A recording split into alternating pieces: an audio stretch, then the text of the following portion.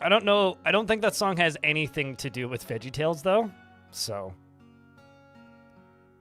You found God in a tomato, Judosi? Sorry. It appears that there is now a game randomizer for Dwarf Fortress. I mean, okay, is it on the workshop? Like, where is it? Post a link. I'm not sure how that's funny, but interesting, maybe. Potentially. Depending on what it randomizes. Does it just, like, scramble everybody's stats? Like, what does it do? You're going to post in the Discord? Well, that's not helpful. I don't even have Discord running. Why don't you just explain what it is or post it in the chat where I could see it? Posting it in the Discord isn't even remotely helpful. I've made it a habit to not have Discord running while I'm streaming because I find that it just is a distraction module, and I don't like tabbing over to it constantly. Like, you basically just, like, walked in and said, I have a cool candy, and no, I'm not going to show you where it is. Well, the funniest thing is your inability to explain what this is. So, it must be hysterical, because I'm just imagining Judosi sitting at their keyboard and just, like, cracking up laughing so hard that can't even, like, coherently type. It's like falling over the keyboard. He's like, sorry, I'm trying to figure out how to write it coherently because I'm too busy laughing. It's like, must be a hell of a punchline. Funny thing about VeggieTales, your parents refuse to let you watch it because your parents believe them to be demons. That's... I have very, very, very fond memories of the pirates who don't do anything because they just stay at home and lie around. And if you ask us to do anything, they'll just tell you we don't do anything. It was like a formative thing for me. Probably not for the best, actually.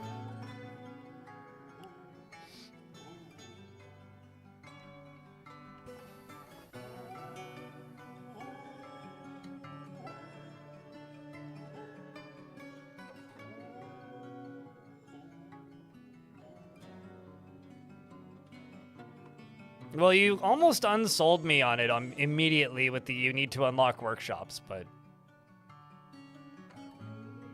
You still have failed to really explain anything or link it.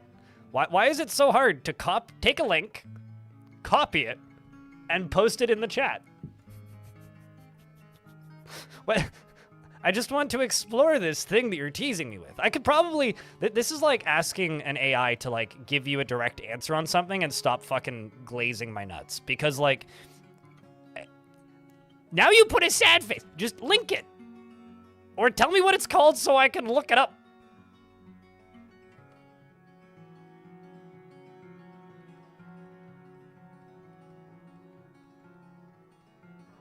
I mean, where is my hairbrush?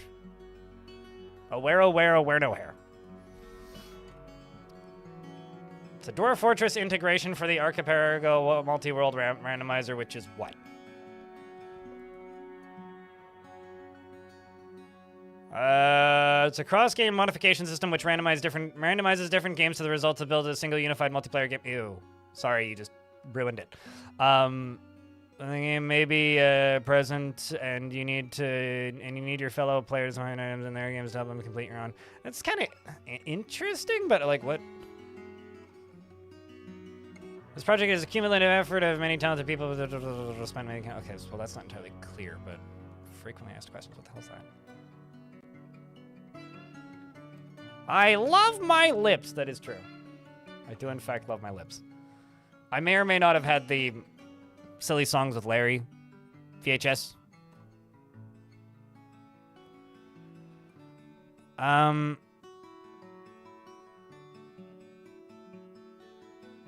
Okay, well that doesn't really make any sense to me, but what's this?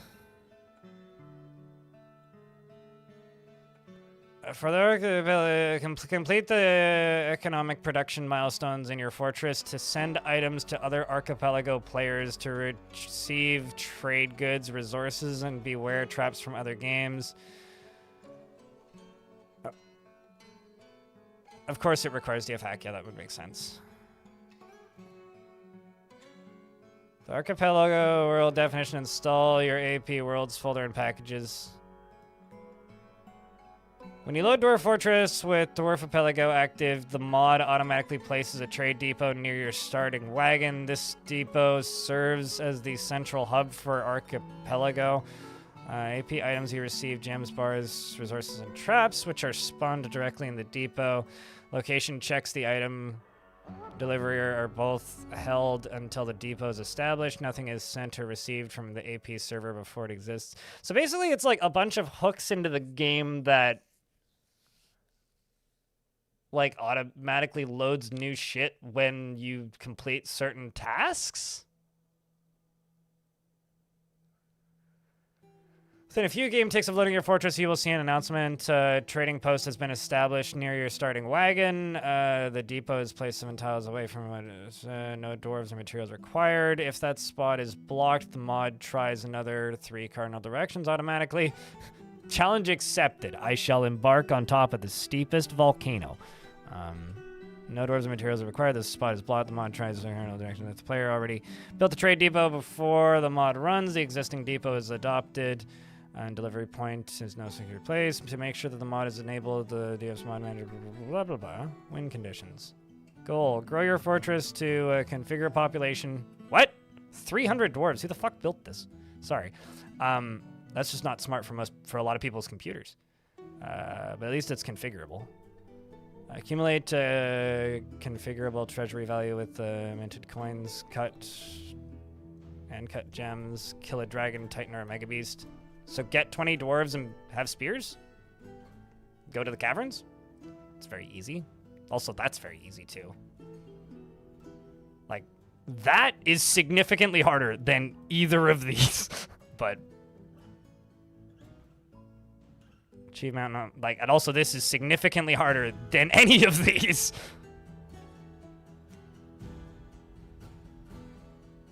Like, I think it would be easier to do this one or this one by accident than either of these.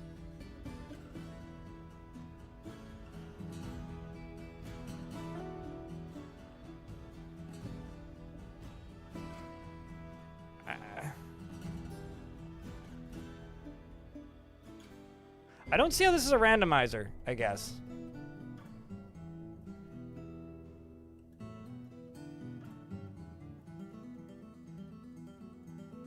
I'm having a very hard time imagining this without it crashing constantly, but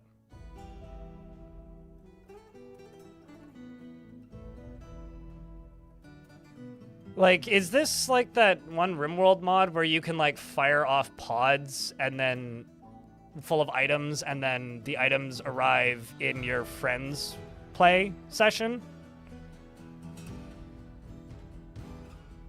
It hasn't crashed? Well, that's good. I guess I don't really understand what it does, is the problem that I'm hitting. I also don't like this.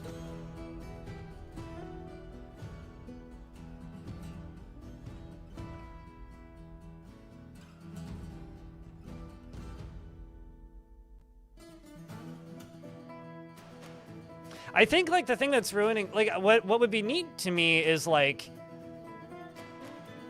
a thing that scrambles everything like a randomizer, you know? Where, like, oh, you need this workshop to do this, but then, like, you could add some sort of unlocking system to that. But what's ruining it for me is that you have to interact with other players. That kind of defeats the point of a randomizer to me. Because, like, to me, a randomizer, like, thinking like Zelda randomizer, where it's just like, everything is the same as normal, except you get different items from different locations than you normally would. So it's like you go to like the first thing, and then instead of getting the item you're supposed to, you get a completely random item. You go to a random shop and you get a completely different item. It's like,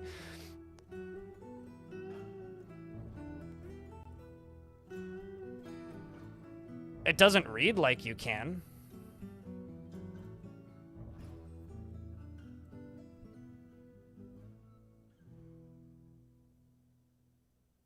Just to complete checks. Huh.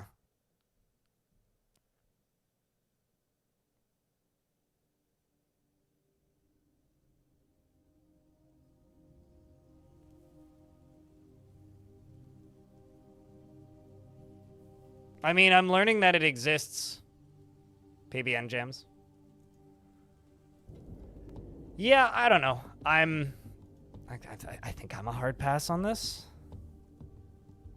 Maybe try it off stream, but I don't know. It's kind of neat though. Maybe for other people.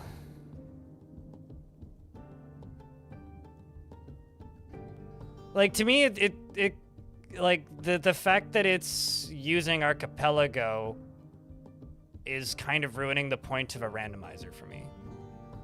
Like, I think it would be real neat if somebody made a randomizer for Dwarf Fortress that was actually a randomizer. Like, just a straight up randomizer. We're just, like, I start Dwarf Fortress, but for some reason, all I can make is, like, carpentry and, I don't know, a farmer's shop. Good luck. But then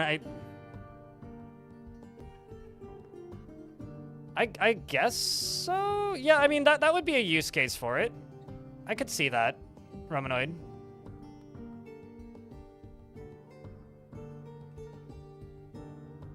You know, you could have just said BK and not told me what Burger King meant.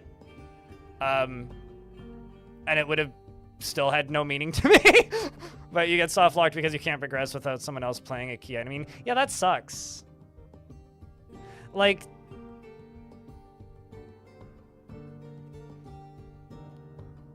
yeah, I don't know. I mean, that's neat. If that's the sort of thing you're into, that's really cool. It's certainly like notable that someone has built that, and it's cool that it exists. I think you just had me excited when you said randomizer. I was like, wait, really? Like an actual, because like, I don't know, playing adventure mode with a randomizer would be incredible. Like actually having to figure out what different items do. Like, imagine a Dwarf Fortress randomizer where like, you start and you're like, okay, and then you're like, I'm gonna start making metal weapons now because I found iron. And then it's like, nope, actually metal is fish shells, not iron, so you have to use shells for muscles in combination with, I don't know, quartzite blocks and raw gold to make iron. Like, where it just scrambles all the recipes for everything. Like, that would be really fucked, but also kind of interesting. This is neat, but I guess not what I would want from a randomizer. Here, I'll link it in the YouTube chat. These are the two links. But it's cool that it exists. The username for the person on GitHub who made this, Ethan the Brave, also is familiar, and I don't know why. Maybe I've seen them in, like, the Kid Fox Discord or something. But no, that's cool. It's neat. Like, if you've got a group of friends and that's something you want to fuck around with, like, that's cool. Yeah, good luck, Judosi. And do report. Let me know how it goes. But yeah, if somebody made a randomizer for Dwarf Fortress that just, like, every single time you embark or every world you generate, maybe would probably be a better way to do it. It just scrambles the use for every item. Like, imagine a world where in order to make clothing, you used bolts. And bolts had to be spun into bricks at a loom.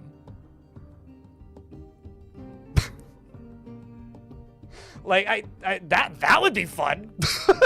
Or like, you know, you just get the god roll and you just land on the map and it's like, what do you need to make, I don't know.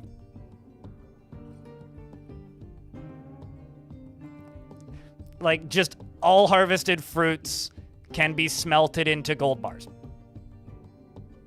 Peaches are gold bars, and there's peach trees everywhere. Helmets out of yeah. No, you go to the still and you bring your plum helmet. And you're like, excellent. We're gonna make alcohol, and then you just start getting mugs.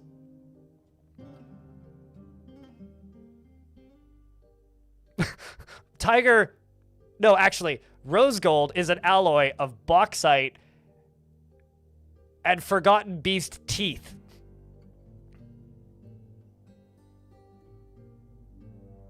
And tiger leather. Like, so that's kind of what I thought. is what they would do. But the kind of like need to have another player to unlock shit kind of ruins it for me. Oh god, the headache would be immense, but you want it now? I mean, it would be fun once in a while. I don't know. It's like I like the idea of randomizers. What? Ebenezer randomizer. I like the idea of randomizers in that, like, when you're bored, it's like, I think why they're so popular in, like, speedrunning communities or, like, I guess Pokemon games, is, like, when you have a gap between games, or if, like, all you have is that one game for the thing that you like, there's definitely something to be said for people who, like, just want more variety of that thing, still that thing, but different. And also, you've played too much of it to the point where you know it. Dwarves that will only drink adamantine. Well, GG. Fucking abandon the fort. Too much different materials, but that would be the fun of it, though. I mean, you'd probably have to set some guardrails, I think, for a proper Dwarf Fortress randomizer. Like, there would be certain things that, like, it would only... You could only really make it playable if it was a certain percentage of recipes. Or, like, commonly found materials. Like, there would have to be certain things that you just don't, you know?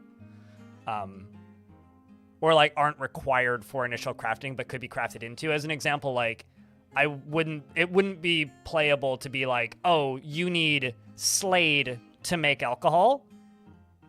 But maybe if you spin a certain type of silk or thread, it makes Slade. Does that make sense? Or, like, it would be unplayable to require, like, screaming metal for a vital thing like making beds, but you could get screaming metal when you try to make a coffin or something. I don't know.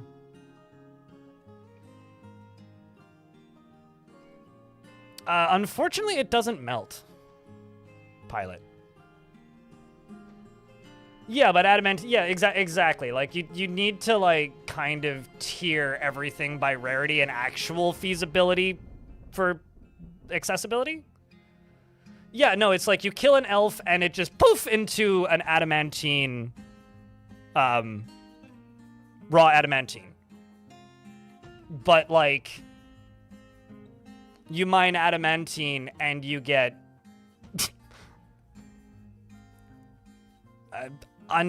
you get, I don't know, I was gonna say magma men, but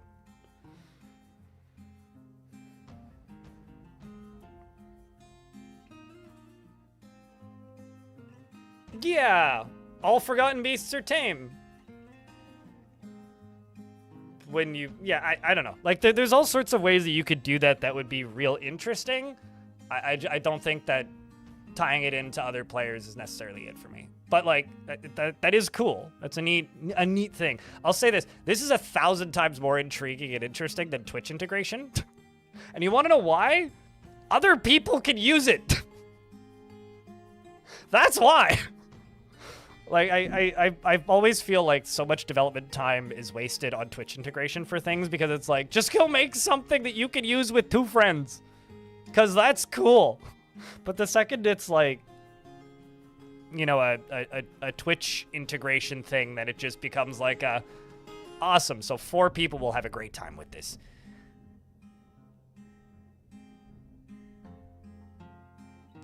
We have absolutely no control over it. It's different for every region. It's different for every, like, user, essentially. PBN jams. Like, we have no idea. I don't even see ads on Twitch because I pay for, what's it called? Twitch Turbo to make them go away. If you're aware of, if you're in an area where an online casino and Trivago are legally allowed to buy ads on Twitch and have purchased ads on Twitch that are targeted at your approximate Twitch demographic, you will see those ads, and there is nothing I can do about it. The only thing I could do about it is I could disable the automated ads, which would then enable pre-roll ads. So instead of seeing 1 minute and 30 seconds of ads every 30 minutes, you would see 1 minute and 30 seconds of ads when you start watching, but then not again, which is horrific for finding new audience members. Like, it very much lowers retention because people pop in, they see the ads immediately, and they close out. So no, we have very little say.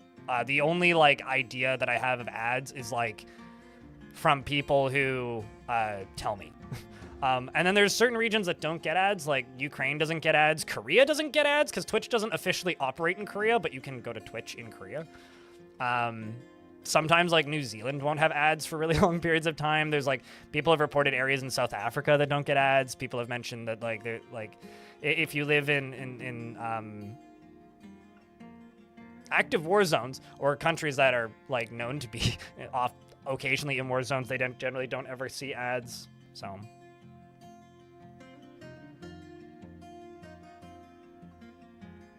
but yeah, it's entirely on Twitch's end. Oh, also if I get a significantly lower cut of the revenue if I don't automate ads. So if it's just the pre-rolls, I think it's like 30% of the ad revenue I get.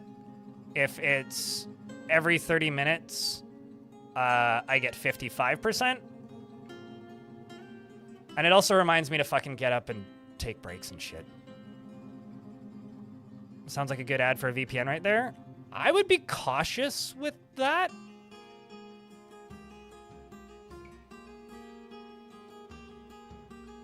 Like with anything, it is possible to get penalized. I don't know if they do that on Twitch, but I remember when Twitch had ad bits where you could...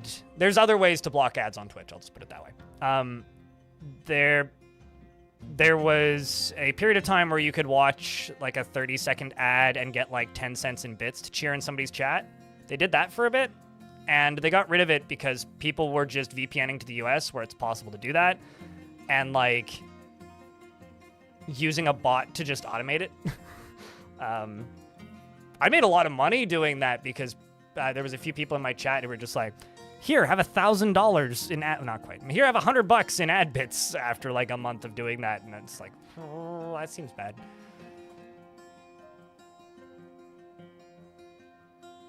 VPN, well, it's got nothing to do with privacy in that instance. It's just about picking you up and like moving you elsewhere, but not the other way around. You should be able to exclude certain advertisers. I've said that for years, probably Jody. I really wish that I could just like look at different ad categories and be like, I don't want this, I don't want this, I don't want this, I don't want this. But I feel more so about that when it comes to YouTube than on Twitch, because like every now and again, I'll go watch a bunch of Twitch on my bots account just to kind of get an idea of what ads are being shown on Twitch. And at least the ads I see are all like Expedia, Trojan condoms, Nestle, Trivago, online casino. I mean, that sucks, but at least it's a business. Stuff like that. Whereas, like, I look at ads on YouTube and it's like literal celebrity fraud. Like, fraud, scam, fraud. AI generated video, that's probably an MLM. Cryptocurrency. It's like, so at the very least, like, the ads I see when I do see ads on Twitch are like 30 minutes of an unskippable video that's an ad. Refresh. At the very least, like, as annoying as ads could be, it's not like it's 15 minutes of ads an hour, which is what you get on cable. And it's, at the very least, like, that's a company. Or like Amazon is another one. They used to see like ads for random products through Amazon. How is the punched bread? There's a video of it on Discord and photos of it on Fluxer.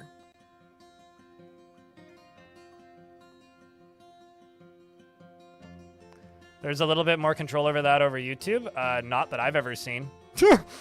Having been on YouTube for 14 years, no. I mean, you can set your YouTube channel to kid-friendly, but then you actually have to be kid-friendly. Not really. Like, no, not really. There was, like CoffeeZilla had to make a video saying that, no, he wasn't shilling a crypto investment scheme because there was an ad on his videos of him shilling a crypto investment scheme. Like, people were seeing videos of him that weren't him, AI generated, on his videos shilling a crypto investment scheme. So I don't know. I don't think so.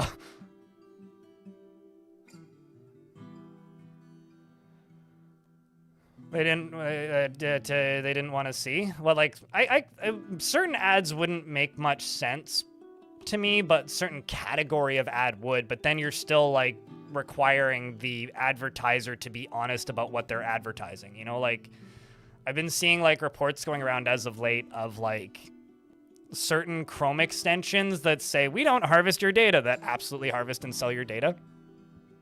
That are just like, how do I put this?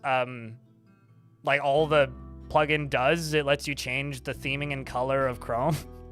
Like, what you linking? Carbohydrates.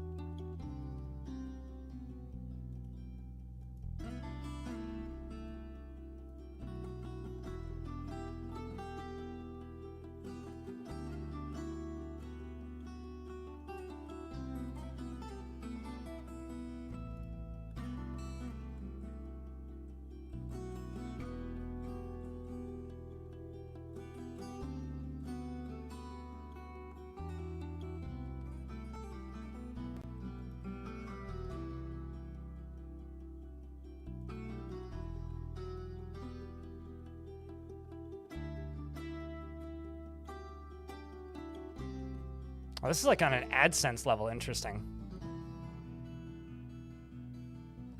I wonder if that even works. I'll have to look into that. That's interesting. Good to know.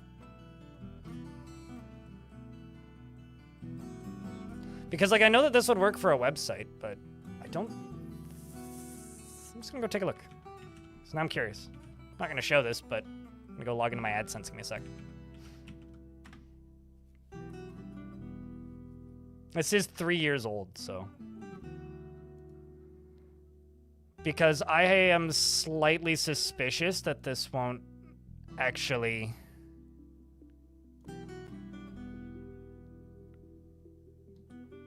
function on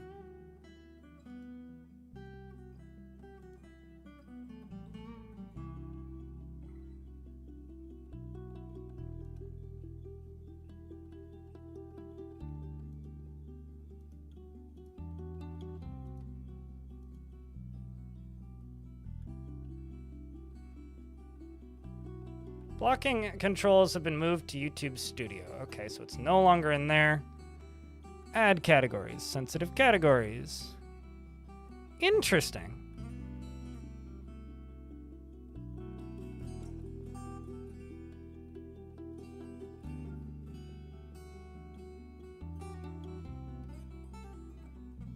So I think I can show this. Oh, also, I have 2 blocked. Ha! That's fucking funny. I wonder when I learned about this, because I have zero recollection of ever doing that.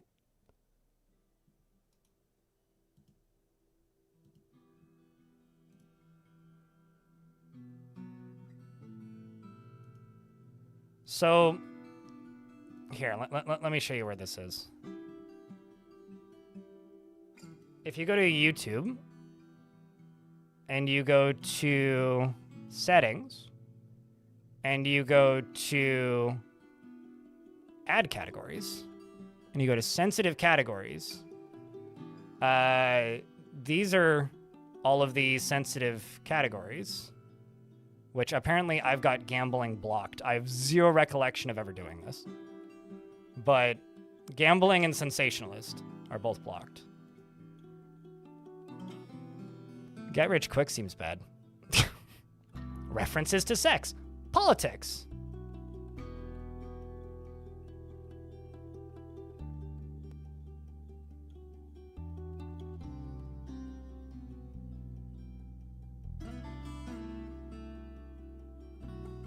I like how there's gambling and then also social casino games. I like that dating is a sensitive topic. Huh. Interesting.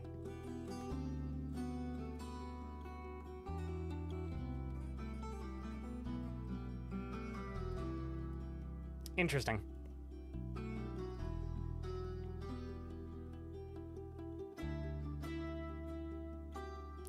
Did I get a food source? Yes. Yeah. Yes, we have a food source. We also got 1 migrant wave, and we're hoping to get more. Or 2 migrant waves, and we're hoping to get more.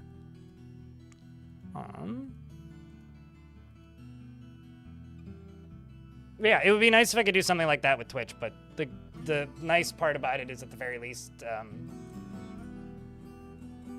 when I have seen ads on Twitch, they haven't been as nonsensically absurd.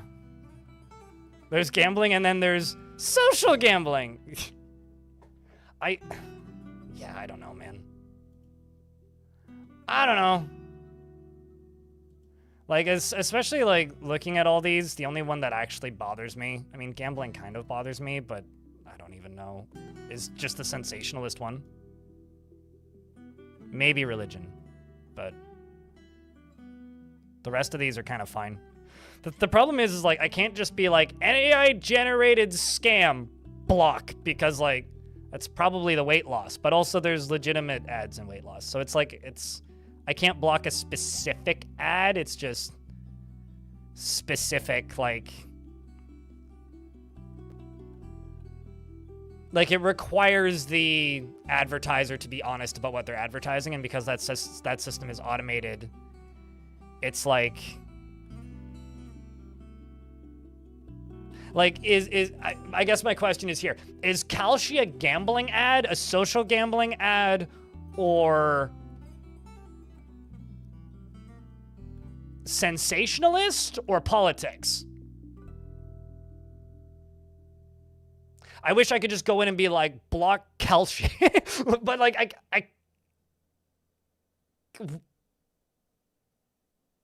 I guess like that's interesting, but maybe not that useful in reality. Especially considering, like, I can't just be like, block ad that is lying. But because there's none in here for prediction markets.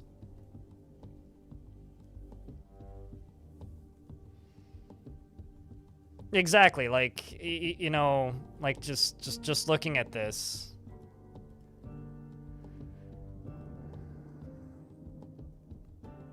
Like, there's cosmetic procedures and body modification. And then also weight loss, which are separate, and also sensationalist. And I've seen very questionable diet ads on YouTube that are entirely AI generated that could probably fit into all 3 of those. Also probably including get rich quick, reference to sex, and possibly politics. Like,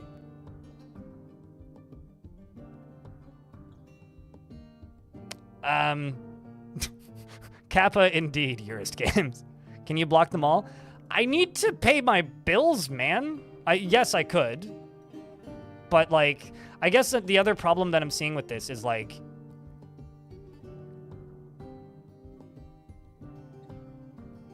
most of these sensitive categories are the advertisers that pay well. Because there's also this other category here, which I'm not currently showing on screen, because I'm kind of scared I'm going to flash something that's, like, not something I actually want to show.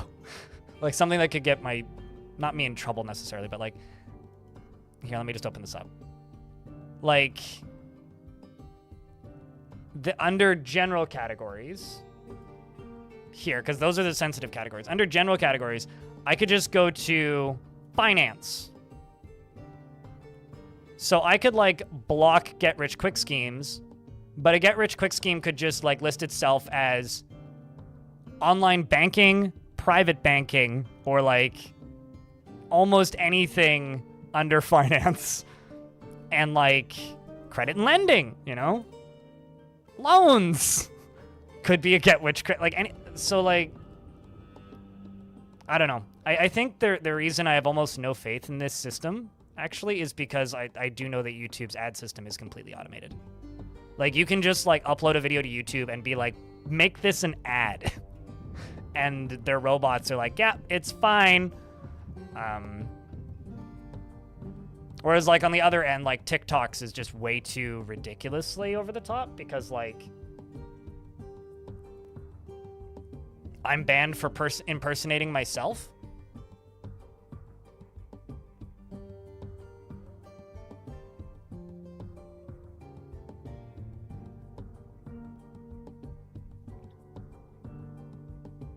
Exactly, right?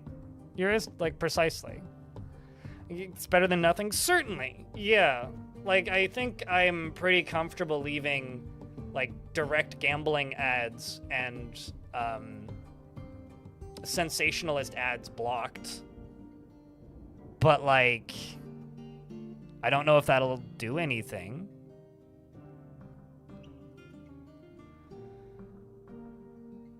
And put ads in nonetheless. I have a question. Were you getting the like monetized on other person's behalf setting? Like if you upload a video and include All Star by Smash Mouth in the background of your Call of Duty montage, I don't know what kind of content you were making, but then the people who own that song can dictate what ads go on it. So they're not ignoring your settings. Like, that's the system working as intended. You've seen porn ads on YouTube? I've seen porn on YouTube. But like just on the clear YouTube, like uncensored, like not maybe not in the last 6 months, but you didn't monetize at all. That's not the question though. It doesn't matter if you monetize your videos. If you use music or something that you don't own the rights to and it gets ID'd, then they have the right to monetize the video on your behalf. Like if you use something that has copy protection, I'm just trying to figure out why they had ads on them, basically.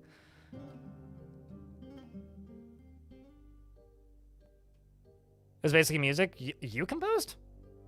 I remember there okay, very funny thing. Maybe not very funny thing. Weird thing. There is a song in Fallout 4.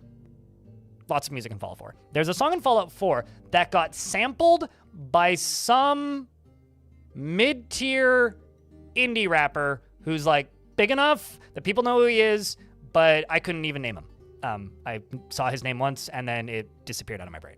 Never heard his music.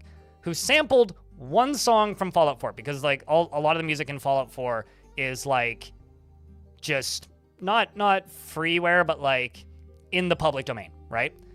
And put a bunch of content ID stuff on it.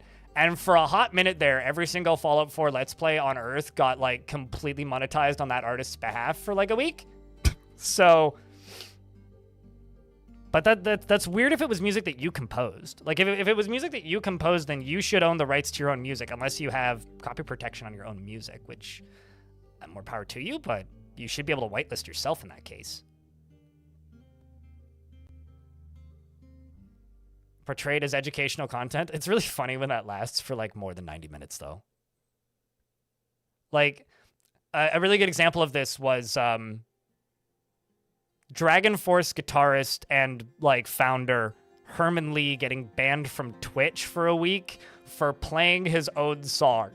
Not even like a recording of it, just playing his own song. For like, he was banned by his record label for a week from Twitch for playing his own song.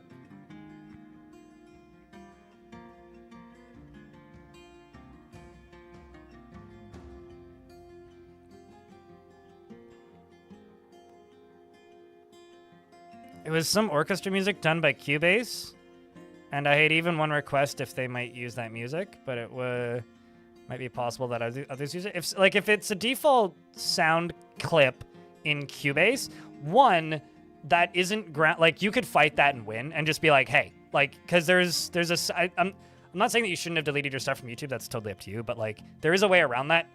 Like, okay, here's a thing. There's a YouTuber I watch who makes synthesizer videos, and he had a funny thing happen where he put up like the original a video on the original Moog Mother, the like giant fucking full keyboard synthesizer.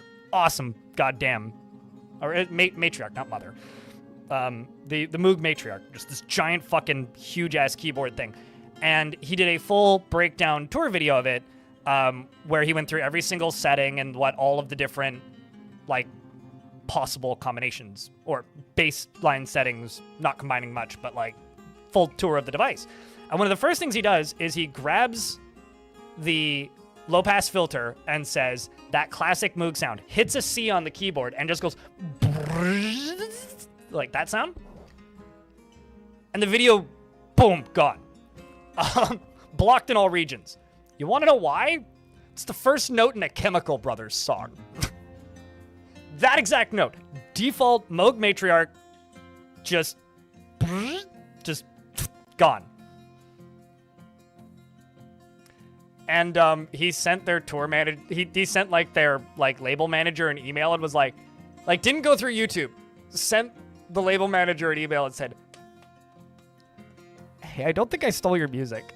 And got an apology from the official Chemical Brothers account on like, it's a YouTube channel with like 15,000 subscribers or something. So he's pretty small in the grand scheme of things, but like got an apology from the official Chemical Brothers account. And then they shared his video on social media. So shout outs to them.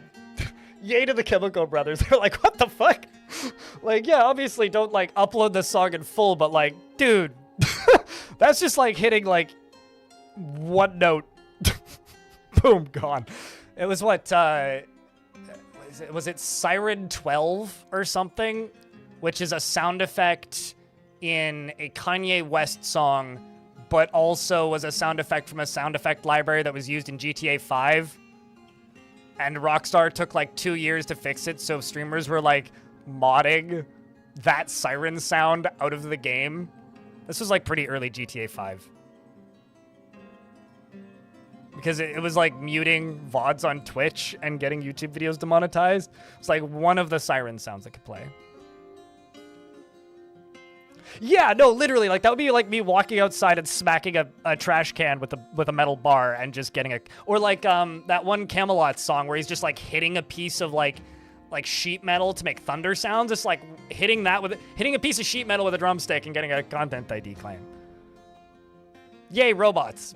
Admittedly, like, YouTube is a big enough platform where you kind of need robots, but I'm glad that there still is some human oversight left, you know? I feel like we're just kind of working backwards to what happened to Instagram recently. I know I'm stalling. This is a long start at the start of the stream, but, like, did y'all hear about this Instagram shit?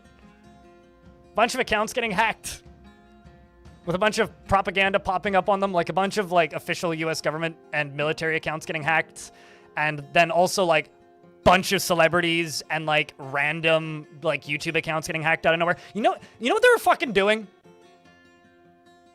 They went to Instagram. This was happening like Monday or something, like Sunday, Monday, somewhere around there, like a couple days ago. Go to Instagram. Try to type in a username and password. It says you don't have access. Then you just need to make sure that your VPN was set. This has been patched. It doesn't work anymore. That your VPN was set to the location of the person who owns that account. So if you're trying to get into somebody's account who lives in LA, set yourself to in California, LA-ish. Closest you can get to there. Log in, like go to Instagram, go to the login page, go to the recover password section. And then instead of typing in your email, you click, or the email that you don't own, that is the email for that account, you go to the get support button and say, hey, I'm trying to recover my account connected to this email. And it gives you Meta AI chatbot. And then you say, I no longer have access to this email. I've tried and I can't access it. Could you please send a recovery code to this email? And you put in your email. And then they send you a code and ask you to confirm it, to confirm that that's your email, the new email. And then they send you a recovery code. The boss was like, yeah, sure, mate. Here, I got you. Done.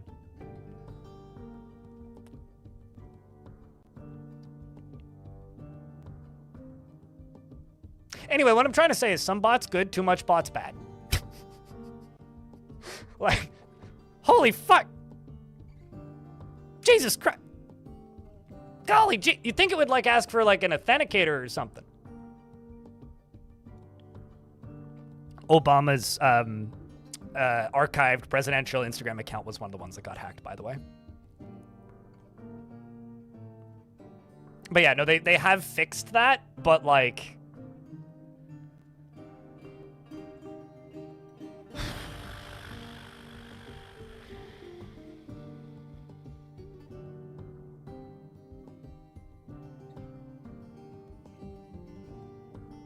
I'm confused, Ilmarin, by what that means. Anyway, look, Lucario wants a round of beers. I needed to say that out loud because I was reading about that yesterday and just like, what? Like, what? Hold the fucking phone, what? Is literally how I felt while reading it.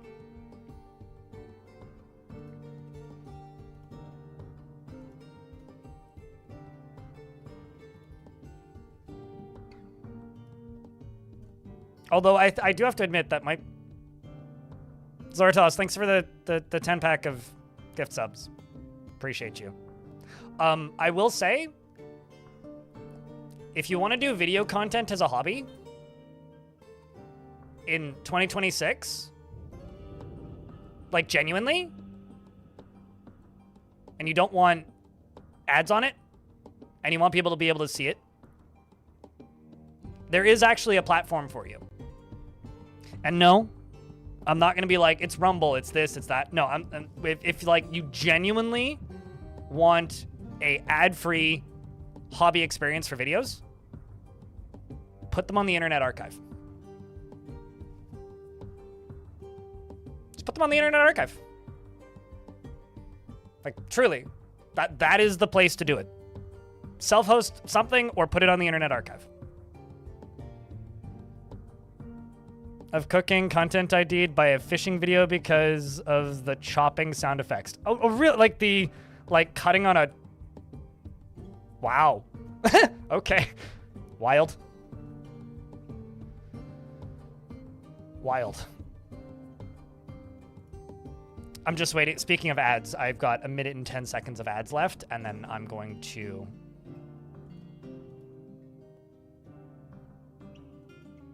There it is. Then I'm going to open up Fortress Ocean Spray. Day 2. It's 15 dwarves, so it still counts as a newish fort. Also, the dwarf name redemption is open, and to the YouTube folks, the first person to put 3, I don't know, wave emojis. By wave, I mean like an ocean wave or a wave. I don't know, whatever feels like a wave to you into the YouTube chat. Basically, who's listening first can have a dwarf. Although I will say we're kind of short because a lot of the, not because dwarves are short, but like because the dwarves that are migrating here are largely from a previous fort, so some of them are already named. Stivik, you can have a dwarf.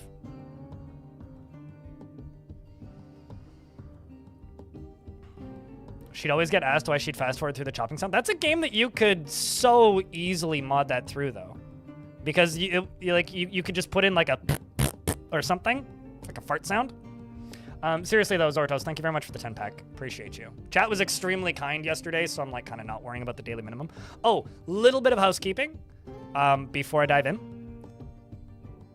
I'm not going to stream on Saturday this week because I really, really, really want to get a video done. I've got some things coming up that are exciting, but it's going to take some time. So I need to get this video done. I've got enough of it done that if I hunker down as of tomorrow and just power through it, I can probably take most of Saturday and part of Sunday off and have it done by Tuesday or Wednesday. So because yesterday everybody was really nice, I feel cool just taking the Saturday and just editing. So that's what you're gonna get. Is sending dragons to raids? I have no idea. There's no way really to know. Most likely because they're Mega Beast.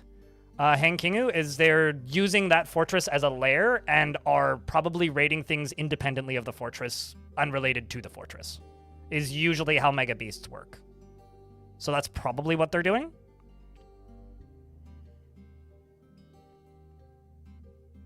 Because you'll not have cell coverage and be out of town. Good, good. So that's the plan for this weekend, is I will be editing.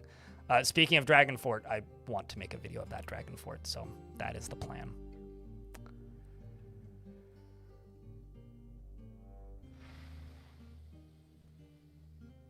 But yeah, if you haven't looked yet, there is new merch up on the merch store. There is a new mug, a new hoodie, a new t-shirt, or actually a redo of an old t-shirt, and a what's it called? And a sticker. Yeah, a sticker. And if you buy the Windbreaker, you get the sticker for free. I feel like I'm forgetting something. Oh, wait, there's a hoodie, a Windbreaker, a shirt, mug, and a sticker. Yeah, that's it.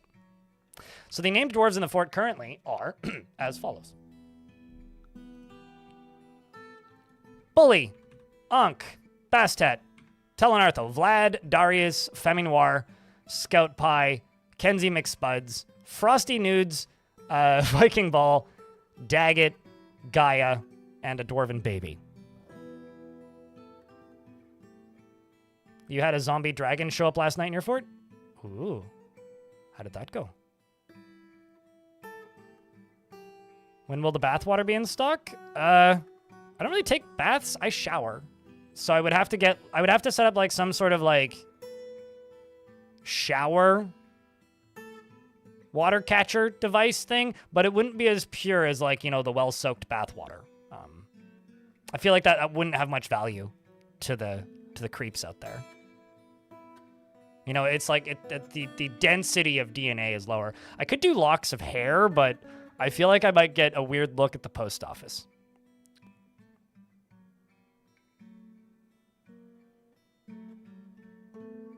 Shower water isn't as catchy either. Yeah. Yeah. When are the blind water beds coming? Do they even make those still? I shouldn't ask that. Somebody's probably making a water bed. I don't know. Those are illegal in my building. You're not allowed to have a water bed because it's like a flooding threat if they leak.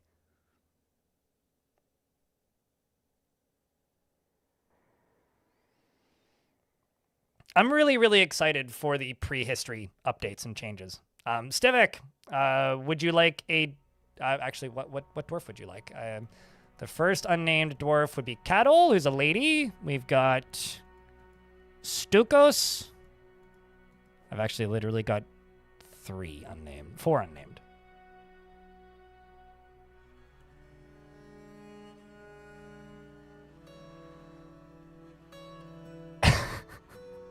Was it a limo? I honestly can't remember.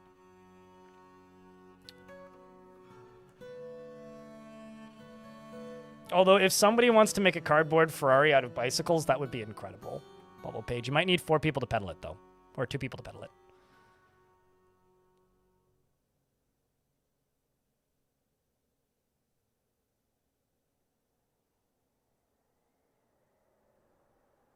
Set up a protein skimmer. How many years in this fort are we? So we started late autumn. So this is the start of our 3rd autumn. So we started on 264, I think. Hold on, let me tell you for certain. 264, yes. So autumn 264 is when this fort started. A Ferrari made out of Ferraris. Isn't that, not to be reductive, but isn't that just a Ferrari? Like, aren't most Ferraris made by Ferraris? I'm confused.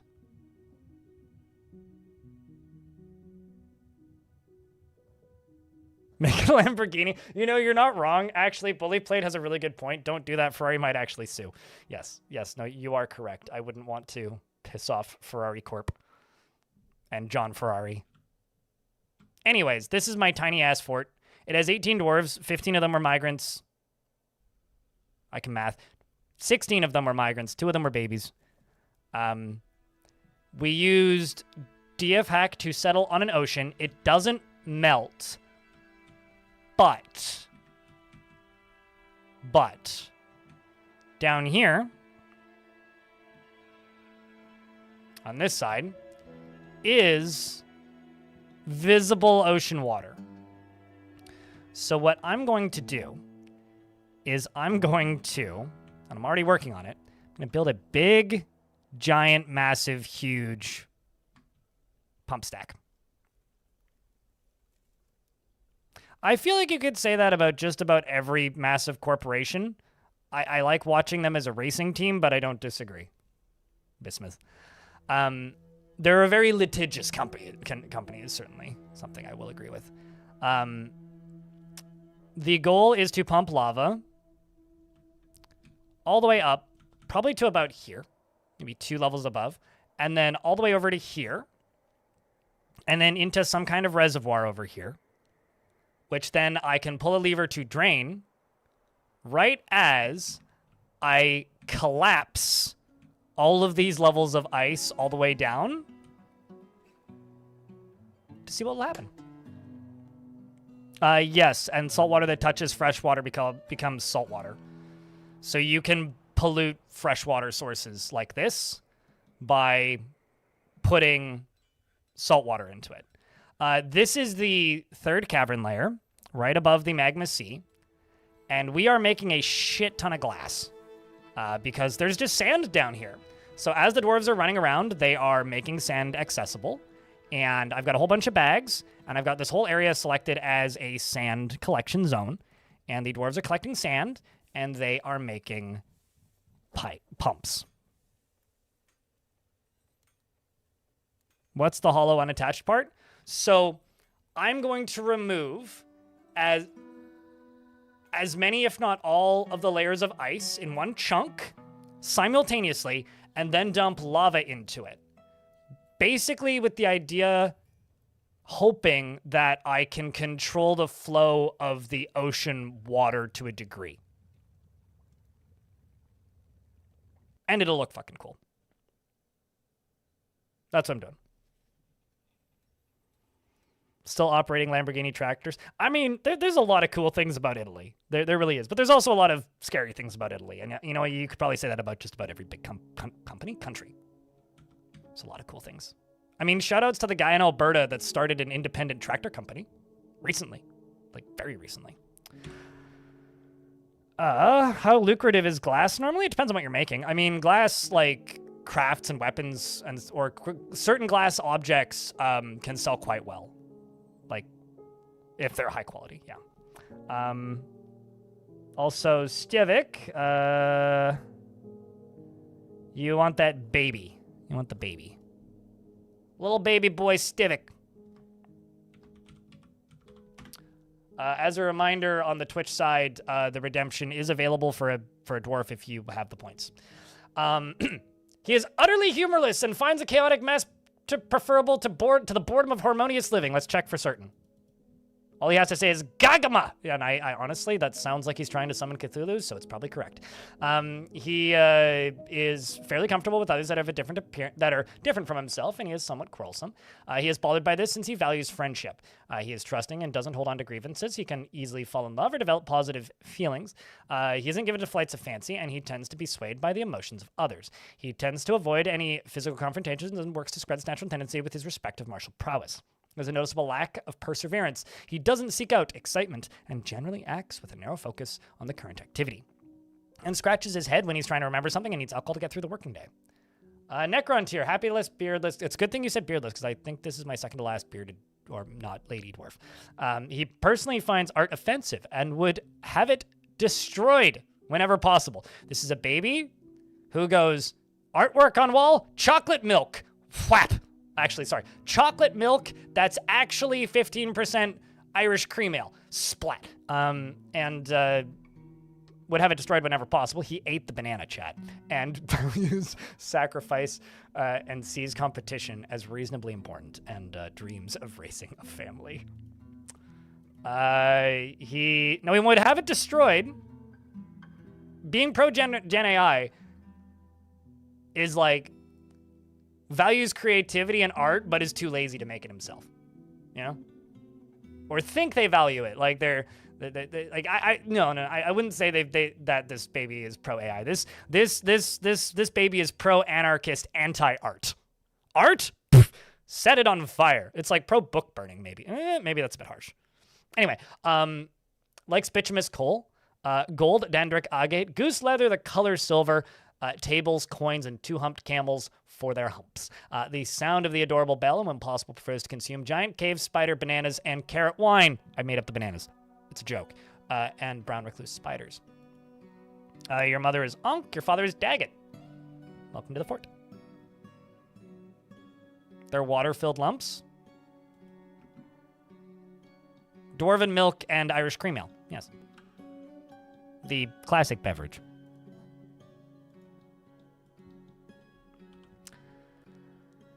So most of the construction right now is working on this. I'm making all of the, or most of the parts, at least at the source, so it's going pretty swiftly. But essentially, I'm building gabbro, block, and then adding glass pump to it. And this is going to be a good chunk of the start of the stream, is just me building this thing.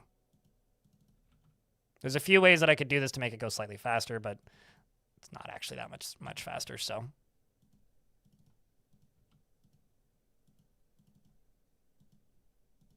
And then I will need to make a power source for this once I know how strong it is. As for the surface, this map is Untamed Wilds. So it's not evil, but once we start doing construction on the surface, which I'm going to need to do to make this whole thing function, there's probably going to be some impromptu chaos, but that'll be fine.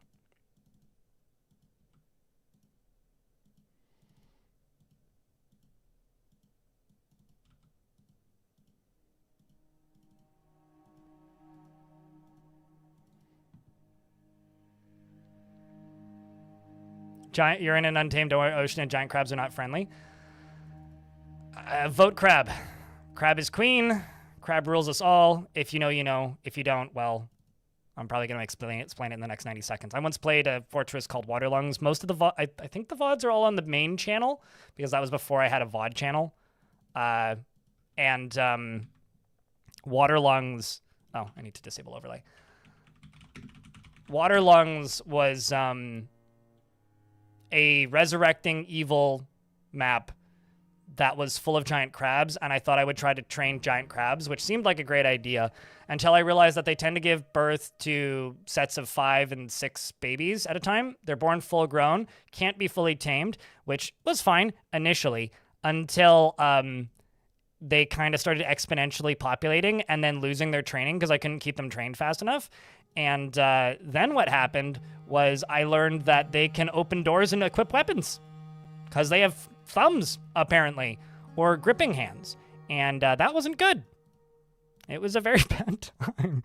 And the crabs won, but to a point. And whenever you'd butcher them, instead of just getting, like, skin or hair like most animals, you'd get a zombie crab for every single leg, every single claw, and the shell chitin. So you'd get, like, it was 9 zombie giant crabs per butchered zombie giant crab.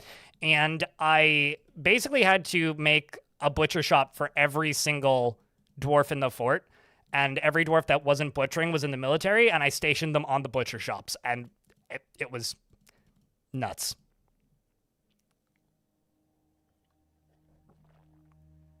If you have better Twitch TV here on Twitch, it's Vote Crab is the emote.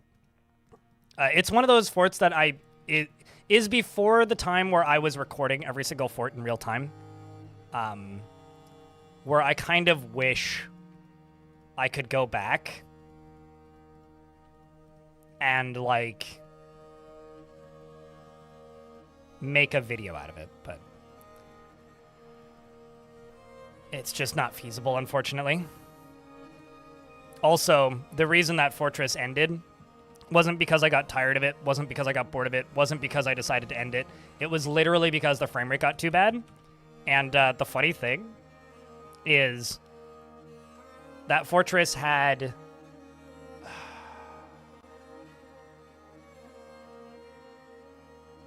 about 10 FPS at the end when SDL2 came out, which was, I think, 2 forts later. It was a little bit after that fort. But when the patch releasing STL2 released, where it's also training time, I went and loaded it to see, how well it would run, and it had 60 frames a second. Old Man Sass, thank you very much for the Prime. I appreciate you great. That's actually, I think, the first Prime today. Yeah, it is. I had a resub at the start, but it wasn't a Prime. First Prime sub at the stream. Thank you very much.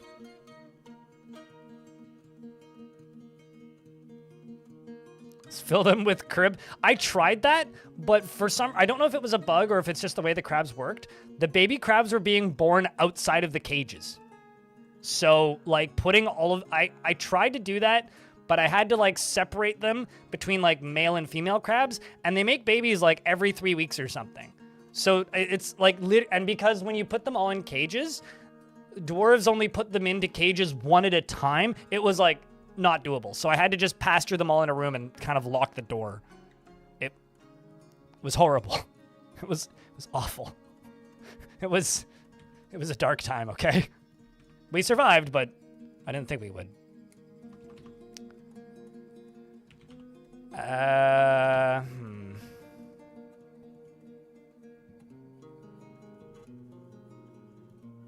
think I'm just gonna sell silk.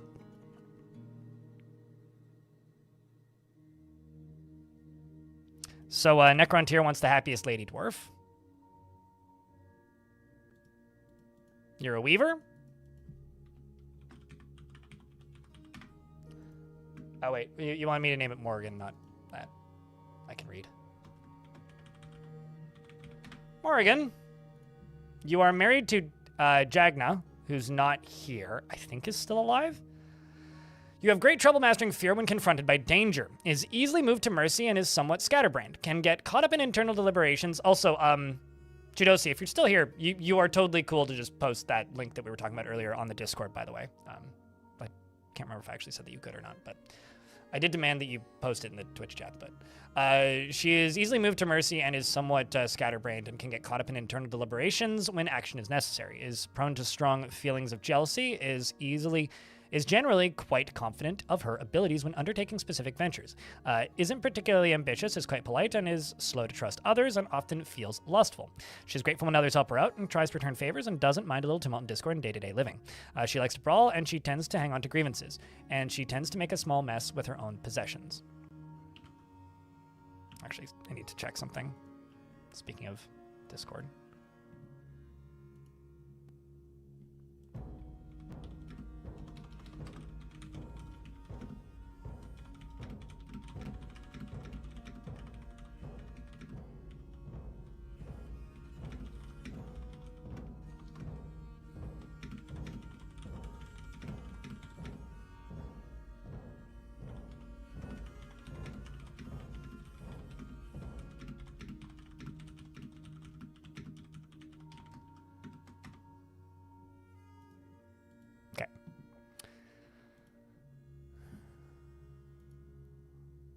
Still Necrontyr in the world, probably Captain of the Guard at the Coast Guard. I could absolutely migrate here. Captain of the Guard is a very malleable skill set. Is slow to trust. Also, I need more alcohol. She is slow to trust others and tries to return favors and doesn't mind a little tumult in Discord and day-to-day living. Likes to brawl and tends to hang on to grievances, tends to make a small mess with her own possessions, and tenses up when she's nervous. She needs alcohol to get through the working day and likes working outdoors at least, and only grumbles mildly at crap weather. Doesn't really care about anything anymore. She dreams of crafting a masterwork someday, and this dream was realized. Personally views decorum as a high ideal, is deeply offended by those that fail to maintain it, treasures independence, and can't fathom why anyone would want to live in a orderly and harmonious society. She deeply values introspection. She likes kelonite and pig iron, tiger iron, green glass, goblets, and when possible prefers to consume rye beer, buckwheat flour, and absolutely hates rats. Formerly was a member of the North Guild. Actually, do you know Tyr? I don't see it. That would have been fun if you did, but you do know a bunch of dwarves. All right, I'm just going to fly down to... I could just hotkey. I'm gonna go to this, start brewing drinks. And then the other thing I'm gonna do is I need an office, like bad. So I think offices are just gonna kind of go along here. I need a bookkeeper.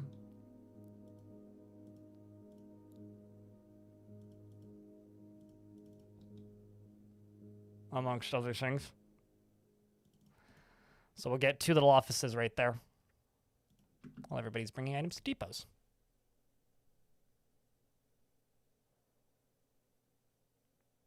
The one that I just read?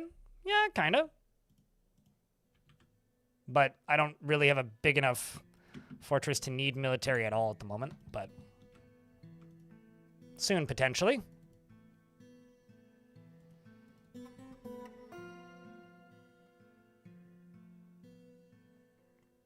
When it's out, CDK. But I have a conspiracy theory that is based on absolutely nothing but guesswork. They're asking when is the dinosaur update coming out, or if I know. Historically, Dwarf Fortress showed the first ever footage of gameplay of the Steam version, showed the first gameplay of Adventure Mode, and also various other, like, less insanely huge patches. I think also the trailer, I could be wrong about, no, this one was just released on the YouTube channel. But at the very least, Adventure Mode and Fortress Mode stuff was shown first at the PC Gaming Show alongside of the Summer Games Fest, which is tomorrow, I think. So, my theory isn't necessarily that we're going to see anything in specific, but it wouldn't surprise me if there was something there. Like, I think in the past they've, like, hinted that there would be something there, and they haven't hinted anything. But it wouldn't surprise me if there was. Like, if there was, you know, magic, per se. But maybe not. Maybe not. Regardless, they have been teasing the 20th anniversary of Dwarf Fortress, which is August. I always forget the exact date. It's like the first week of August. If you go to bay12games.com/dwarves,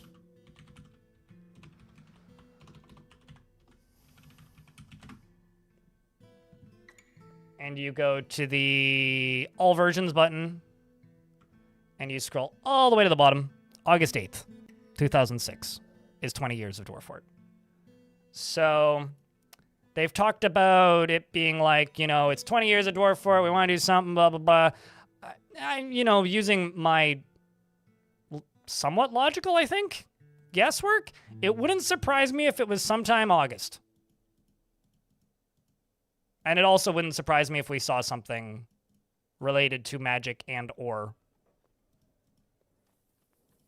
that soon. That's all. Hopefully that's insightful.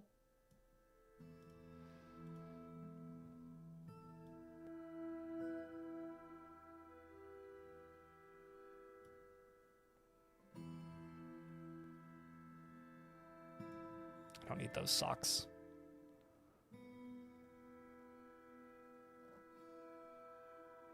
I do, however, need those. Need those. And these. Done.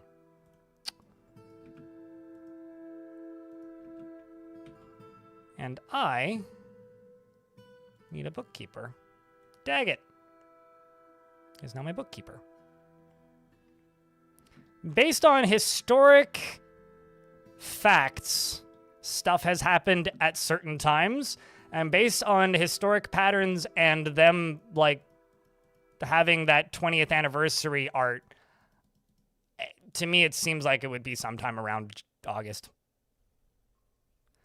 The last thing that Tarn posted, which actually I need to record a Future of the Fortress video this weekend as well, is If I open the website back up.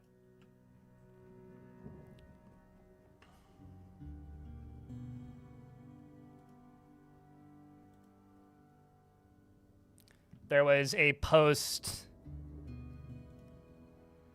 a report, and the month's questions, but if I go to the report,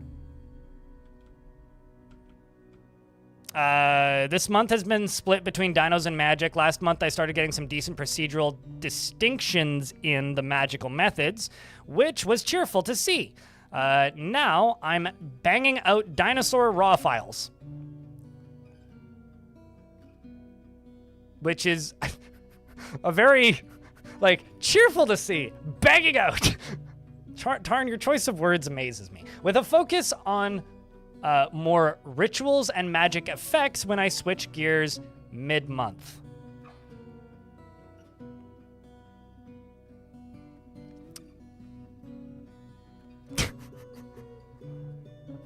Dino RAR files? Yes. Anyway, yeah. So, to me, like, as far as I understand it, the Dinos update is probably, if anything, going to be some of... If I were to bet, it's going to be pile of new creatures plus some prehistory stuff. If I were to bet. It could also just be pile of new creatures, which literally is just like Tarn has to sit down and, like, write a few hundred text files. So, like... Because, like, historically, to mod a creature in was literally just, like, make a .txt file, write down the specifics of what that creature is and what it does, give it the correct tags, give it the correct name, and then associate a letter with it. But now you also have to associate graphics with it for the graphical version. So, as far as I know, all the art's been done. I've heard as much. So... There probably actually isn't that much to do depending on what's going to be in that update. If it's just a pile of new creatures, then like it could be that Tarn could do that in a weekend. Sure, but like that's in the raw files. That's part of the text file, Jesse. Like, so like the old raw files would be like, it's a creature that lives in the lowest cavern layer. It is aggressive, or not. It is aggressive. It is this size, takes this long to grow. Does it lay eggs? Can it be trained? Can it be tamed? Is it semi-intelligent? Is it not semi-intelligent? Like that's like the distinctions that it used to always make. Yeah, not complicated. It's just gonna take a bit. But like if they have the art done already, like it's just a matter of him like adding the files.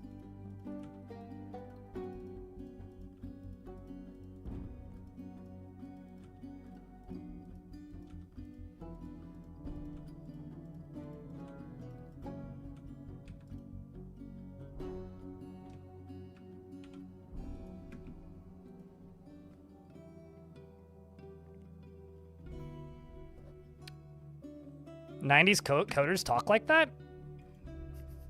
Jay Sheepherder?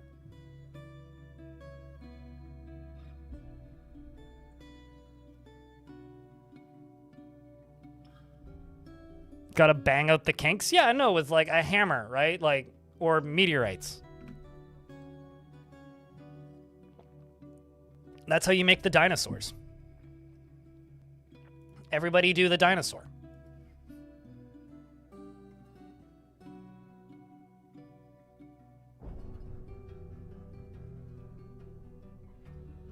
But yeah, I don't know. I go up and down on like how excited I am for the dinosaur update in general. Like there's part of me that's like fucking stoked and I'm ready. And then there's part of me that's like, I kind of wish I cared more.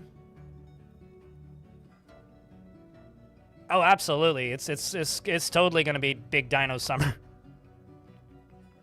Big Dino Summer. Can't wait. Where are we getting these blocks from?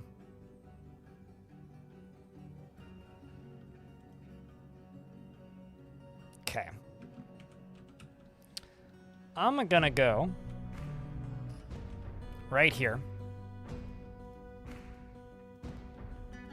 And And I'm going to make a bars and blocks stockpile for Gabbro, Conglomerate, and let's do Pudding Stone. Whoopsies, wrong button. And Sandstone.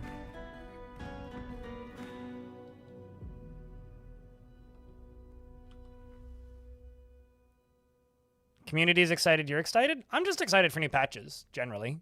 I'm more excited and interested in the stuff surrounding magic, but I will not complain about a pack of new animals.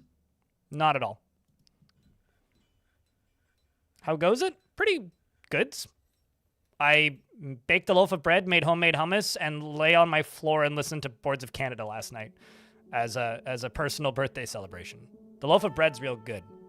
I will tell you that. I mixed my sourdough starter, 150 grams of my sourdough starter, and 250 grams of flour and 250 grams of water. No, 300 grams of water in a bowl, and then let it sit overnight with a cloth over top of it. And then the next morning, I mixed it with another 250 grams of flour, which was a 50-50 rye and white flour mix. And I then kneaded it into a dough, and then I punched it periodically over the day and folded it multiple times. And then in the evening, after stream was over, I put it into a form and let it rise again for another, hour. And then I covered it and baked it for 45 minutes at 425 degrees Fahrenheit. Although I took the cover off after 20 minutes and scored it. And if you want to see what it looks like, I'll actually open up Discord for this.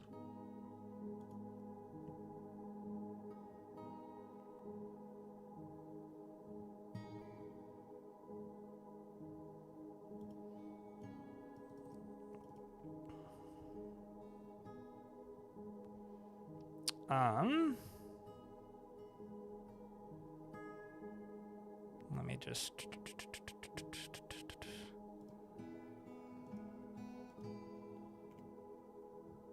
The crazy thing about this video, I'm not going to do it, but this is right after I took it out of the oven. You can hear it crackling and popping. It's like straight up bread ASMR.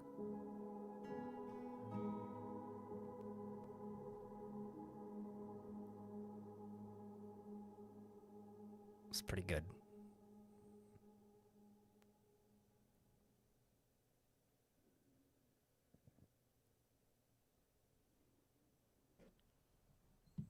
Kind of tastes like French bread, actually. It's like French bread if it was really fluffy.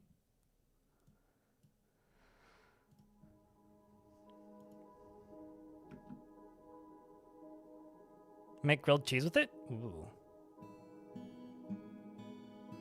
I like how this dwarf felt loathing after being in the sunshine again right as he arrived here.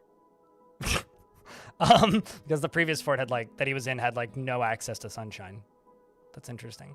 My favorite sandwich to make right now is homemade hummus, my own pickled beets, although I'm almost out, so I need to buy more pickles and make more pickled beets. Maybe I'll need to do a second annual pickling stream on my bots account. More pickled beets, my own homemade pickled beets, a sharp cheddar, and spinach, and then one of two things, either some ham thinly sliced, or I take tofu if I want to make it vegan, and then I sear it with a little bit of oil, and then make a balsamic vinaigrette, put that over top of it.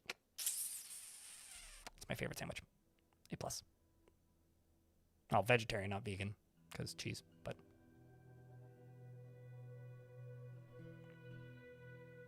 Although sometimes I swap out the homemade hummus if I don't have it for mustard, spicy mustard. But I could make a grilled cheese with it. I just don't find myself eating that many grilled cheeses at the minute. I eat those a lot when I'm depressed. When I'm depressed and I don't know what to make for food, but I also feel like homemade bread makes making grilled cheeses a lot harder. I feel like if I had a grilled press, it would be easier. But because I just have a pan, homemade bread never slices perfectly, and I don't have a uniform bread slicer. So I actually find it kind of hard to make grilled cheese sandwiches on homemade bread. Cast iron skillet. I don't own a cast iron. Anything cast iron. I really want to. I want to get a cast iron. I don't know the word for it, but like the like Dutch oven, the thing that you can bake bread in. I would really like one of those, but I don't have one. This is going to be a double duty office. It's going to be my manager and my bookkeeper. They're going to split it 50-50.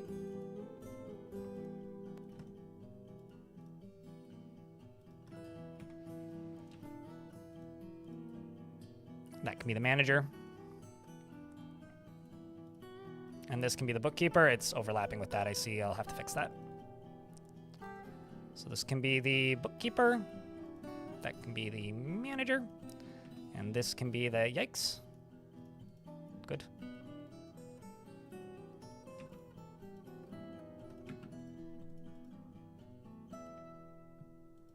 It's going to take a little bit for that all to get put together because I got a lot of construction jobs running right now. It's essential to life. I haven't done anything like the one birthday gift I got myself was this controller. This guy, which is slightly transparent because it's like a turquoisey color. Just an 8-bit dough $30 controller because I am like I went on a trip for my birthday, which I paid for last year, but like money is tight at the minute, and that's mostly my own fault for doing math poorly. It's my first year properly paying quarterly taxes because last year was the first year I had to do it.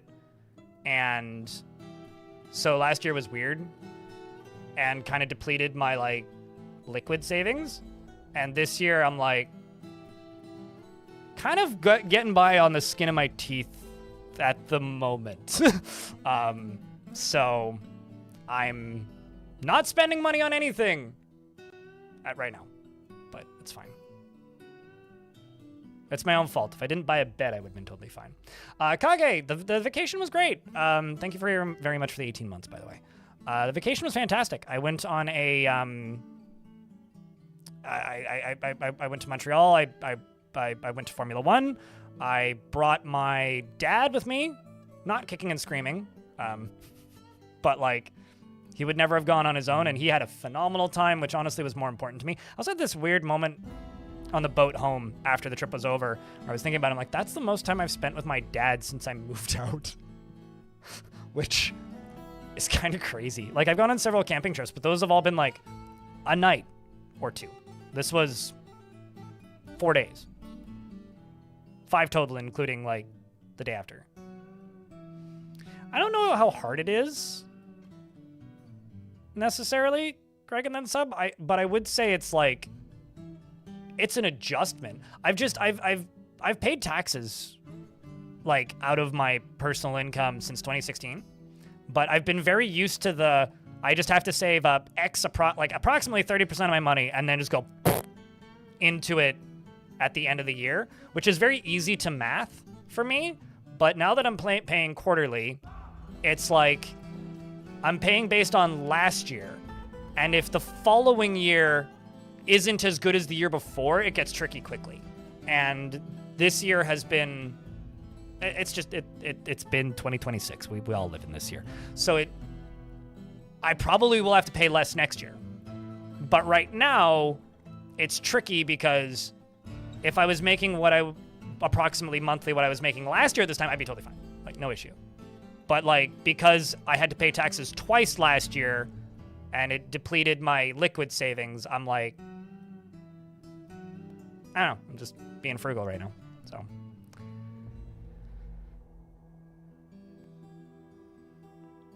From the Lodge brand cast iron manufacture forge. So, Tackler.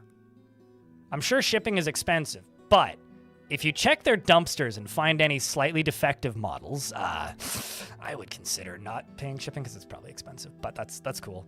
I'm kind of jealous. I really like cast iron cookware. A couple years ago, I think 2021, or maybe it was even 2020. It was shortly after my ex moved out. My mom and dad bought me a really nice cookware because my ex wouldn't cook on anything other than shitty nonstick pans. So we had a bunch of shitty nonstick pans and they were all like falling apart. So my mom and dad bought me a really nice stainless set. So I do have good cooking stuff.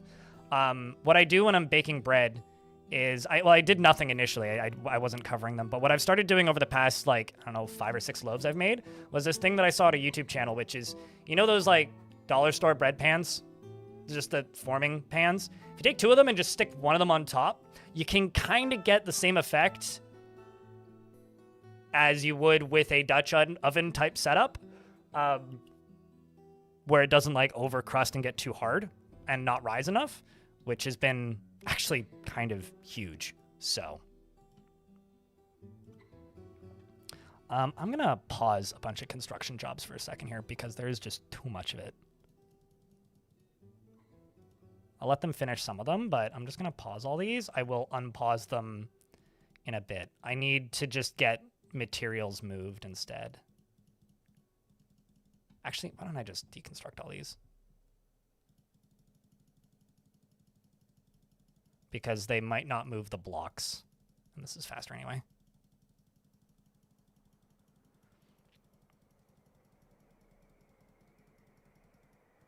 I'll let them finish the ones that they're already working on, and there's just a few down there. And they can finish the wall pieces. There they go.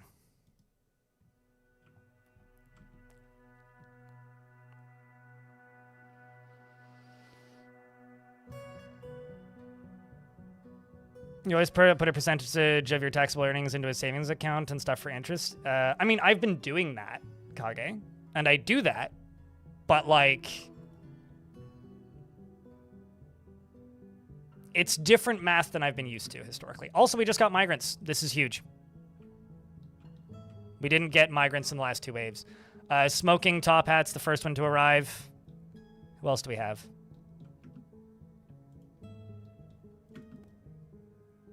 Moldath.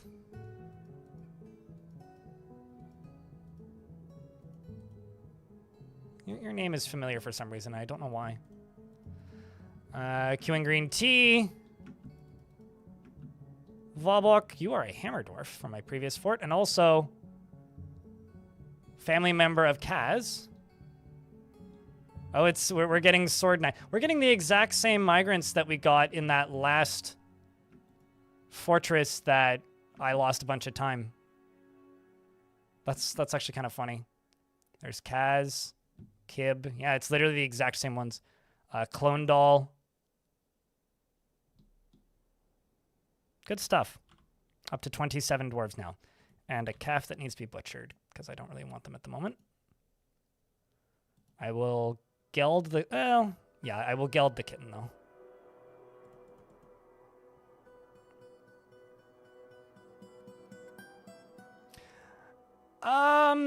Sure, but like,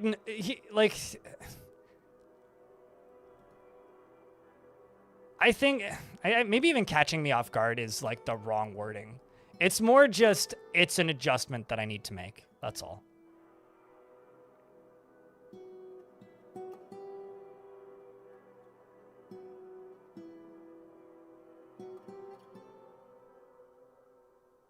The thing is, there's a lot of other things that I want a Dutch oven for. Satanic Dan Panic, so I still want a Dutch oven regardless. There's actually there's 2 big wish list items I want for baking and cooking right now, and it's I want a stand mixer and I want a Dutch oven, because there's a few things that I would like to have a Dutch oven for, but it's not the world I live in just now, so we'll get there. I need some wooden bins. That's something I need.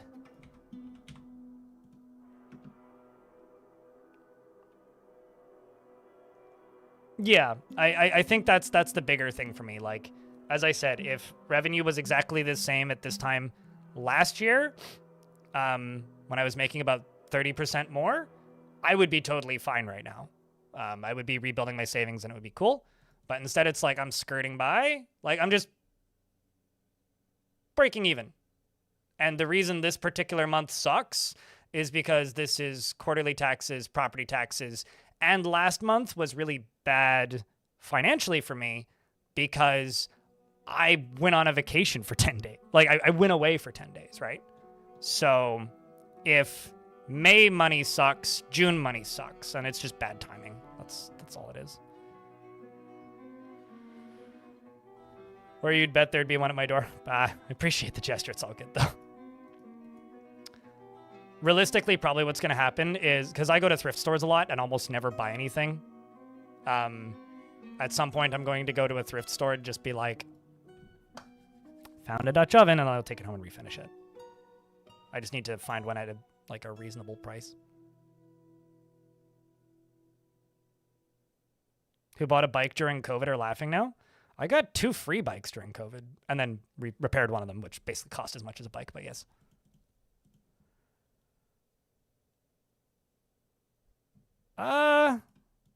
Yeah, I mean, I'm trying to think if there's like a flea market equivalent. There kind of is here. We don't really have a flea market here. We do have a ton of privately owned thrift stores, though, as well as some pretty big chain ones. So happy to have a stand mixer now. I just want to make my own pasta again. Yeah, I want to make my own pasta again, and making pasta is so much more straightforward with a stand mixer.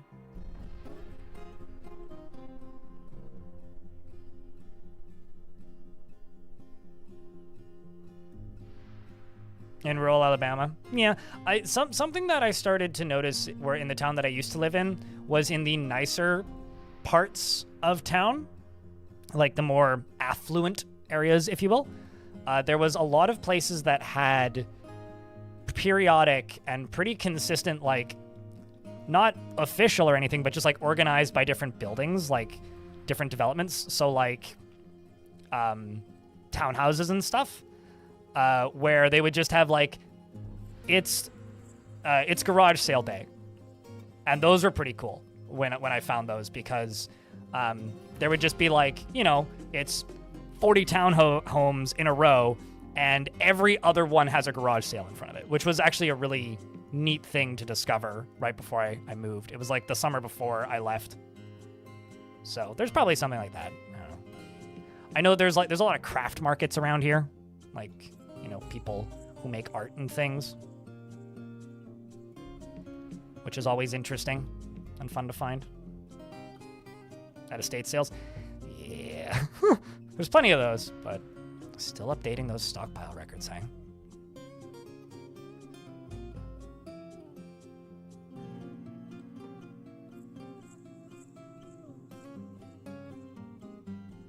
But as I said, I'm not spending any money right now. The only thing that I'm doing is I have a $100 concert budget, which is for impromptu small shows and medium-sized shows.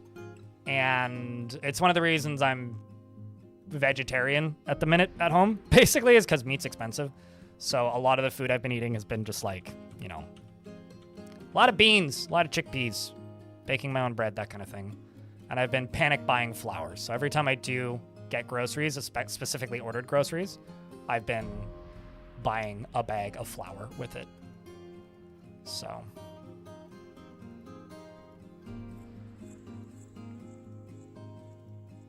but I think I've got about it as much as I need some more rye flour, though. But that's the only thing that I need to stock more of, I think.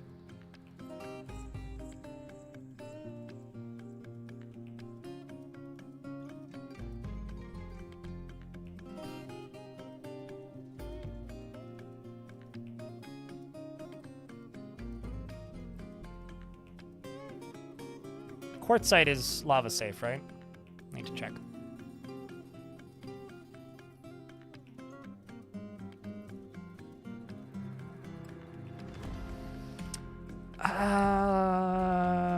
Stone use.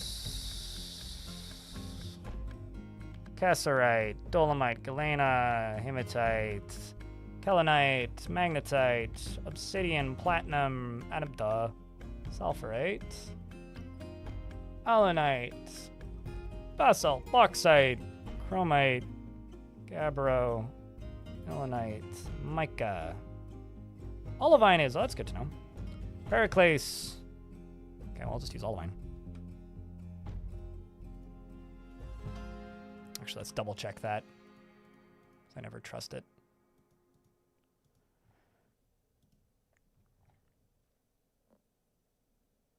Yes. Quartzite is as well. Root tile, sandstone. Sandstone almost makes no sense, but...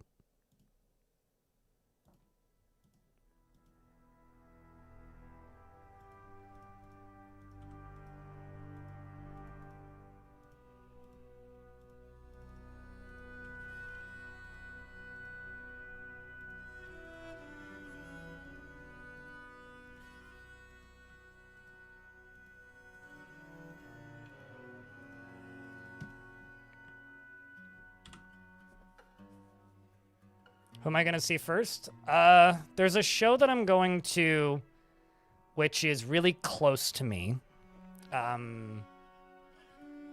a venue called Wheelies Motorcycles, which is a weird story behind it. It's technically a biker bar, but it's less of a kind of what I would think of as like a biker bar and more of a bike collector's bar.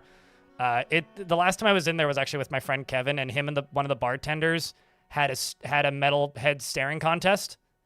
If you've never seen a metalhead staring contest, it's when two metalheads stare at each other and squint at their t-shirts and try and figure out what they say.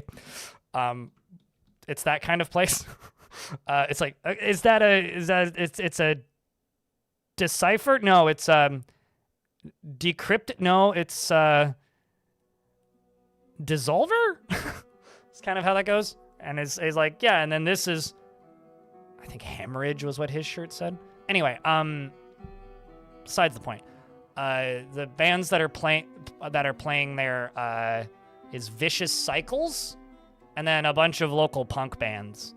But the band that I'm going specifically to see is Burnt Lung, whose drummer is a lawyer, and I'm very disappointed that his law firm isn't called Burnt Law. But his name is Saul, which is really fucking funny.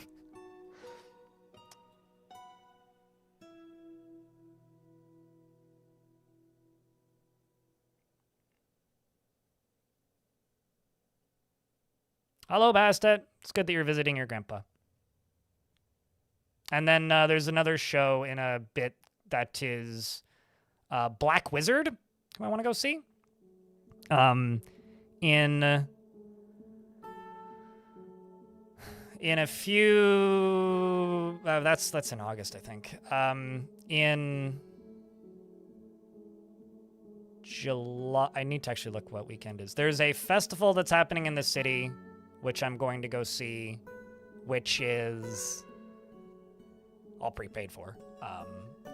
That is Modest Mouse and Anne-Jane de Portrain and Wolf Parade, which is going to be kind of cool to see.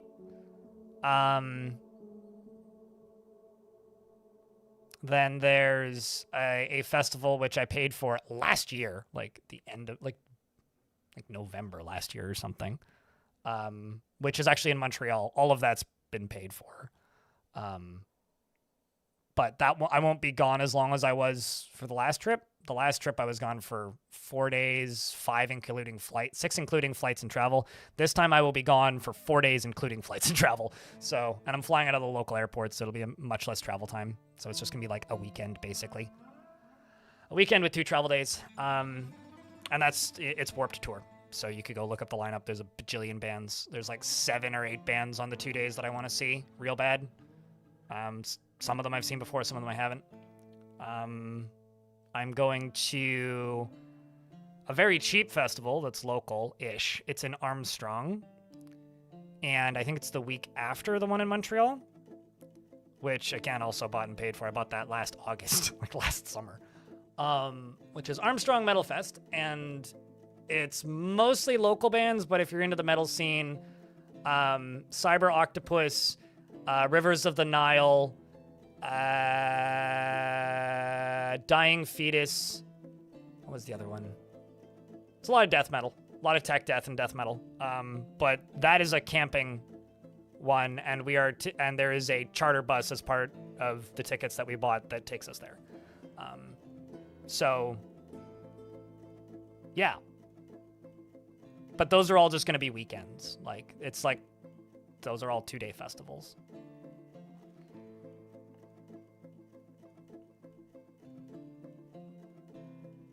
They have a new album coming out? Yep. I just want to see Modest Mouse. Like, I haven't listened to them much since the late 2000s, but like, I don't know. I have a lot of nostalgia for Modest Mouse, and it's just a very easy opportunity because it's literally like that festival is like 200 meters up the road. maybe a little more than that. Maybe like 500 meters up the road from me. Like, it's literally just down the block and around the corner. Like, it's right there where it happens. So I'll be able to hear it from my balcony, but just going for the one day.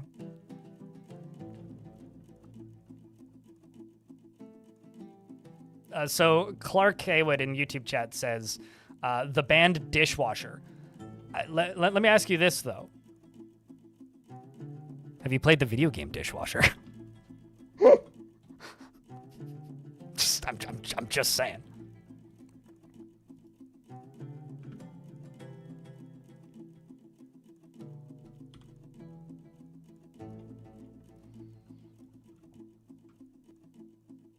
This is currently my only socialization zone.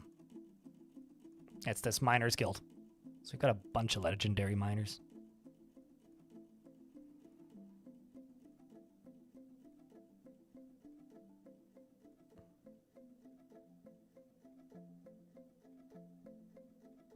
But, you know, I want to see Modest Mouse for the same reason that I saw, like, Third Eye Blind a few years ago. It's like, gotta slowly work through the childhood playlist. You know? Like the high school playlist. And that's kind of where I'm at the minute.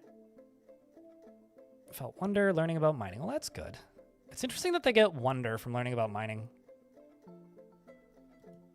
What's your teacher skill, actually? Since you've been...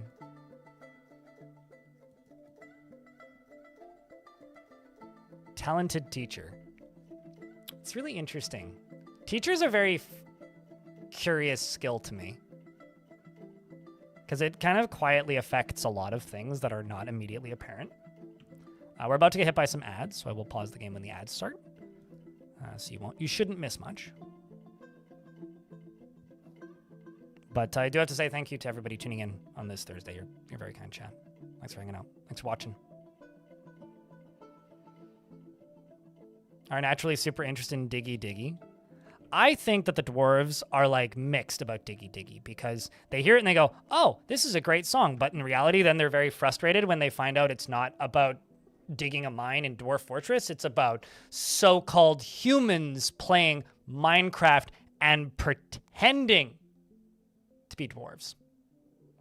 I think they're quite offended by the cultural appropriation, to be honest. Also, they do in fact eat dwarven goat's milk. See? Eat, or not dwarven, just goat's milk. Frozen goat's milk. It's kind of awesome, actually.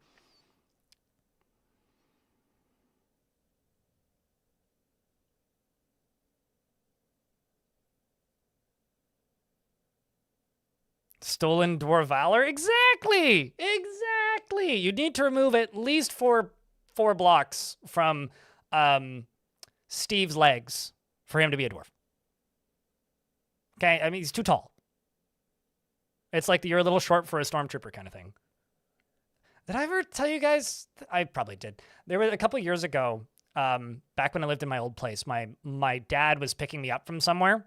And you're going to have to forgive me because I don't actually know the models of these cars or the specific names. But there was, you know, the big kind of fat, chunky Tesla that's a little bit taller and four doors? I think they're all four doors, aren't they? But like the big, thick one, the bigger one. There was like four of those in a row and they were all white. And then at the very front of the line was the smaller one. The Model S, I think. And I pointed at it and went, Dad, he's a little short for a stormtrooper. And my dad like almost ran a red. He laughed so hard. Whatever the smaller one, I don't know. It's normal Tesla is what I think of it as. It's the Tesla looking one. The one that doesn't look like it like drank too much in its 20s. No, that's dwarves would consider that flattering. It's like you're living properly. That's like saying tight. Is working out every day like culturally appropriating the Spartans? I don't think so.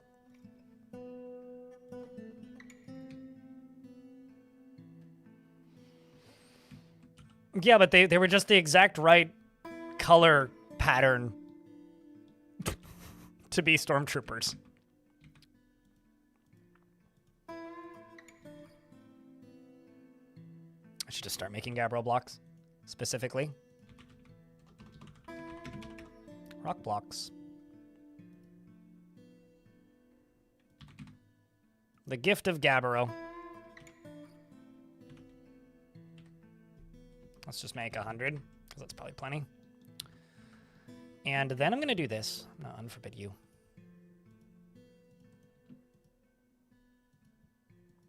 That currently has 2 wheelbarrows. Let's bump that up to 5. Make this a little bigger.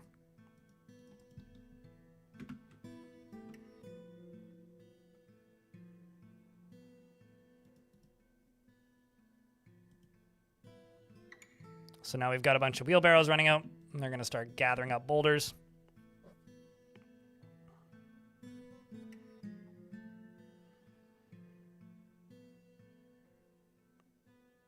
I will say, the cultural appropriation joke for me actually has some reality to it, because I do feel a little, meh, it's not Dwarf Fortress.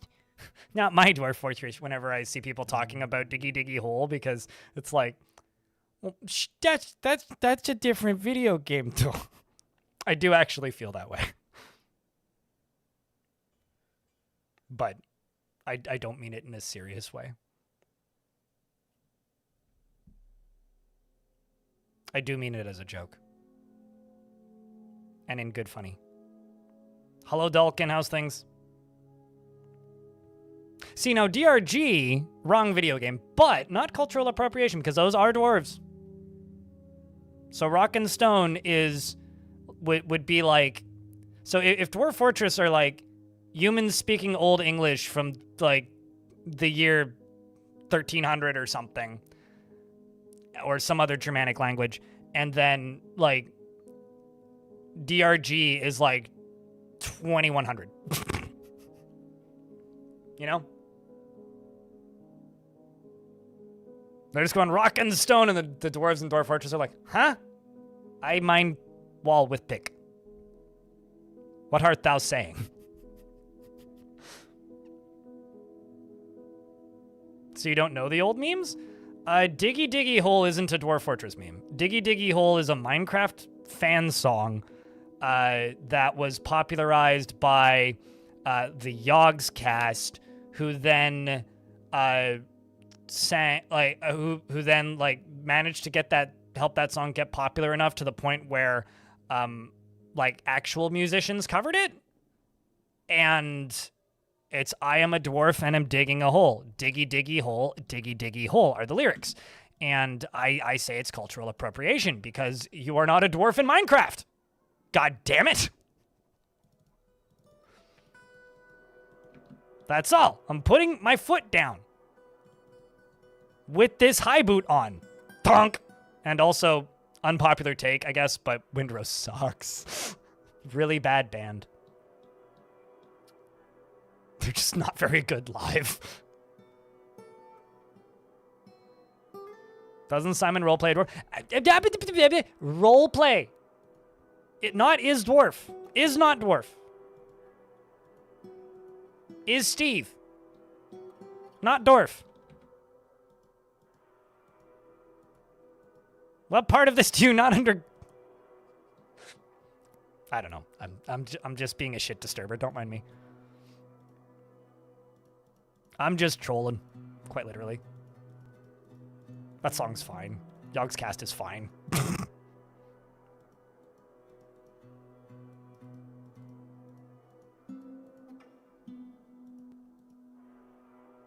I'm not joking though when I say that Windrose sucks. It's a shame they didn't get a good band to cover that song.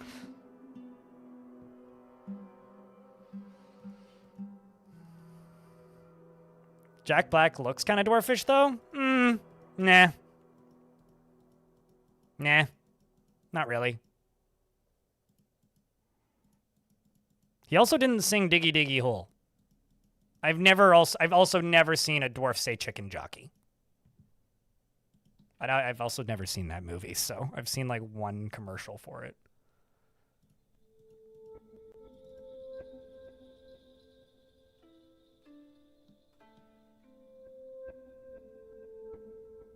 Windrose is great live. Disagree. I could hear their metronome and their backing track, and it was louder than their vocalist. So I don't know if I agree with that. Although I'm a bit of a... Not an elitist is the wrong word. I'm very particular about live music because I've seen so many bands.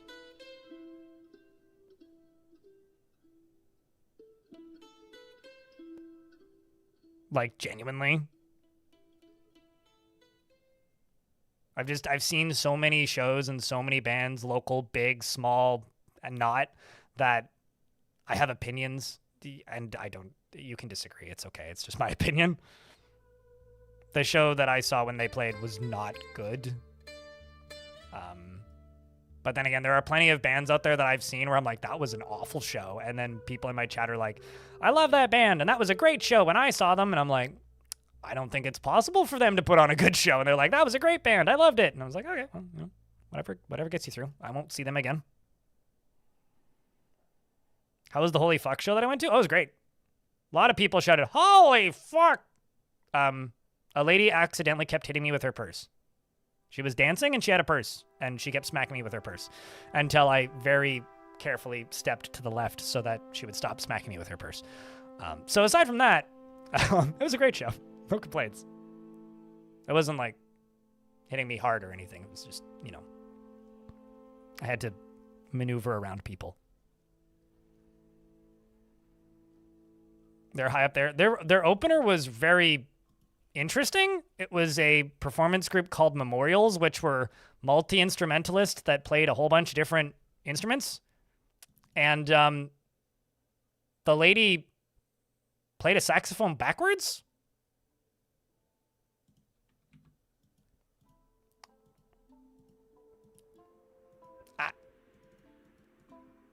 It kind of sounded like, you know, when you stick your ear up to a seashell?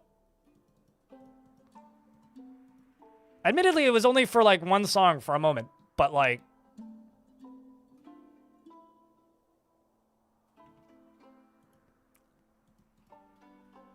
I don't know. It was interesting. I'm happy I saw it. I don't know if I would go see it again, but it was interesting.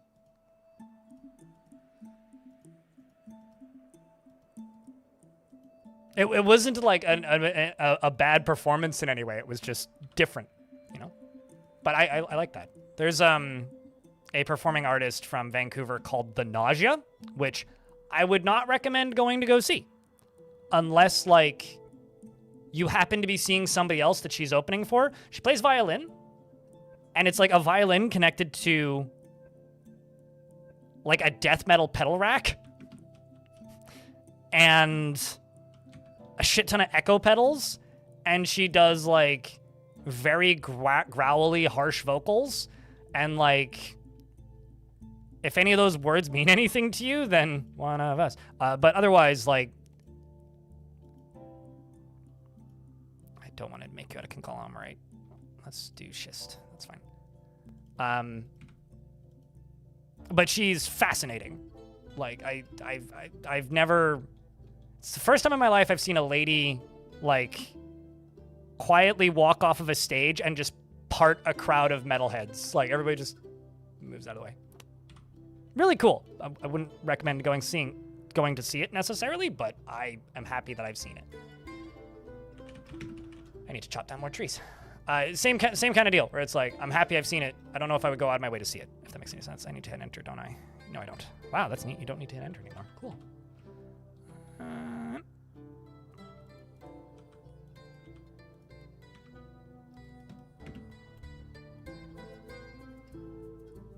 Play a harmonica with a vacuum? Wait. So just like took a harmonica, turned on a vacuum cleaner, and then stuck it to the vacuum? All right, that's new. Never seen that before. On Twitch, there is a setting in the like little gear Bully played, which is allow screen turn off, and then there's another setting which is just audio only. But it's up to you.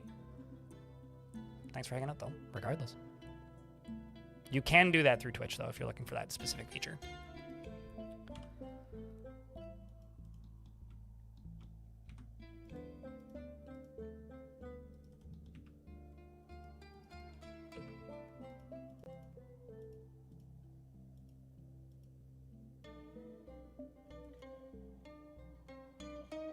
It was set to blow. How did they keep the harmonica there then?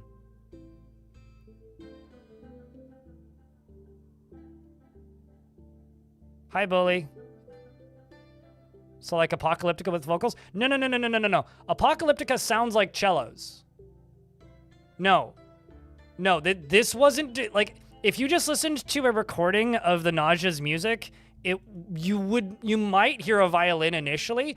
Doesn't sound like a violin. So no, nothing like Apocalyptica with vocals. Apocalyptica is like designed to be listened to. The Nausea is designed to be experienced. It's kind of hard to explain. Also, as a cellist growing up, I had feelings about Apocalyptica.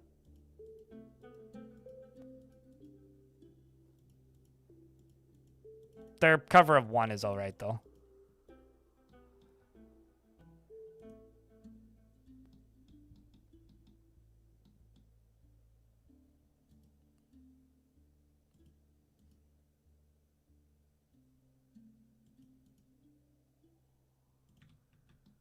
All right, let's go.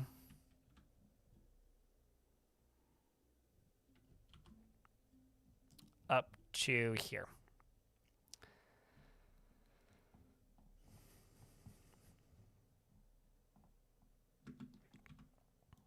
And rebuild all this.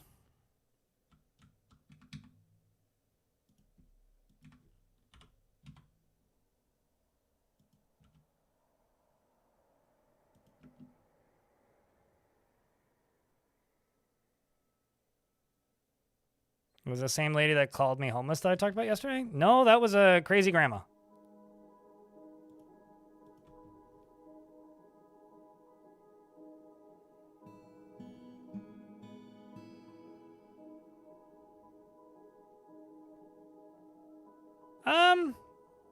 When I was younger and significantly stupider, I used to drink a lot at shows. Now I'll go to a show and I will have a beer before and dinner, so I'm not hungry at the show, and then like a drink, maybe two during the show. Like I'm very rarely like blasted anymore. I've never seen psychedelic music in a planetarium. Significantly lower budget, Zortos. Although I have seen Tangerine Dream. That was pretty cool. It's the only show I've ever seen that's had an intermission. Fucking shoutouts to Tangerine Dream.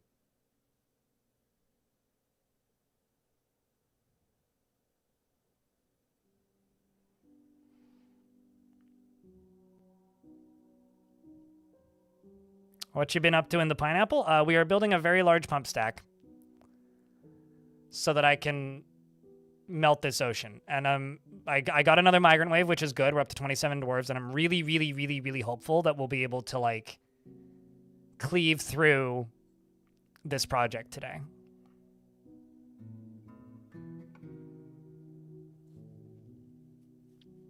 Haunted forest, haunted shrubland, and neutral shrubland. Okay. Should be cool. I think whatever fort I do next, it needs to have a waterfall. Because we were talking about waterfalls the other day, and I've been missing waterfalls. I know they say don't go chasing waterfalls, but guys, I've been wanting to chase some waterfalls.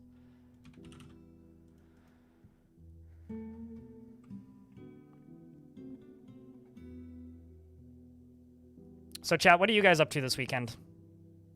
I've been told this, Dill. I've been told. I'm going to sit and edit my absolute hardest to complete the video that I'm working on. That's my plan. I'm thinking it'll probably be about an hour. It's gonna be the video on the Dragon Fort. How long are you planning to run that for, Zortos? I ask only because like there's content coming out soonish that might require world gen updates. Or like starting a new world.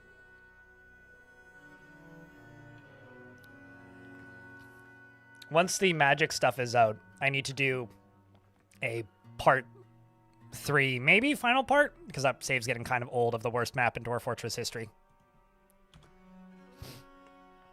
Probably until then. Gotcha. Cool, cool. Well, hopefully it goes well.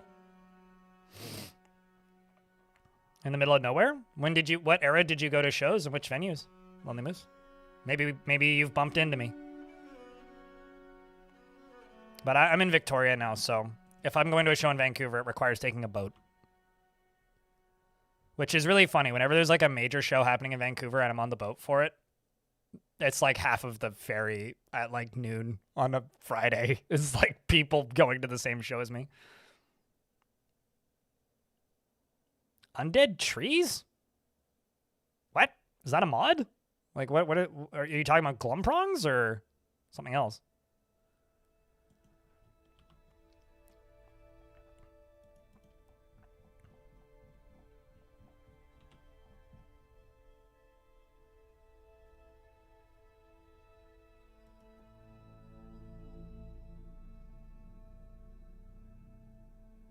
When it's ready, Intercold.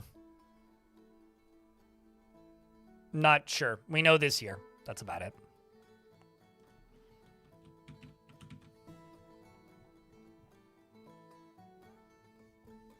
Iguanas are not scary, undead or not, so. Maybe a giant iguana, but regular iguana, yeah.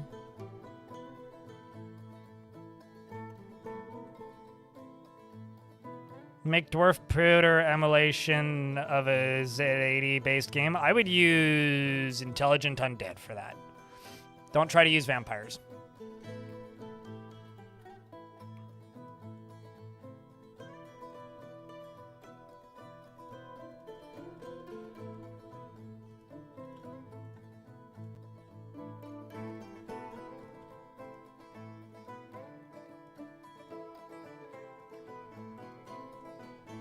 Also, somebody in chat said I could just use green glass blocks for the blocks for this.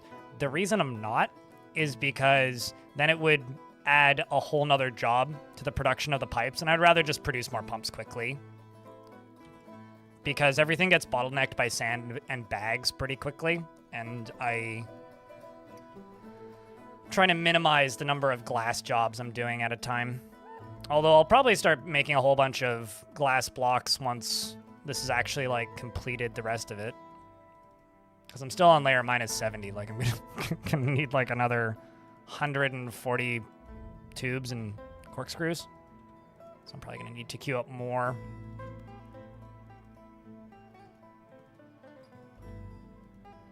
Because I haven't looked at how many they have left to make, or how many they're making now on the current batch.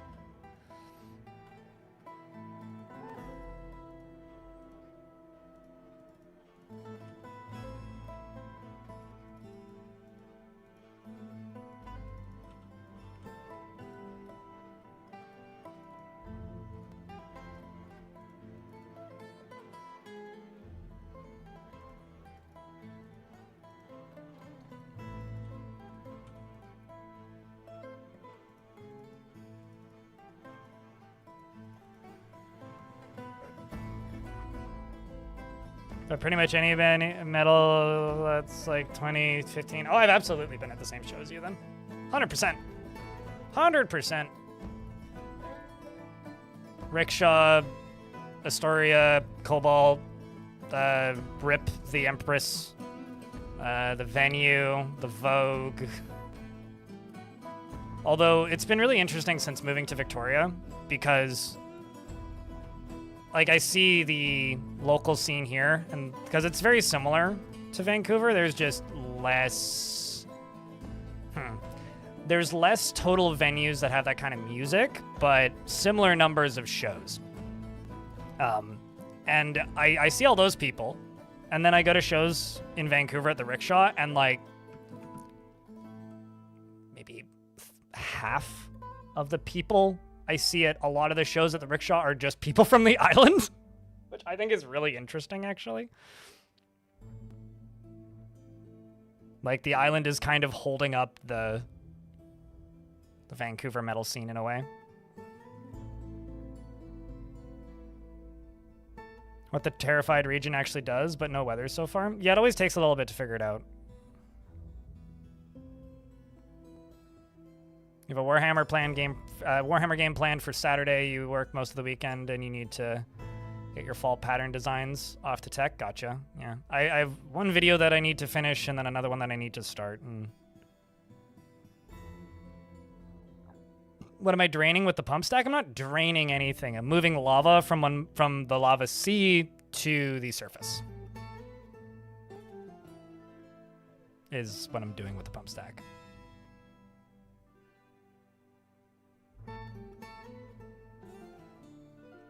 But what always blew my mind was when I would go to shows at like the Rickshaw or the Cobalt and then be talking to people outside. And then somebody would just be like, oh yeah, I'm from Hope. I drove out today. It's like, Jesus, it's like a 2-hour drive. I know I get on a boat and a bus, which probably equals like 3 hours all said and done. But like, geez, man. Do I have a most memorable dwarf? I mean, I got a few. I think there's some that are like artificially memorialized in my head, like the blockade. Maybe not artificially. Like the blockade is very memorable, which was in the worst map in Dwarf Fortress history. Retired Navy vet in part 2 was also very memorable. Cog from following a dwarf for 10 years was very memorable. I think that the most memorable dwarf wasn't a dwarf in specific because the dwarf didn't live very long. But probably the most memorable dwarf that I ever had was the dwarf that was named after Transfem's previous username in Twitch chat, which was in Long Death or Bastet's, but probably Transfem's because that dwarf was murdered and I didn't find all the body parts to memorialize the body. Simply put. And I thought I did, but I didn't. And so I thought the dwarf had been memorialized and went on with my day, but that dwarf came back as a ghost about a year later and possessed the dwarf that tantrumed and murdered them because there'd been no witnesses. And then when they possessed that dwarf went and reported a crime, which was the murder of the dwarf who died. So this dwarf died after getting a dwarf tantrum near them and killed them. Then their murderer got possessed by that dwarf's soul, and then that dwarf went and confessed the crime of murder to the captain of the guard. Or like reported murder to the captain of the guard, and then I arrested that dwarf. That was probably the most memorable thing. There was another dwarf in that fort there was several dwarves in that fort that were particularly memorable, but the other one that was really memorable was Bastet, which was the first patch after dwarves were able to have multiple lovers, and also divorce was added in Legends mode. But and World Gen, but I had a dwarf who was named Bastet, who was the militia captain, who was a lady dwarf, and she was lovers with every single member of my military.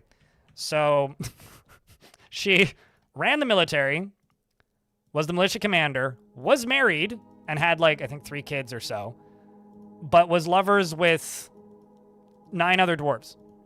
And this sounds fine, but that was a generations fort where like I wasn't getting any migrants at that point, right? So all of my migrants were coming from babies. And dwarves won't have babies unless they're married to that dwarf. And dwarves, if they're married, they can get lovers, but they can't get married to their lover. And if they have one lover and then they find another lover, they won't get married to either of them. If that makes any sense. They'll just have multiple lovers. So if you get married first and then find lovers, that's fine. But I think this has also been patched, by the way. I haven't seen this happen since. If you get married and then you have lovers, that's fine. If you have multiple lovers before you get married, you don't get married. And if one of your lovers is married, so if there's a couple that's married and then there's third wheel who's a lover with one of them, then even if that's their only lover, they can't get married. Does that make sense? Until the spouse is dead. So when that dwarf died, like there was instantly like a dozen marriages in the fort. Like within a year, like so many dwarves got married. It was wild.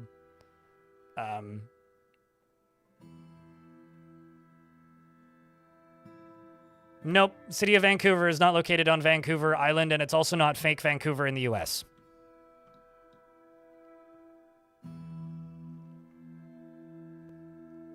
And also, Victoria is the capital of BC, not Vancouver. And even though Vancouver is the significantly bigger, more central city with the bigger airport.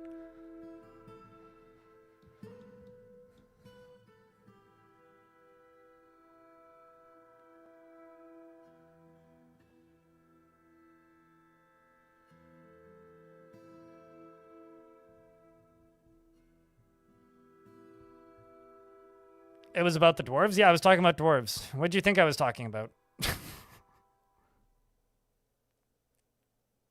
It sounds like you could just kick it once or twice and it would die. Bismuthwing.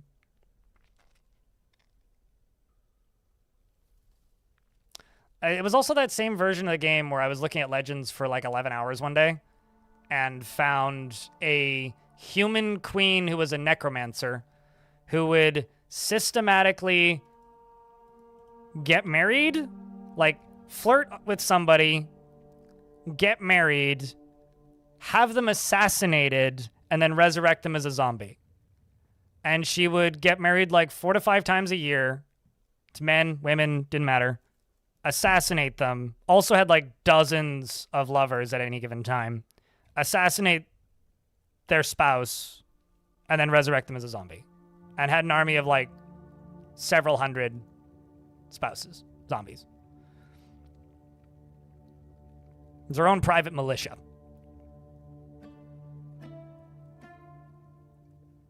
That was also pretty cursed. No one caught on? I mean, when you're a queen, there's nothing really to catch on to. Because you're queen. Like, you already run the place, so...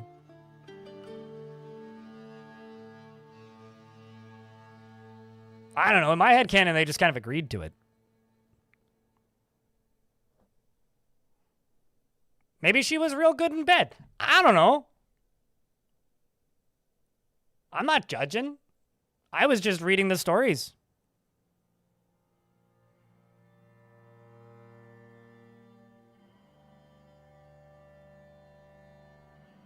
Yeah, but Australia is too far away for me to care. Really?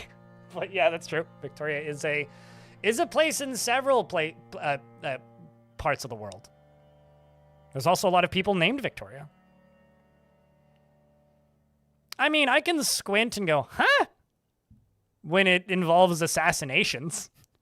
Scout pie. But, you know, I'm not here to judge digital character in a video game's culture.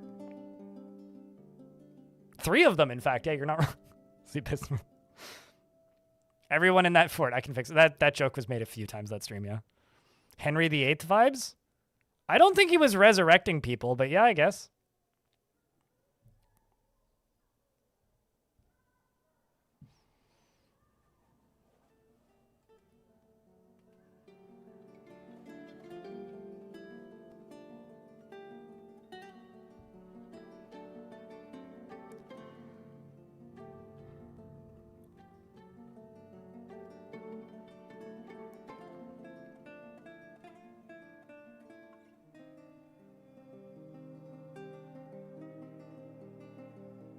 Are you through the ad now, Vagart? Because I just said arg, they just got an ad right as I was commenting on their message. Because I just kind of agreed if you're through the ad.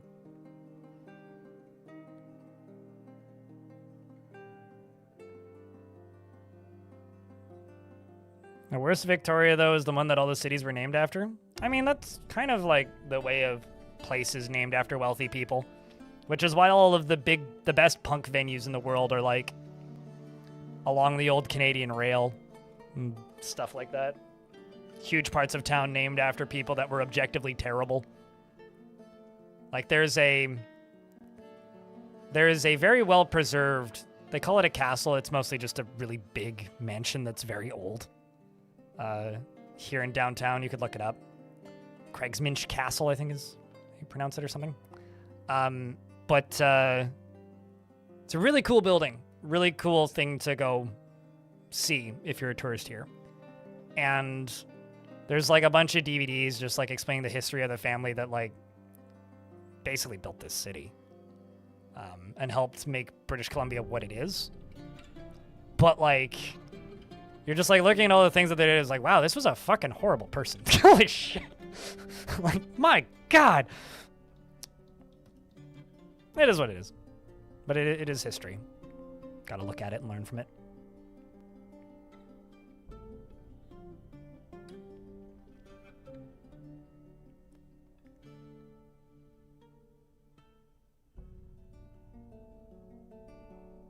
That's colonialism for you. Yeah, no one's immune to it. I try not to feel guilty about it, but just to be aware about it, aware of it, if that makes sense. As my family weren't colonialists, they were refugees from World War II. From the Berlin Wall, you know? Well, my Oma crossed the Berlin Wall before it fell, but way before it fell.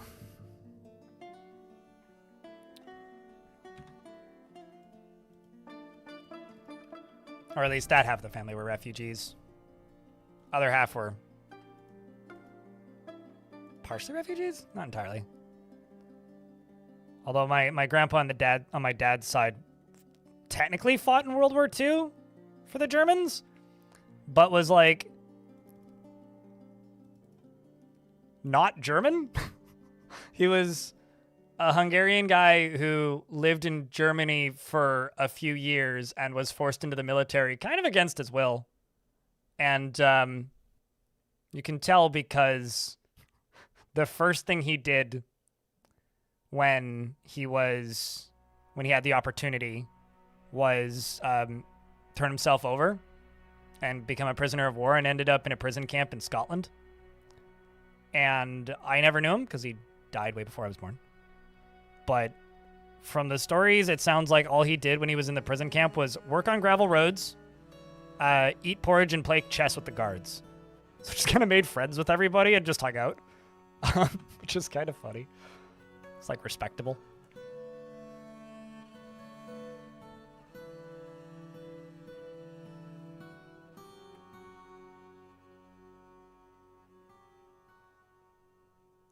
So in YouTube chat, Tablet Lenovo person says, "Hi everyone, today I had a massive goblin invasion, lost 50 dwarves including the queen, manager, and militia captain. How are you doing?" Chat, how are you doing?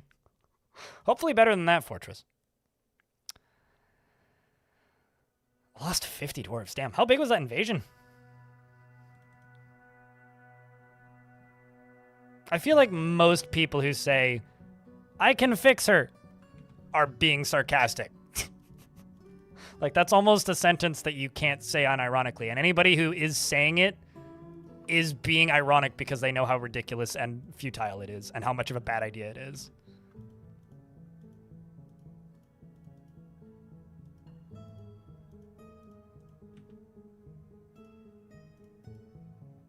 Like, if you're saying that, you know. That's what I'm trying to say. Yay, all caught up on the bedrooms. Okay.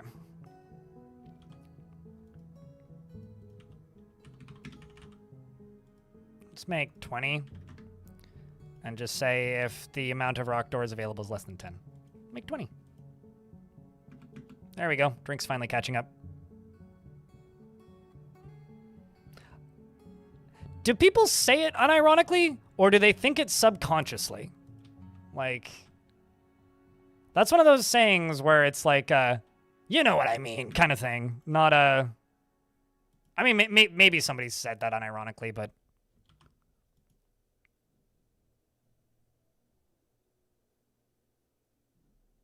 I find that almost hard to believe, to be honest. All right, sand... 300, 150.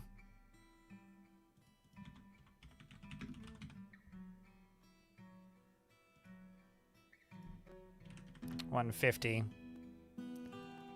5 shops max.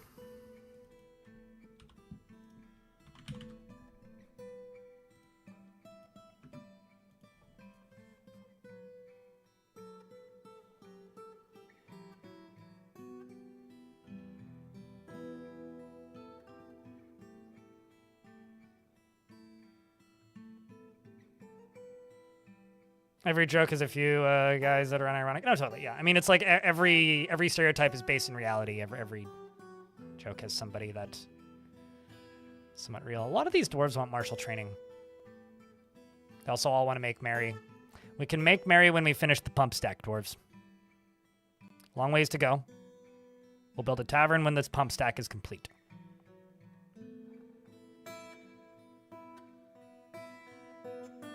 Yeah, that's believable. Identity unknown. That's believable. I could see that. People think it, then they fail, and then people are like, you can't fix her. Then they realize, today I fucked up. Am I making mist generator or just moving water up? I'm moving lava up, not making a mist generator. If I was making a mist generator, I would have 40 of them by this point. This would be like the world's biggest mist generator. No, I'm taking lava, and I'm taking the lava up here, and I'm going to put it, I don't know, like here. That's what I'm doing.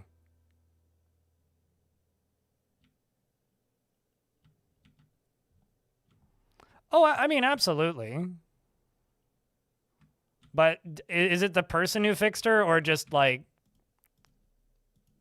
I think like the whole basis of I can fix them as like a joke is it's the only person who can fix them is them. Like, right? Like that person can fix themselves, but you can't fix her. You know, you can't make this... You can't make it what you think you can. It's not possible because the only person who can fix themselves is themselves. Like that's how I've always seen it anyway.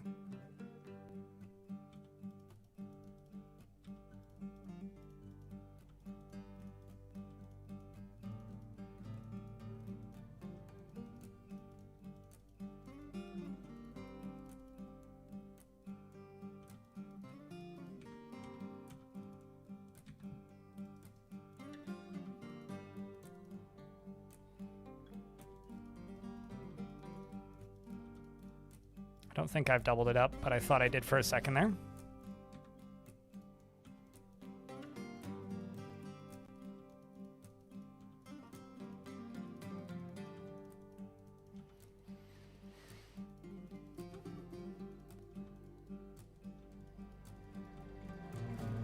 I'm also trying to finish this before the fort is big enough for me to possibly get invaded.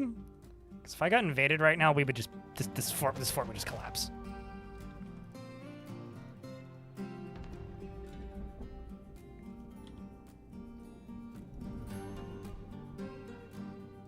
Like, just straight up, we would just collapse.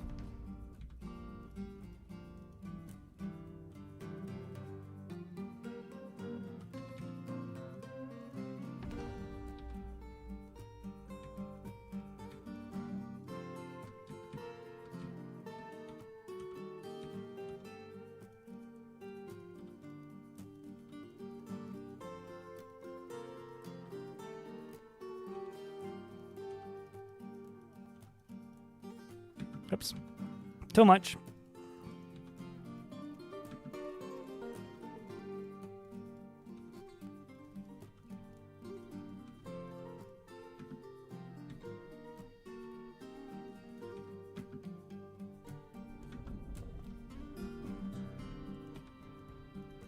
Screwed this one up too.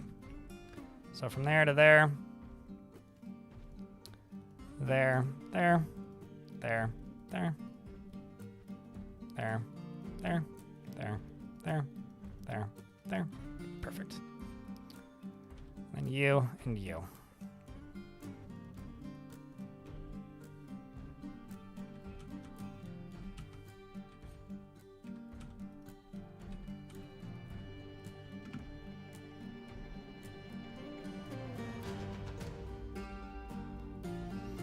Something to do with the terrain? Oh, there's a world gen bug sometimes where if a river pours in, or maybe eccentricity, where if a waterfall river goes from river into a creek, it'll flood.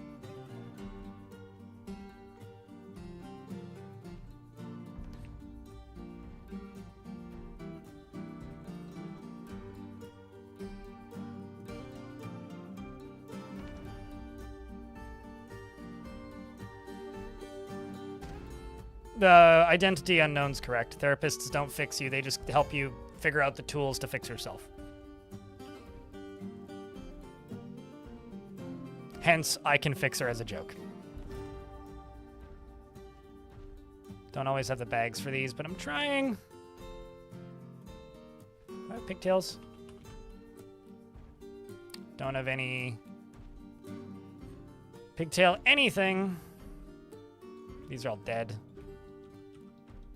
Could really use some pigtails.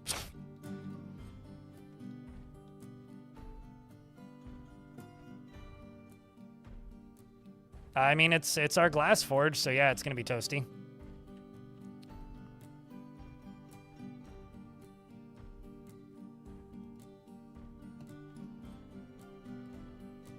To like figure out if all of these are connected, you just have to go to the top, and if the power number changes, they're all connected. If the power number doesn't change, then they're all connected. All right.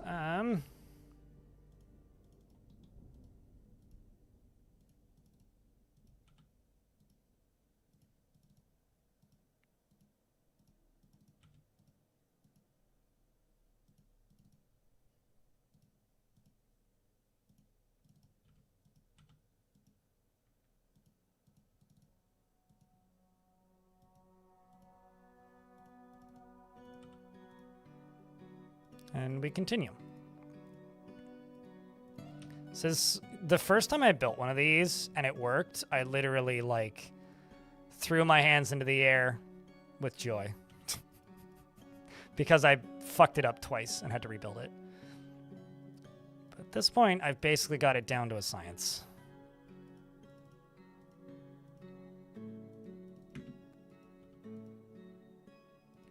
Because you just need one wrong tile and the whole thing collapses. Then you have to reassign all of it after it drains.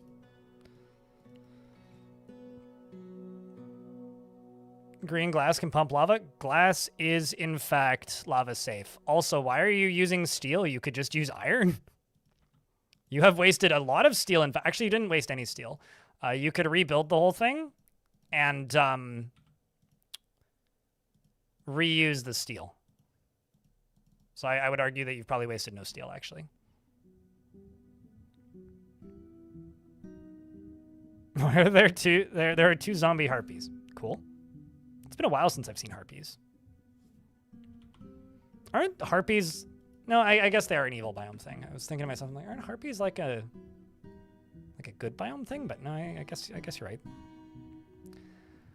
right. Green glass is nice as well because it's way lighter.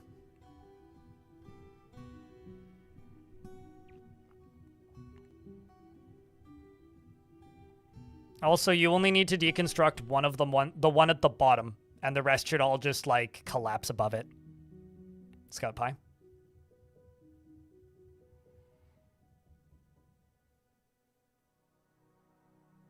The Nausea. Not a girl, or not a cello girl. Violin. Here. Let's see if I can find her Bandcamp.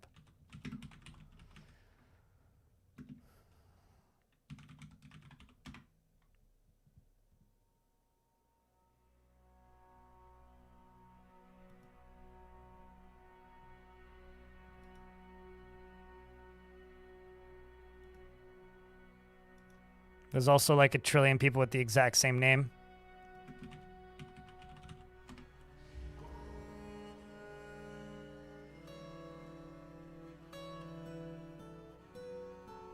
Experimental Chamber Doom. This is out there music we were babbling about earlier.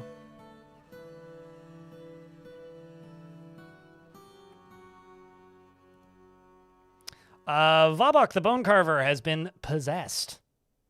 I think that's our first artifact, actually. Which means craft store shop, probably. Likely will need bones. I mean, they need legs or arms to move, and to fly they need functional wings, so. Lava is what we're going to pump. To the question in YouTube chat.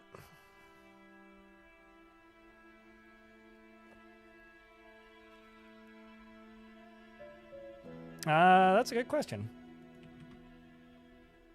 You're currently socializing. I removed you from other tasks so that you would help mine quicker. So you are a mining teacher, basically. You're teaching mining skills, which is a very important job in dwarven existence, I would think. You're a talented student, but also an adept teacher. So You aren't going to skip town or leave town, but you are hanging out and doing the thing. We've got Cowhoof coming.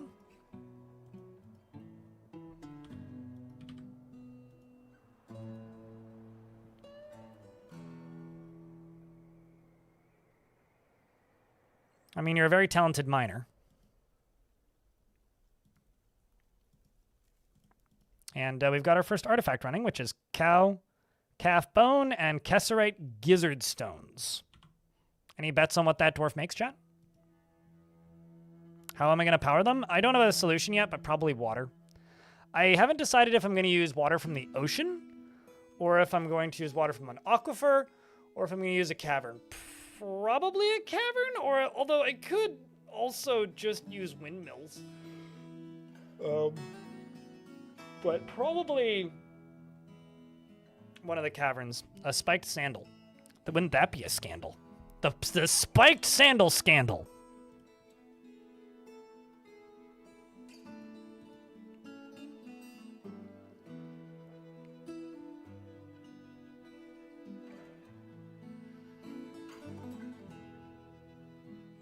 You know, in a world where a legendary dwarf with an adamantine pickaxe takes 45 seconds to mine through one tile of adamantine, yeah, you do.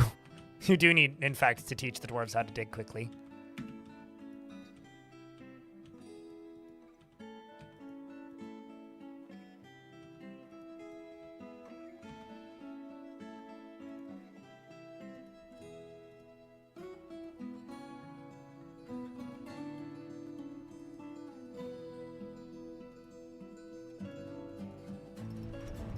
Vabok the Bone Carver has created Tekur Dimur, a cow bone amulet, and claims it as an heirloom in the name of the family ancestor, Ezum Raked Mansion. You gotta rake that mansion. Get rid of all those leaves. I will take a look at that in a second. Just let me queue up a bunch of these.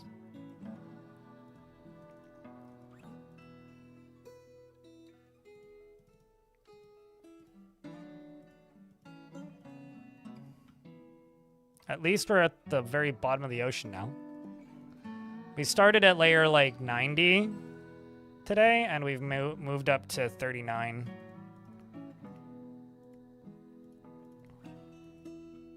But yeah, I prefer just making a river somewhere because they use less resources and in some ways less space, and they don't make you vulnerable, whereas usually making power on the surface is inherently more vulnerable.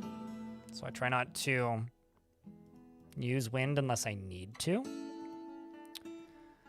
All right, you are a cowbone amulet. All craft store ship is of the highest quality. It is encircled with bands of oval Kesserite cabochons and menaces with spikes of cowbone. I think I'm going to give this as a gift to my manager. Manage well. Good dwarves. This is how many levels? Let me check. Zasset, Tamed Winds, is the first of the next round of migrants. Lore. Cyril, Cloudy Roads. Take me home to the place where I dwarf. Picked Earth. Alath. Zasset. Locum Lost Gels. Ooh, you have a Nomal! Look at that! And you've got a bronze pickaxe pre-equipped. You'll love to see it. Legendary Miner. Would be greatly appreciated. Imush. Some rando bunny.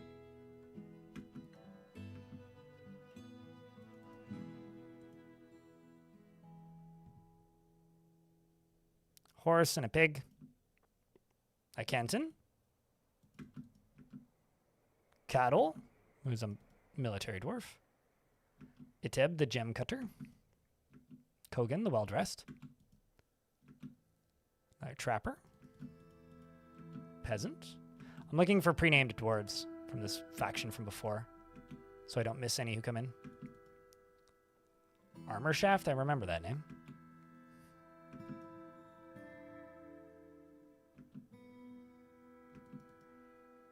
All right, Trader. It's not particularly good at any of those things. Pretty good Hammer Dwarf. Yeah, not bad. Up to 51 dwarves. We're going to get a mayor soon.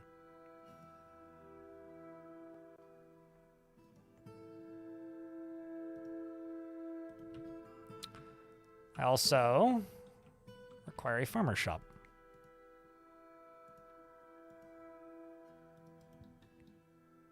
Actually, why don't I put that over here? Because it would make much more sense to have it over here.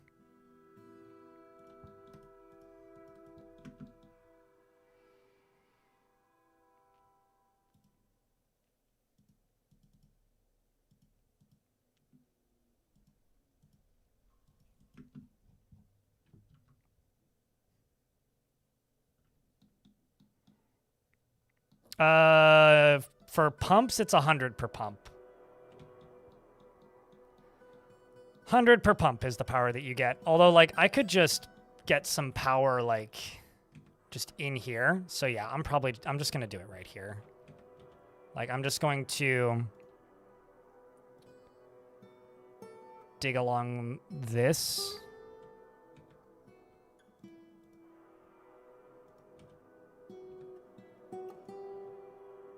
Till right about there.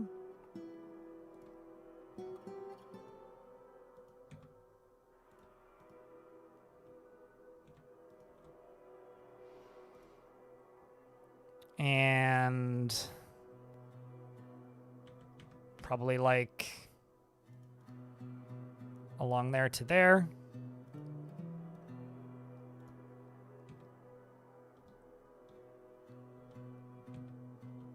Maybe not quite that close because that goes too close to this. So let's go over there to over. Maybe actually like just down to here.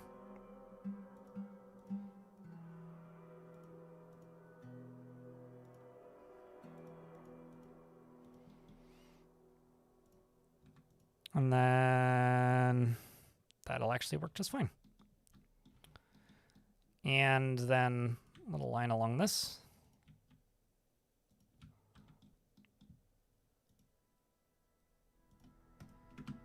And that'll be totally cool. So this goes from layer 118, which is one above the magma sea. And it's going to go 120 layers, basically.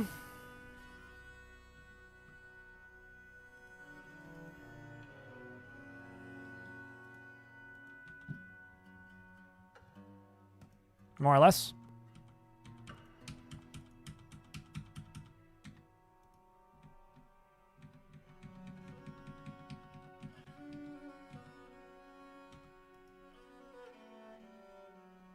It's a lot of pumping. Yeah, it's fine. Pumps are 10 power per pump, and I get 100 power per water wheel, so like it's actually pretty easy from this point going forward. I'm also just going to go here and make a stockpile for coal.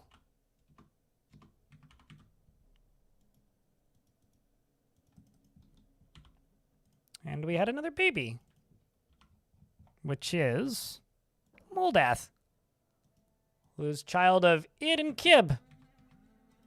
Well done, Id and Kib. Congrats to the happy couple. Hopefully they're happy and not upset. Although the odds are pretty good that they're not unhappy, because dwarves are generally pretty happy in this fort at the moment.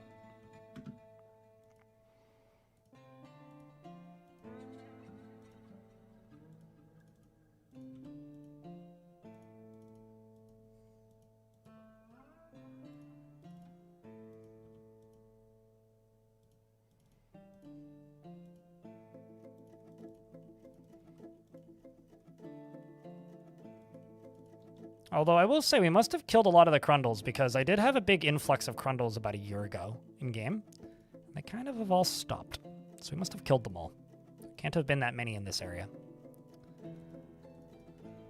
I did kind of murder a bunch of them. I butchered some of them. There was also some creeping eyes for a bit that got hucked into the ocean, and that's how I learned that creeping eyes don't need water, don't need air, so they can live happily underwater. But 10 power per pump. So basically just like look at the amount of power needed and just like 100 power is what you get per wheel, so it won't take that much. 40 layer pump is tiny. Absolutely tiny. Like, absolutely tiny.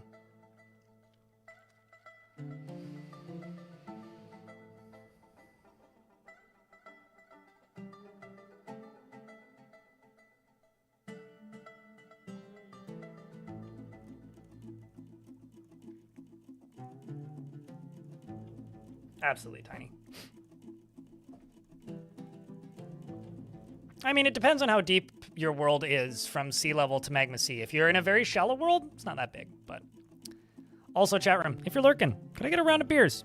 I just want to know how many people are lurking in the chat. Just want to say a real quick thank you to everybody tuning in. And just a reminder to everybody, we do have new merch up on the merch store. That's all. I will say sometimes I do go out of my way to specifically generate worlds that have like a low sea level table, so like a lot of erosion, specifically so that the magma sea is closer to the surface and I don't have to pump lava as far. Like if I'm planning to like build a bunch of forts doing lava experiments, I will specifically not generate worlds like this. For whatever that's worth. Oh, it's all good. It's all good. It's all good. Things were just a little quiet, so I wanted a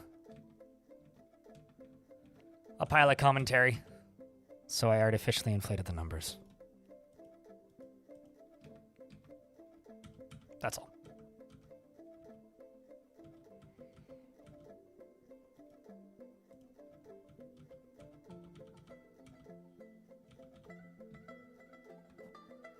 A pile of what? Brr. I know as in being chill. Brr.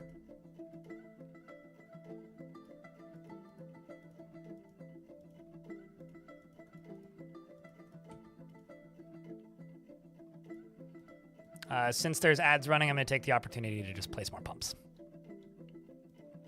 I'm just very aware that, like, building big pump stacks is maybe the most repetitive, least interesting thing you could do in Dwarf Fortress.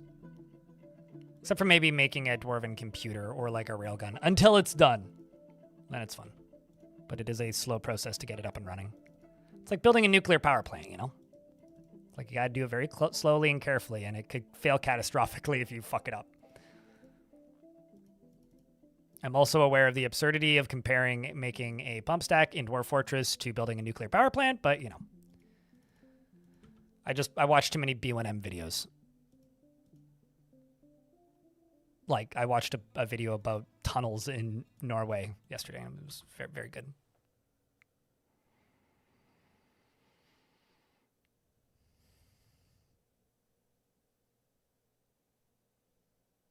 Yeah, no, if you increase erosion to get wider rivers, that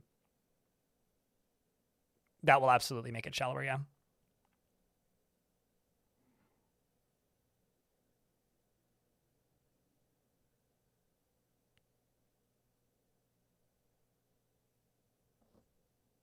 There's a dick joke in there, Dustin dude, who says Swedish made comment enlarger.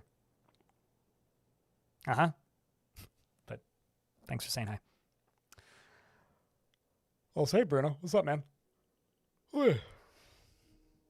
It's not about the size of the pump stack. It's it's about the motion of the fluid or something. Yeah, totally. Yes. Pump stack measuring contest. It's a new one. I mean, depends on what world you're in, I suppose.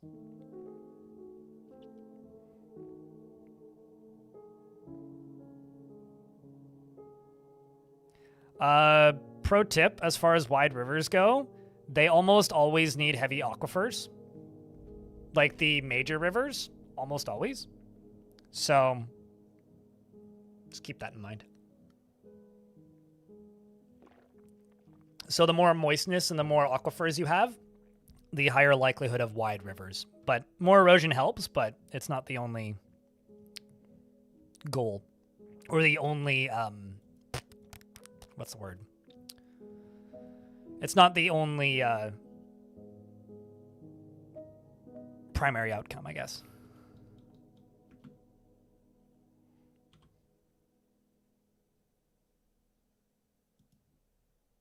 There's other things that help create large rivers. For lowering swamps, well, first you need to kick out Shrek. I'm not entirely sure what you mean by lowering swamp. Like increasing swamp as a biome?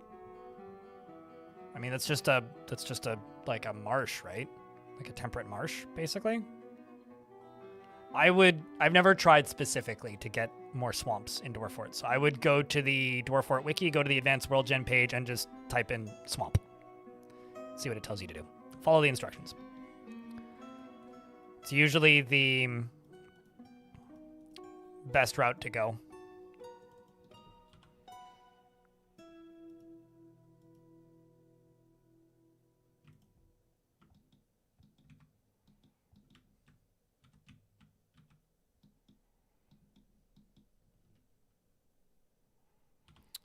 I'm also going to do a thing. Wooden wheelbarrow. 40. Gonna need a wheelbarrow brigade soon. Yeah, so you'd probably just want to increase that. But because I've never specifically tried to locate like swamps in Dwarfort, it's a little tricky to say specifically.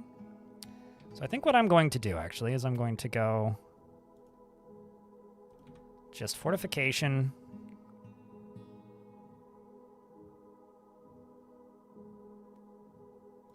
We're also now at risk of dragons and stuff, so I have to be quick at this point. We have to be efficient. Let's make a bridge. Doesn't matter the material, actually. And I need a lever room.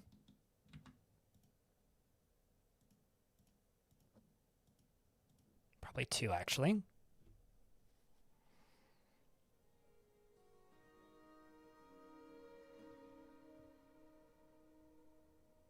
Yeah, I always just direct people to the wiki. Like, the wiki is maybe the most helpful place for anything Advanced World Gen, because it's all like, just remember the name of a specific setting. So when people ask me, they're like, how do I get this specific setting? It's like, it's probably actually easier for you to just look at the wiki, because it'll just be like, adjust this. Whereas I'll be like, well, you could increase this, but I can't remember what the thing is called because I need to be looking at it to remember it, right? Because I only look at it for like 30 minutes, maybe once every 2 months or so.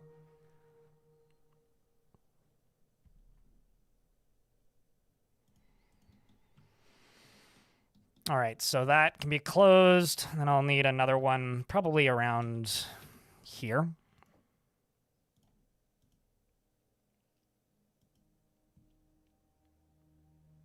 Which doesn't matter the material.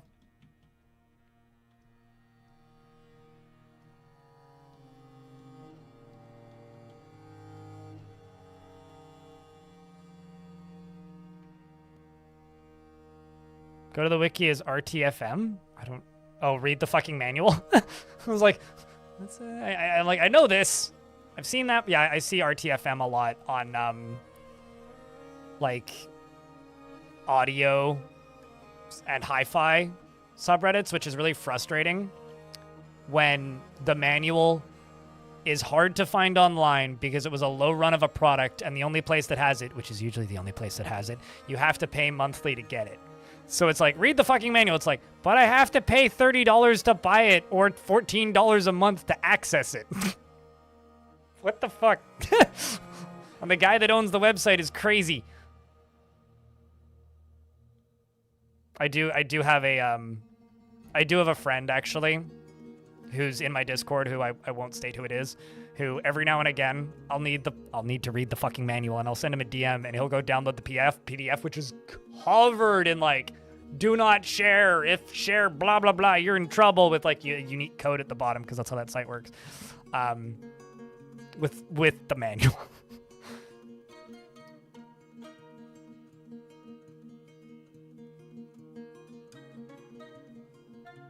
routing pipes.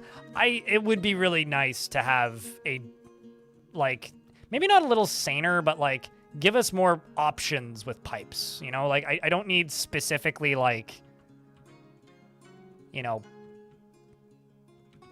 I don't need it to be saner. I just want it to be crazy in a new way, you know? Because I think if it was just like a pump that goes into a pipe that goes up, that would be too easy. Like, it would be cool if it was a pump that goes into a pipe, but it can only go up like 5 levels per pump. You know? So you could stack like 30 in a row to make it go up like 30x, whatever.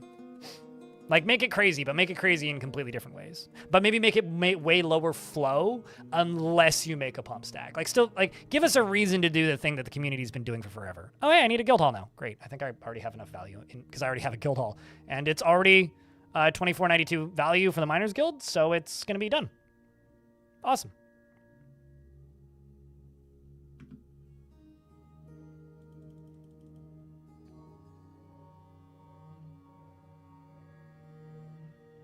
You had to the free DF. It's called Hewn. Hewn. Go to the. Here. I don't know if the command is current. I had a command set up for it, but then I lost a bunch of data on my bot. Let me look.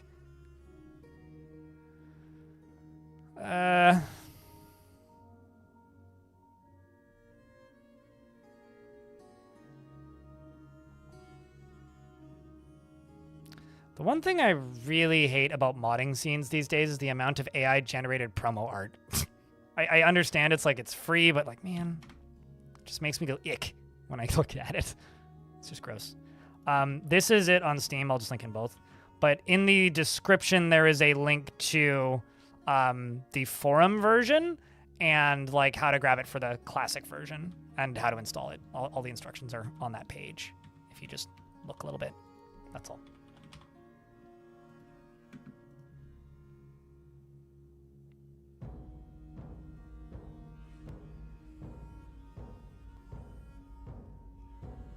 Like, the thing that I think I would like Toady to make a little saner first, if Toady were to address one of the machine things, would just be minecarts, because I wish that I could reorganize them in the UI. I wish it was easier to group them. I wish that it was easier to add multiple minecarts to one route. I wish minecarts were more flexible. That's the one that I'm like, man, if only, you know?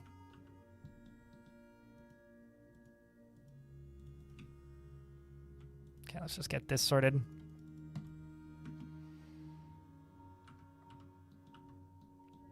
So you... 22 is the maximum. Okay. Well, that's fine. I can just make this stockpile bigger. Perfect. And now I'm going to unforbid this. And there's about to be a lot of hauling jobs. It's time to clean up some boulders, chat. But only if you're boulder enough for the job.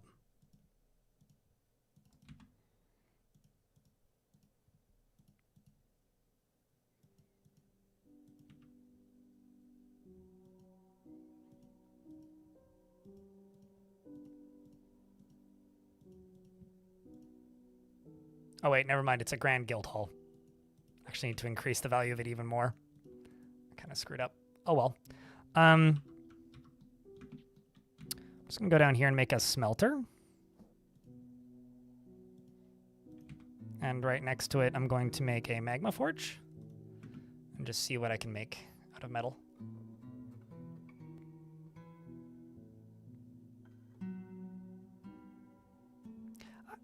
Yeah, rework / additions. Like, I'm actually totally fine with the way it currently works. I would just want it to be able to do more alongside of what it currently can do. Like, you know, we just got siege weapons, right? Minecarts getting some love, pumps getting some love would be real cool. In addition to siege engines, because siege engines really needed it. Like, you know, we're kind of having this discussion right now, chat, but if there was a type of building or a system in Dwarf Forth that you could be like, man, I wish this was more complex or more in-depth that already exists. Not a new feature, but a additional feature. What would it be? What would you want? What would you like to see? get a rework or a touch-up or an addition. I mean, right now we're getting magic, obviously, but like another thing is I would like to see levers be a little bit more complicated. Like there's something about like the way levers work currently, which feels like magic. Like it's just I build a lever and then I use tune mechanisms and which would be cool if that was magic, like the way it currently works was a magic spell.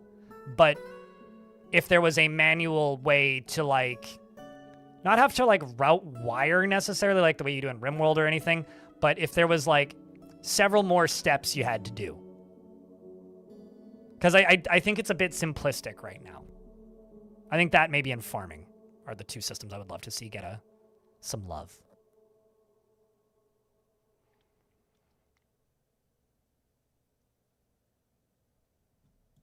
Like, I feel like there's a world where, like, connecting levers could make them completely redundant and useless if the system was too intense. Like, if you had to essentially use, like the shafts, the way the, what's it called? The way, like, connecting power to stuff works right now worked. Like, if it was like that, that might be a bit much. But if it was a much more nuanced system, I would be super cool with that.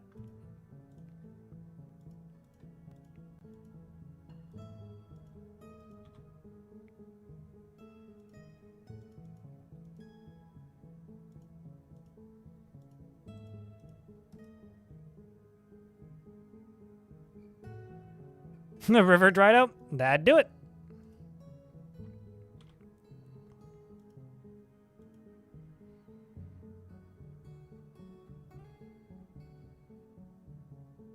A honey rework? Yeah. Yeah. Yeah, that's a good one.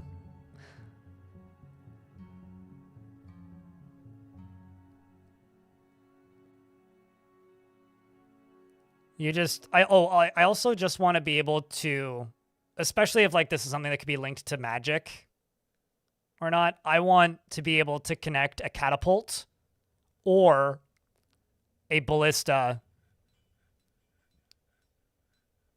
to a pressure plate. That's all. And actually, Tarn's talked about this one, traps, you know, traps needing bait, large creatures needing different types of traps are all pretty high on my dream list.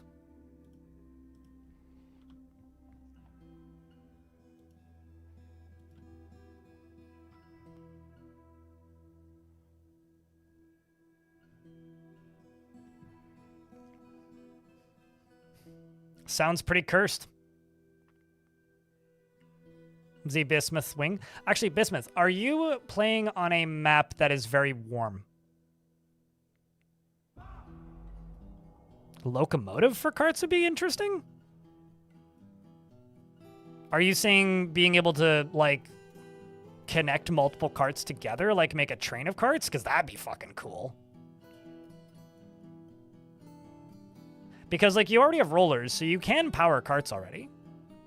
But being able to, like, chain multiple carts together would be cool. You only play World Gen. Please explain what you mean by that. That's actually really interesting to me. Despise the polls setting. It'd be really nice if it wasn't required for seasonal weather. You know, I never thought about that. Huh. Interesting. I mean, the map rewrite stuff is coming, so... But it... Yeah, huh. Yeah, never really put two and two together with that. Also, I do think it's a little ironic that the person named the Intercold doesn't like the North and South Pole. I think that's really funny. Train's obsessed friend that would probably get into the game because of that. Yeah, I never, like, even thought about tying multiple carts together. Because, like, right now, dwarves can push carts. But it would make a lot of sense that dwarves wouldn't be able to push carts. Also, Ankh has given birth to a baby boy. It would make a lot of sense if dwarves couldn't push carts manually if there was multiple carts lined up. So then it would give you an actual reason to just, you know, have a line of carts together. I think that's happening with Magic. I could be wrong, Meso, but the way Tarn has talked about the way Magic is going to work, it sounds like Magic is going to probably do something to libraries and scholars. But I'm guessing there. Beard or no beard? Wait, hold up. Are you talking about the baby? Ilmirin? Also, Anktador is very funny. Okay, got it.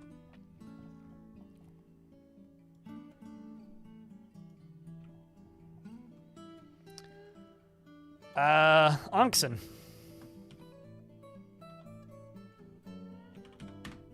Onkson? You punched me in the Onkson. He forms fleeting and rare emotional bonds with others and isn't given to flights of fancy. He tends to assume that the worst of two outcomes will, of course, be the one that comes to pass. And he tends to assume that the worst of two outcomes will be the one that comes to pass. He occasionally can lose focus on the matter at hand and tends to avoid crowds. He can easily fall in love or develop positive feelings and generally acts impartially. He's rarely moved to mercy, and he is not particularly interested in what others think of him. He has little interest in what others think of him. He doesn't often feel envious of others and has a greedy streak. He tends to be a little wasteful when working on projects, and he whispers when he's thinking hard. He needs alcohol to get through the working day and does not mind being outdoors, at least for a time.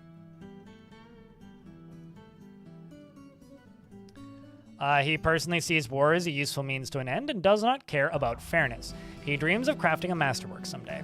He likes gypsum, plaster, bronze, harlequin opal, bull shark leather, giant muskox horn, gray parrot bone, scepters and pigs for their snorts, dragonflies for their faceted eyes, and the sound of the tulip of rhyming, and the sight of the aquamarine of roughness, and when possible prefers to consume finger millet beer and absolutely hates bats. Something that I'm excited for that's coming soon is that when you get a Baron in the future, you will be more likely, or not more likely, when you will gain more options for diplomacy things that you can do in the overworld. Like Tarn has talked about the armies stuff, where you'll be able to see armies in the overworld and be able to muster troops. Like that's something you'll be able to do once you have nobility. I'm very excited for anything that makes nobles more valuable, outside of just like them being pseudo-therapists and value adds. And the way to arbitrarily get Mountain Home. Like, it'll be neat. I can't wait to see, like, oh, now you have more options for stuff that you can do because, you know, this is now available to you.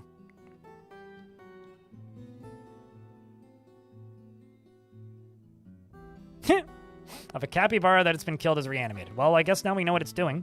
I've got a mayor that's been elected. I need to set that up to work. Vabok, the very first artifact maker, has been elected mayor. Okay, well, that's good. This will be their office.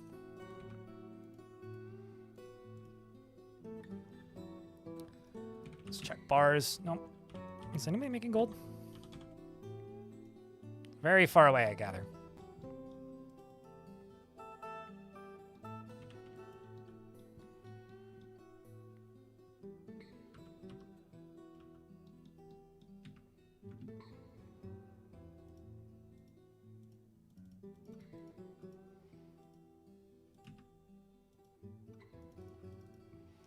And this will be the mayor, which is Kaz and Vabok. Obviously, you still need a few different things, but at least you will be able to functionally do all of your tasks soon. I'm actually just going to say all or for this. See whatever we got. Make a few things.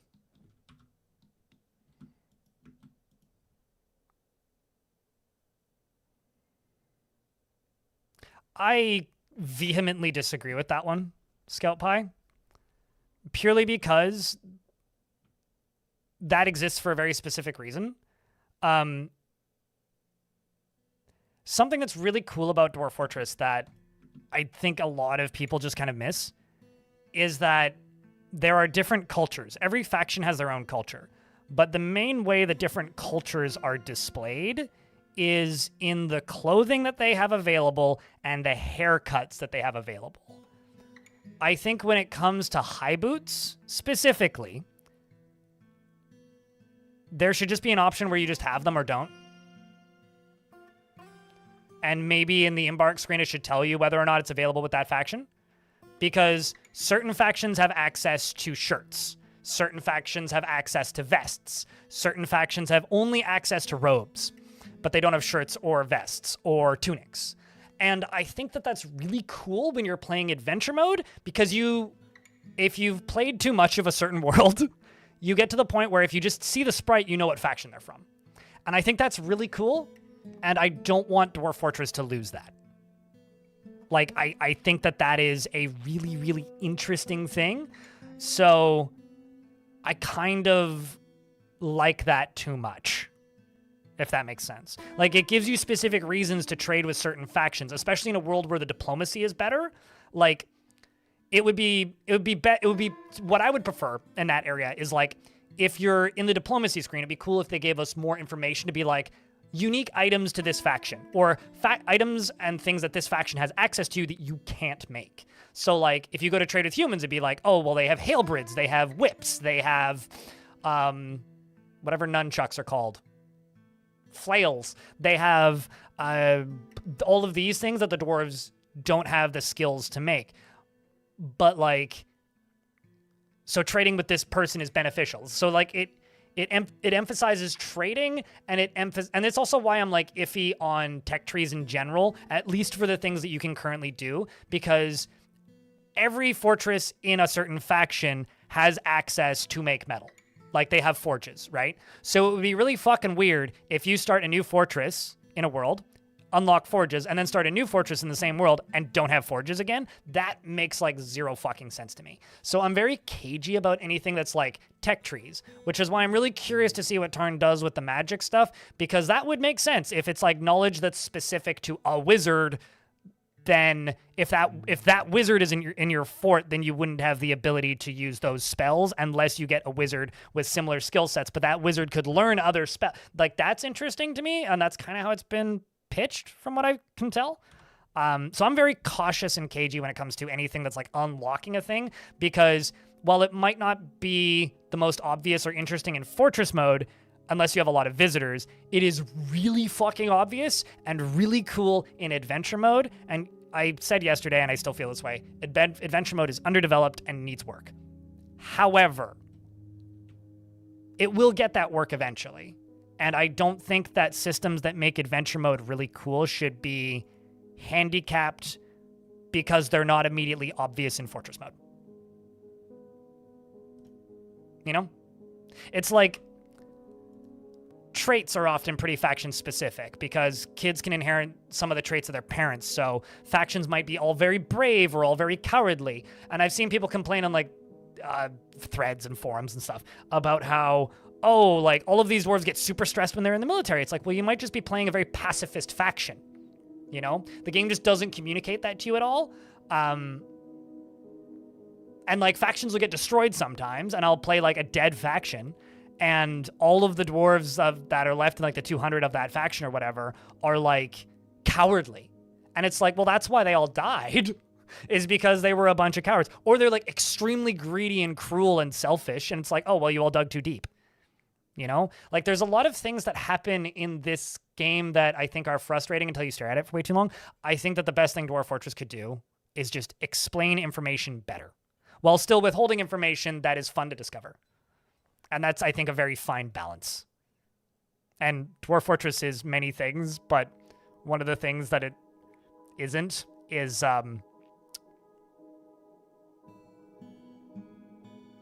good at restraint.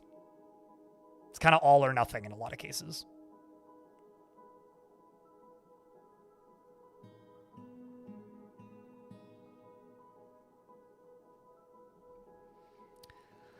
Some migrants have arrived, but, like, as an example, you know, like, your factions can gain skills.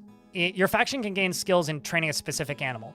The way that feature was originally pitched, which never actually happened, was if you get good enough at training certain animals, then those animals could be taken into a new fort as part of a new embark. But that system never got finished. So, like, that could sort of be seen as a way to unlock things if that system gets implemented fully. You know, stuff like that. Like, if like in the previous fort in this world, I got real good at training dragons, right? It would be really fucking cool if I could embark with baby dragons now. You know, like that's kind of the sort of thing that I think about a lot of the time. Let's do furniture, gold.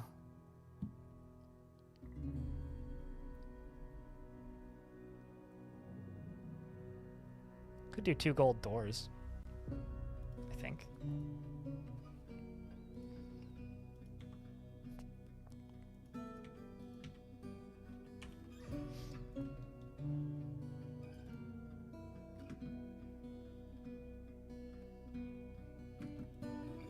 Could do 2 gold doors and an ad break.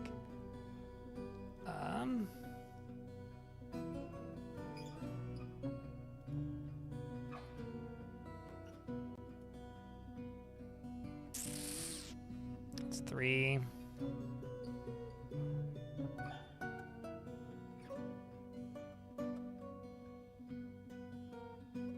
But I do 2 gold chains.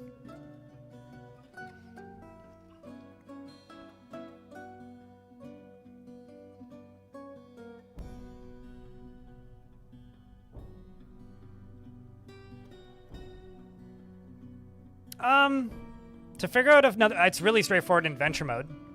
You just walk into any city and like start looking at signs or looking at people's clothing. But like, if a enemy goblin army is invading you, you can get their symbol in fortress mode by inspecting their helmets or their breastplates, depending on the faction.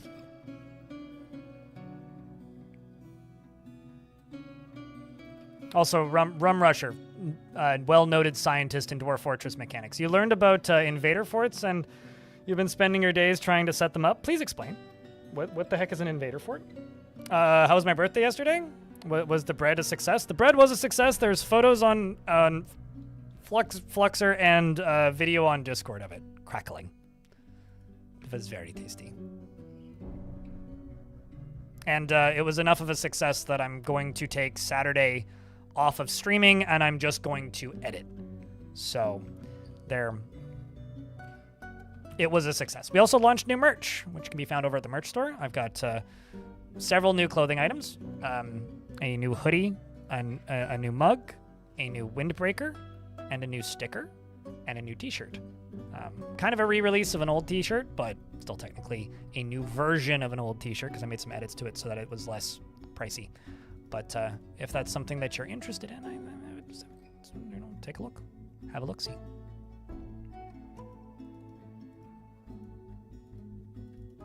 That's a collaborative art with a friend of mine named Fog, who I've known for 1 billion years through the internet. And he runs a YouTube channel called Fog_UK where he makes videos out of Planet Coaster. And some of them are really fucking awesome. I'm not gonna lie.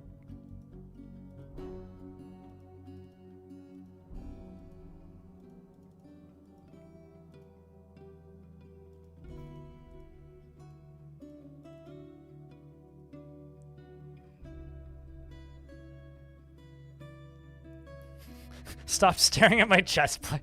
Stop staring at my chest plate. I want to know what your symbol is.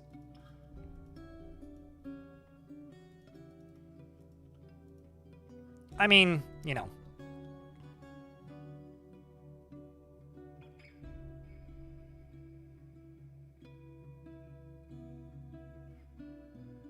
Trying to get dry tropical forest. Isn't that an oxymoron? Temperate forest and moist tropical forest next to each other, and I kind of can't get close with rainfall above like 30,000, but not adjacent. Yeah, I have no idea.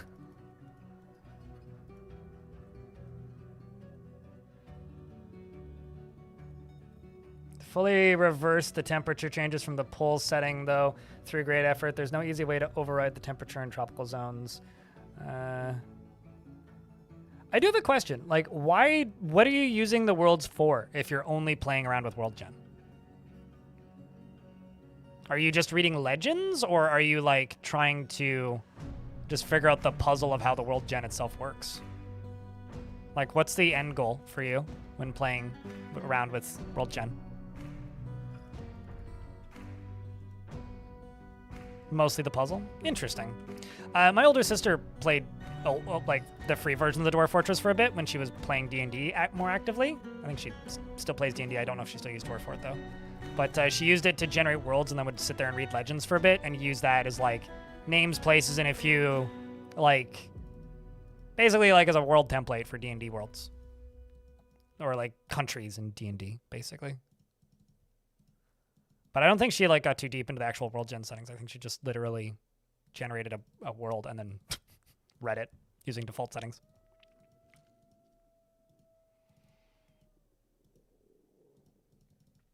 Basically made it as like, used it as like a map painter. So I know she was like tracing the maps on her laptop screen with a piece of paper. You want another good news, chat? We made it to the top. Look at that. We did it.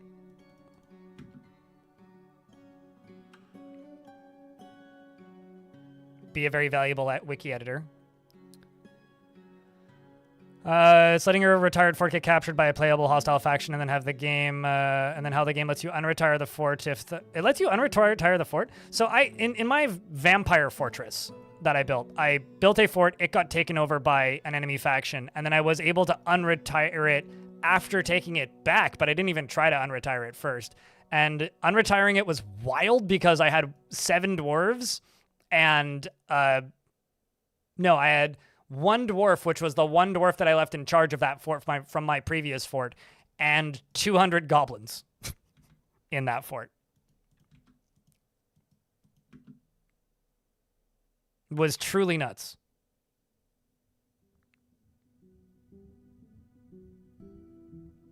With force admin with like 90 plus dwarves. So one had, one have to deal with no hospitals. Interesting.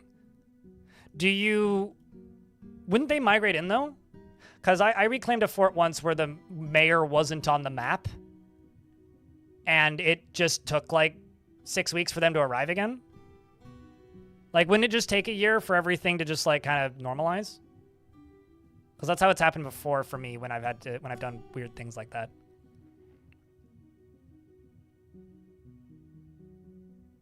Divinity Original Sin has a dedicated mode for D&D. Really? Huh. Interesting.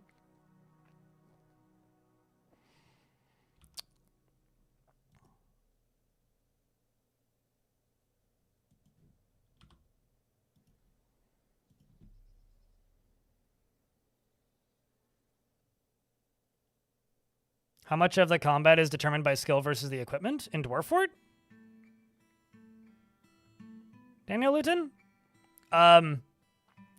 If a novice skilled dude in like the best possible endgame gear walks into a room next to a naked dwarf who's legendary in every combat skill, the naked dwarf will win. It's like if there's 2 legendary in every combat skill dwarves next to each other, the one with the better gear will probably win. But the gear certainly does help. That being said, the dwarf that has the best gear in the game could just get really fucking lucky and win. Also, we have Snatchers, speaking of lucky.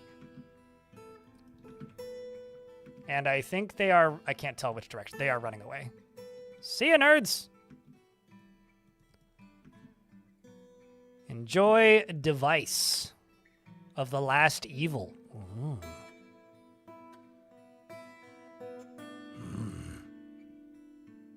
I feel like that name is a lie. There's going to be plenty evil after them, but...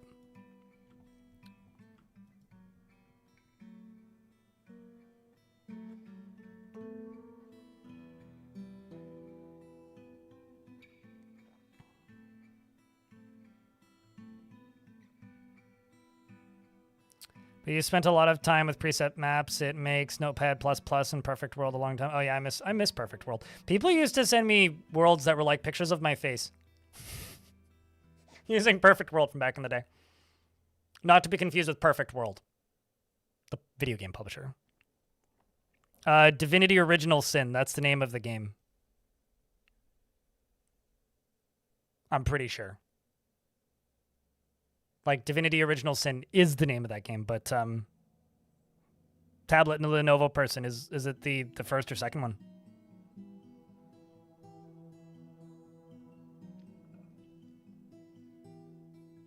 It's the second one, according to Scout Pie. Like, at best, getting a mayor is probably how it fixed itself, but it's been wild time getting 6 guild requests and having to prep for the counter invasions with only civilians and no military doors. That'd be really fun. But it has to be one of your forts that's been taken over, right? So hold on. If you reclaim a fort that's been occupied by enemies, are you the enemy faction or the faction or your faction? Like, which faction are you when you start?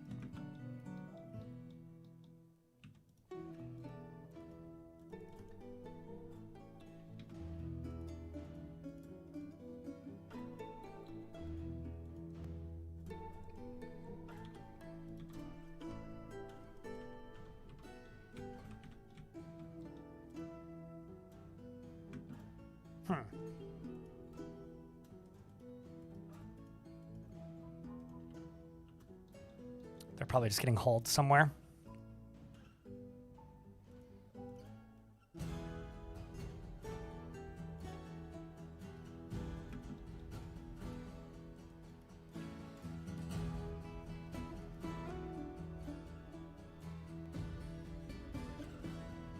Oh, that's wild. I wonder if Toady knows about that.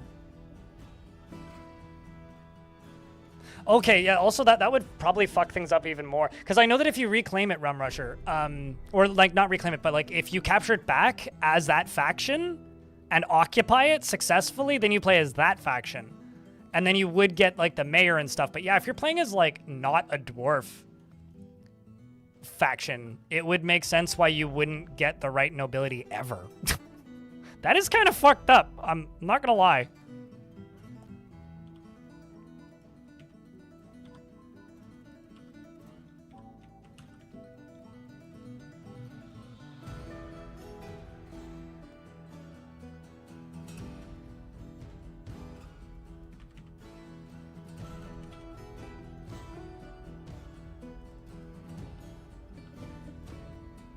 Party in the guild hall? Yep.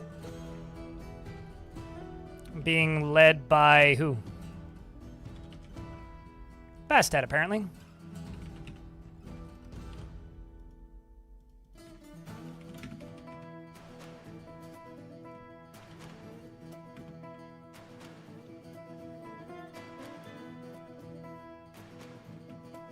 Okay.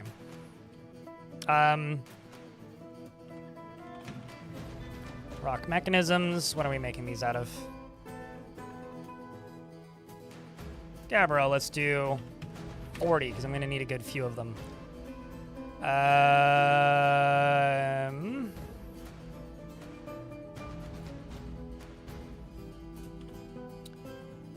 Sand. Green.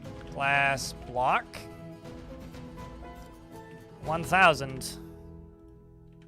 1,000. Go bananas, dwarves. Go bananas.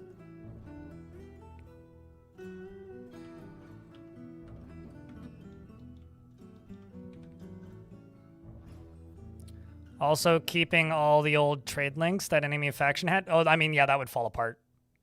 Yeah, the enemy faction part is brand new to me. Never seen or heard about this, but I've been aware that like you could end up occupying forts with bizarre populations for quite some time.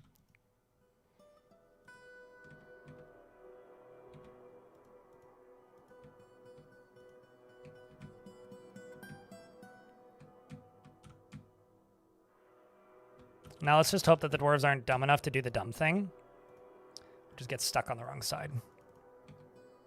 Spoilers, they're probably dumb enough to do the dumb thing.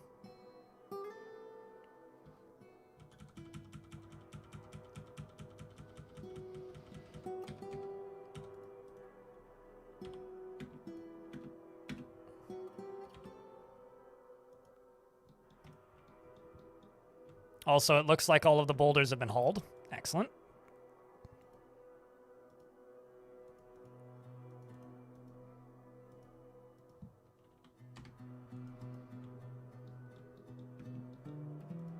This can be set to everybody does this now. You can be plump helmets year round.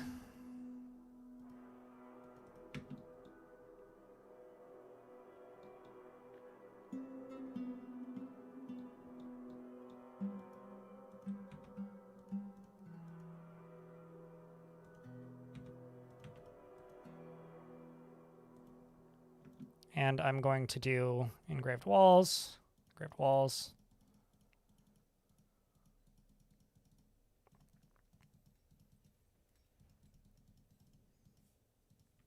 Sweet.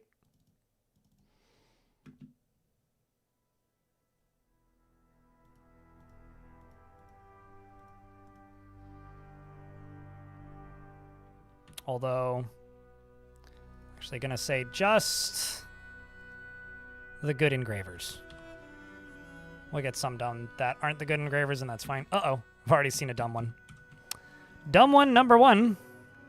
Heh.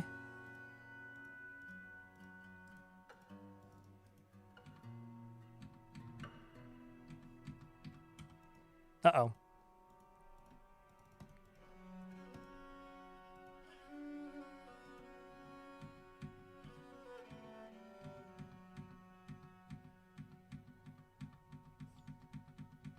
Only one so far. That's pretty good.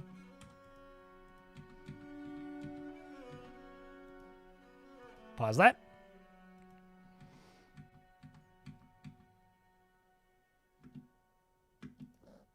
Pause that.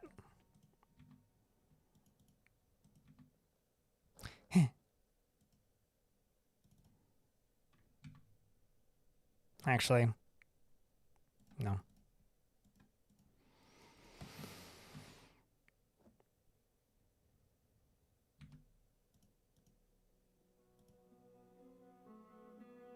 Would that minimal traffic feature help with them standing on the correct side? In my experience, no. Maybe, though. I don't know. In my experience, it's just do it a couple times. Although, putting them in a burrow and then locking them out of half of it tends to work.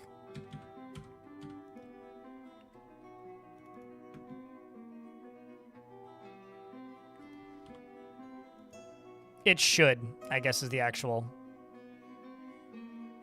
response here.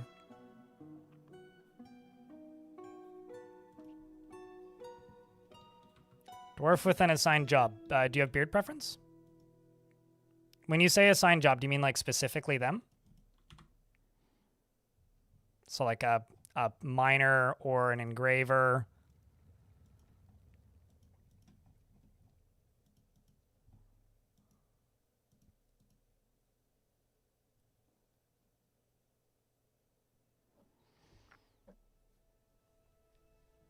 Like, what do you mean specifically?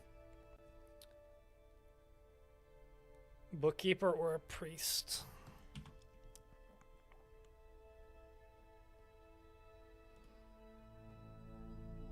How about a chief medical dwarf? Or the mayor? Or the militia commander?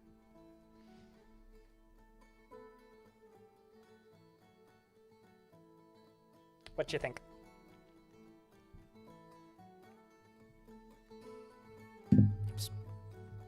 Coffee's done, and I was reaching for my water bottle, and I smacked that.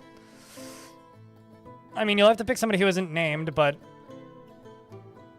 does anybody here strike you as a good chief medical dwarf?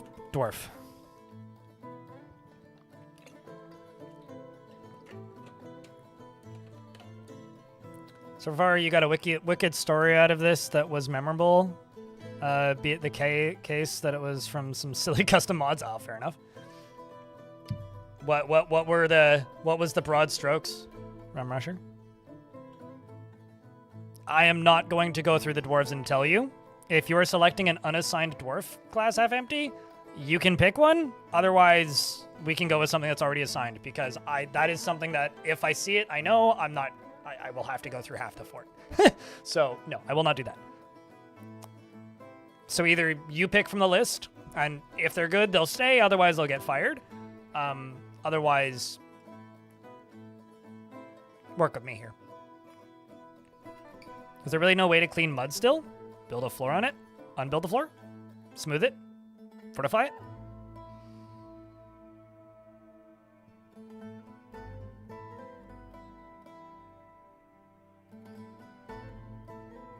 That's not what it doesn't suggest it in any particular order, dude. So like when you click on this, if nobody has any relevant skills, which is the entire fort, it's just the order that they are like in any screen. So like but anything is fine. So then I will give you the militia commander. Nah, actually I'll give you the mayor. Because you said anything is fine. You can have the mayor who's currently locked in a room.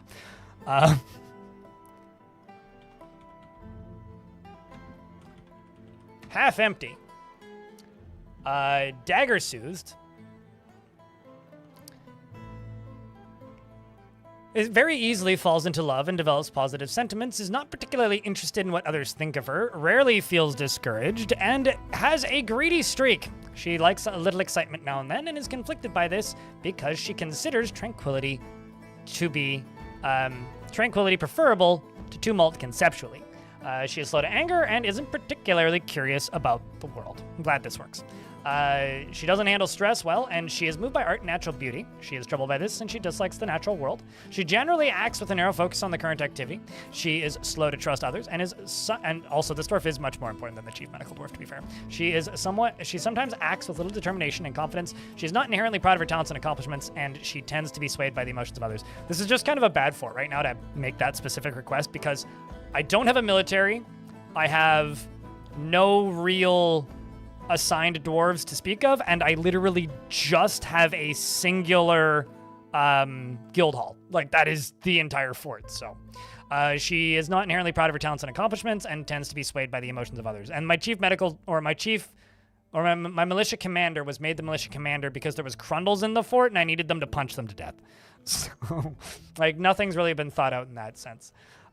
She needs alcohol to get through the working day and does not mind being outdoors, at least for a time, and doesn't really care about anything anymore. She dreams of mastering a skill and personally treasures leisure time and thinks that it is very important in life. She strongly values tranquility. She values it so much she locked herself in a room.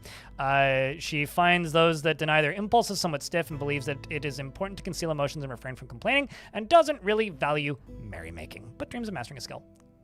She likes marble, bismuth, and jelly opal, the color purple, amulets, and turkeys for their waddle. And when possible, prefers to consume manta ray, it's intense, steelhead trout, and soft wheat beer. While they're all frozen in the ice, I'm sorry. And hates purring maggots. You're married to Kaz. And you have a daughter, who's actually one of my minors, who's 51!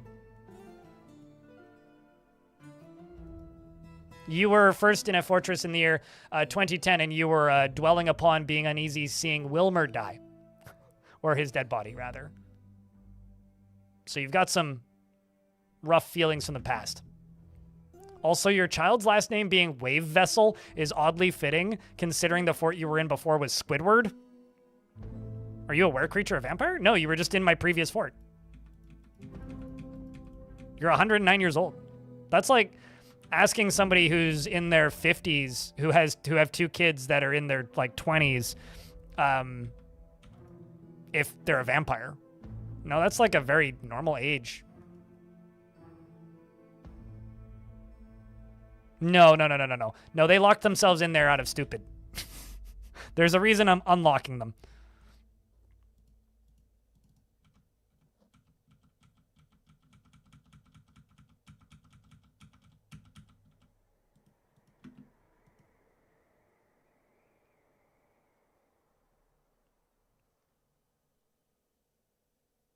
Also, in regards to the side that they build from, they tend to go from the side that the piece came from. So if the block was on the same side as the pumps, then that's going to be the side that they're going to build from. If the block was on the side of the stairs or came from the side of the stairs, they'll build from that side.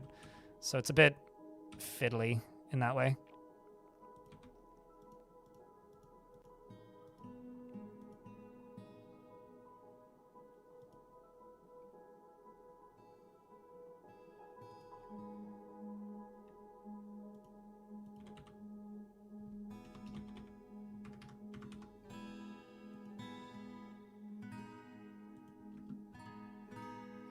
So after retiring the site and waiting for Conquering, notice these two beings were fighting back, and the dwarven invasions were in between, beating each other to death, and the baby ogre grew up to an adult from all the assault after 2 streaks of fending off 240 NPC dwarf raids. Jesus.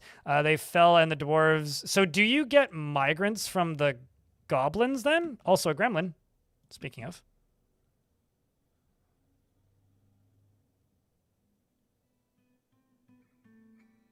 Cool. Make a gremlin trap, just because it would be real easy. But I'm just kind of focused on this.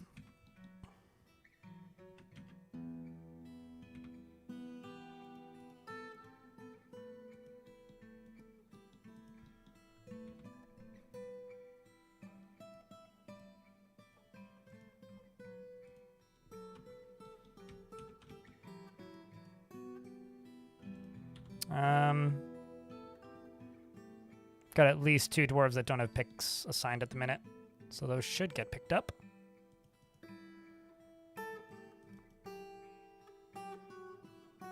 None of the commands work, Diamond. None of the commands work. They haven't worked since I reinstalled my OS at the beginning of the week, which is something I do need to work on, but and get fixed.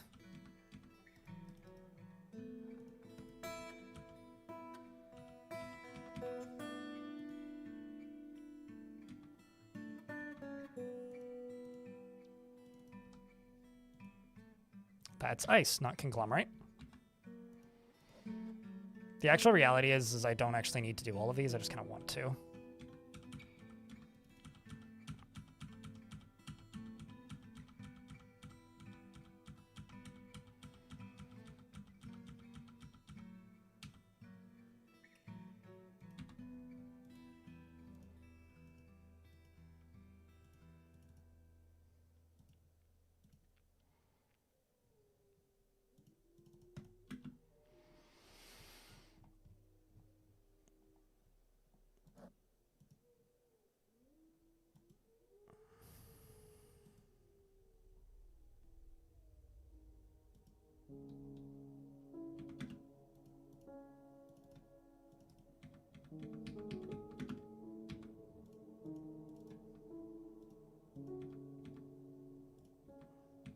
Also, I'll admit it took me way too long to figure out why you were asking if that dwarf was a vampire. It was because they were locked up and not because, okay, well, that guinea hen can just stay there. That's fine. It's because they were locked up and not because, like, they had a child. Because that is a very normal age for a dwarf to have a child.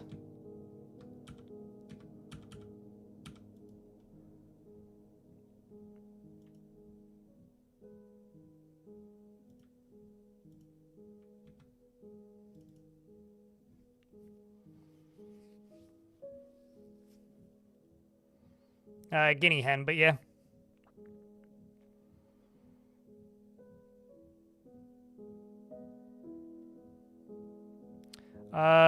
In the short, it was a goblin faction I left behind, fended off several dwarves until they died, and when I unretired, the 2 beings were there still, and I had a dramatic... the long short of it was a goblin faction I left behind, fended off several dwarves until they died, but when I unretired, the 2 beings were still there, and I had a dramatic start-finish for that goblin faction. Somehow landed on playing dwarves. Interesting. Yeah, I don't know. That's very interesting. I might need to try that. That is kind of up there right now at this exact minute in time with like playing. Did I? How have I not? Okay, what? Maybe they just can't access that. Feels like they should be able to.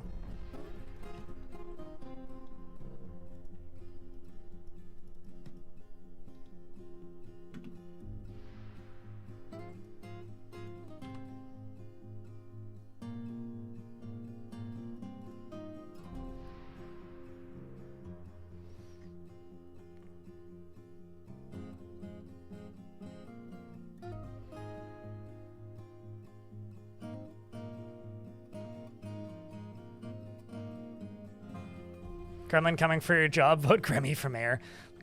You know, as much as like I love that meme, Gremlins kind of suck at being your mayor. I'm gonna get crucified now, aren't I? I apologize for my words and deeds and my sins. All right. There is an ad break running. If anything interesting happens, I will pause the game. But I want to get this process and this project done. So I'm just going to sit here and vibe for a little bit. Those are ramps. I will convert these to floors.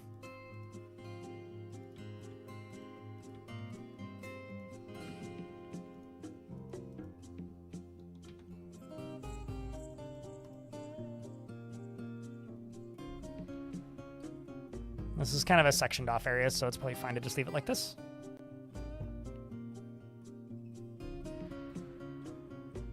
If a non-playable faction conquers a player, you get locked out of that fort. So it has to be like dwarves that conquer it, right?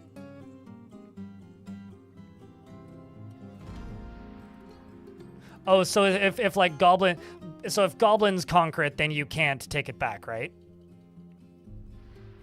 Because that's kind of what I was imagining. All right, so that's interesting, because then in that case, if you... Because I will state that if there is a large civilian population in a goblin fortress and you're able to demand surrender and occupy, you get to play as all of those goblins. Because in that vampire fort, I had a fortress that was of like 10 dwarves that got taken over, and then I invaded it with an army and demanded surrender and occupy, and left one dwarf there, and then reclaimed it, and there was like 250 goblins on that map that were all playable. They were all just peasants, and one dwarf. That's what I was thinking essentially was happening, but all right. Still interesting, though. I need to see if I can figure out if I can replicate that, or if it happens to take advantage, because that seems really neat. You need to retake it back with another fort. Okay, yeah, no, that's basically what I thought. Because I was reading that as like you were playing as a goblin faction. So, okay, yeah, no, I've essentially done that then. I understand what you're talking about now.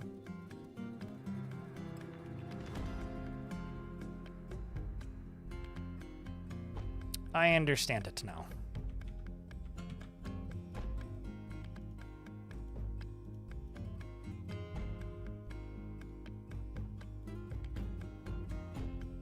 So I'm going to pull one lever, which is going to close the plug at the back.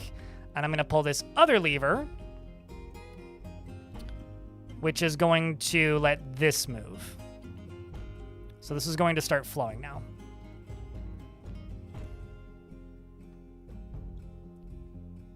And there we go. Now I've just got to build power.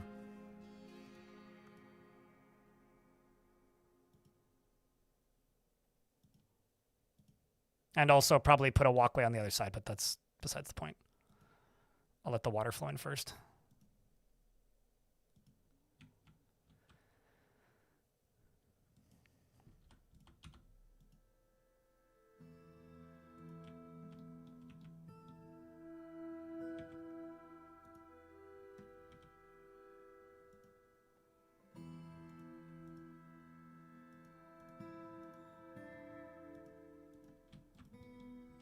So let's just go up this and see how we're doing.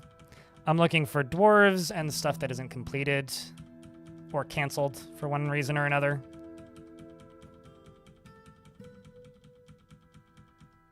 That's fine.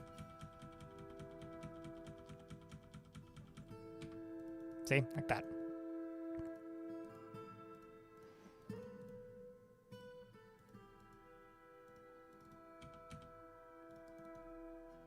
Or this, or that, or that, or that, or that, or you.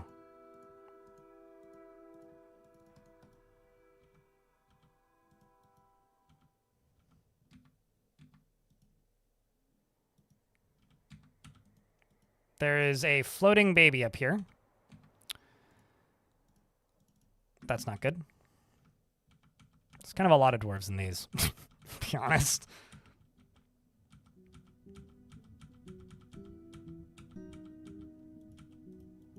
This is 23, so...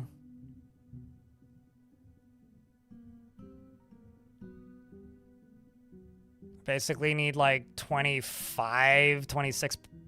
let's just say 30 wheels. So 15 mechanisms.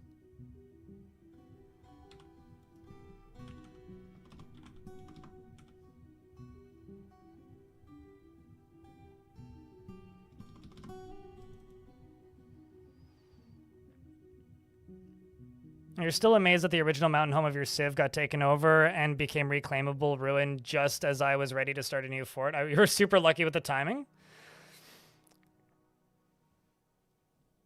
What's up, Insanity? How's things in YouTube chat? The ice probably won't, but the snow will. But we'll see.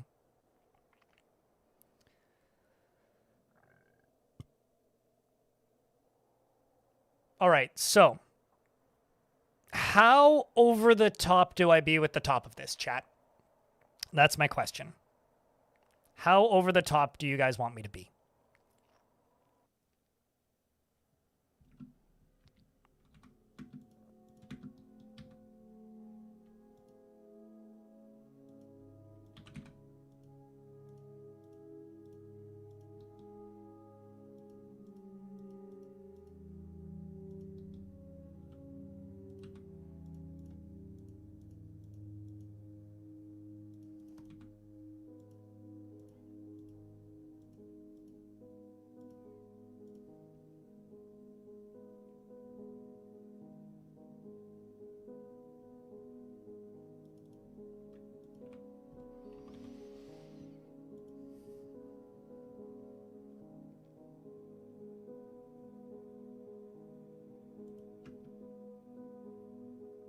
Define over the top. I am building a structure that's designed to make obsidian out of an ocean. How much do I overbuild this? You want confetti, sparklers, and balloons. All right, I'm putting that on the list. Confetti, sparklers, and balloons. How many candles?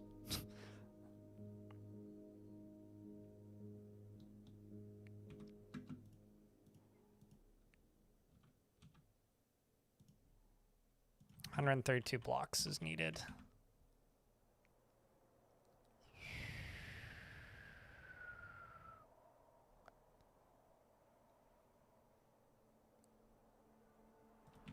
The material actually doesn't matter all that much.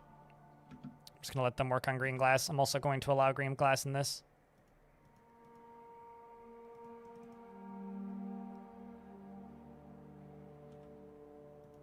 Just for speed of construction.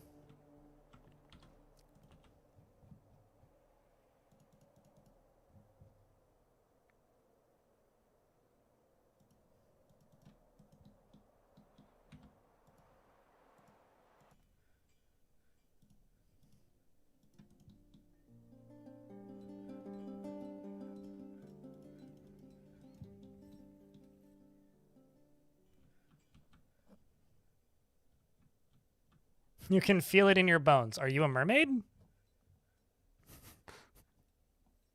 Why would you feel it in your bones? All right, fuck it. I'm just going to open this one up and not reclose it because this is not going to dribble anyway. I'm just trying to fill up the ones that could be potential issues, if you know what I'm saying.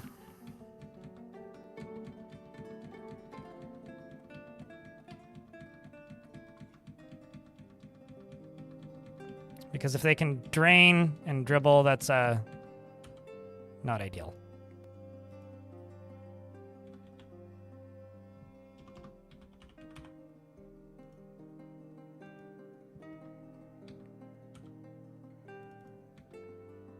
Meaning only technically every other one is like mandatory.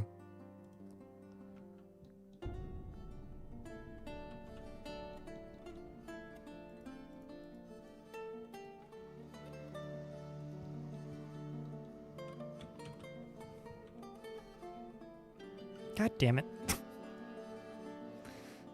Fucking... the hell? Oh, you literally climbed out. Well, alright. That's good.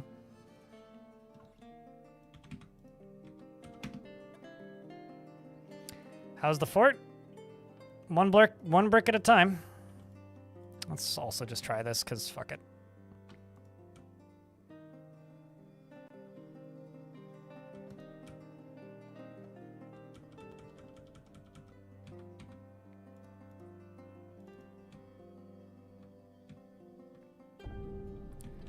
I'm getting close to finishing a really large pump stack.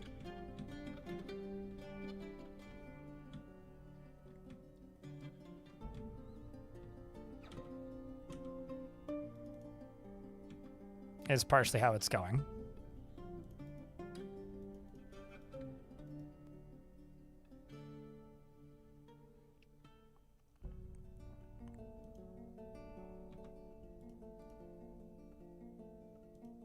I'm actually just going to do it this way. Deconstruct you. Outpost liaison has arrived, and so has a trade caravan. Well, that's cool. I was in the middle of something, though, so that's rude.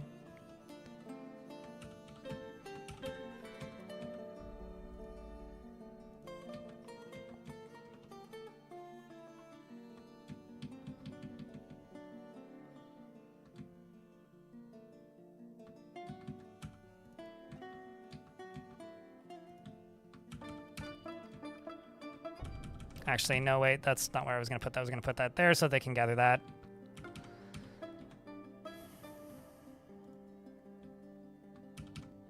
Almost done.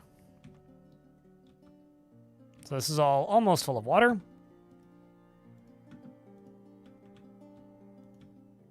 All the way along that side. 2 wall pieces right there. Cool. The ocean doesn't unfreeze. I wasn't sure if it would when we first embarked here, but it doesn't. We've been here for several years, which is why I'm doing this, is so that I can unfreeze it.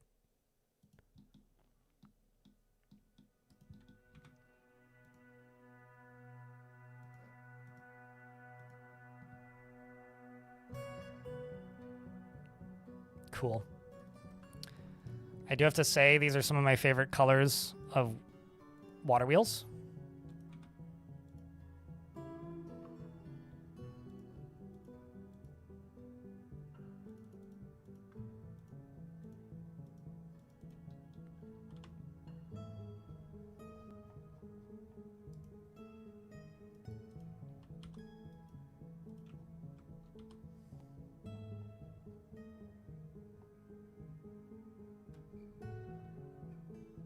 So many dwarves are sleeping.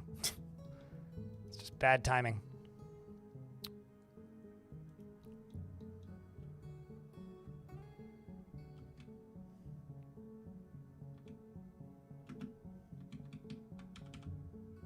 Just that one.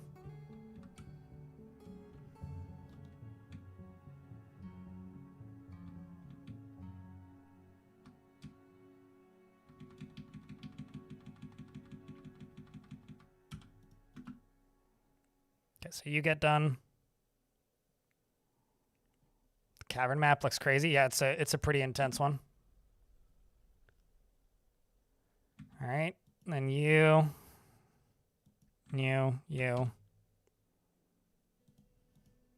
Done.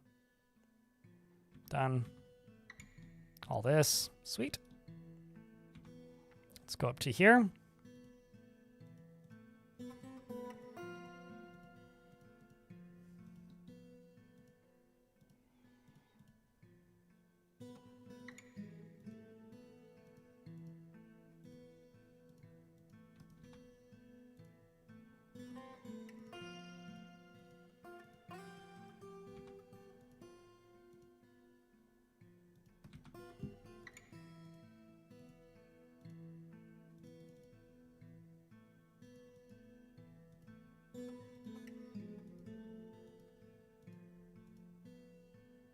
And then on this side, I can do this. None of these are going to turn until I open the lever on the other end. Actually, what if I go back on these? Use a different color for the top.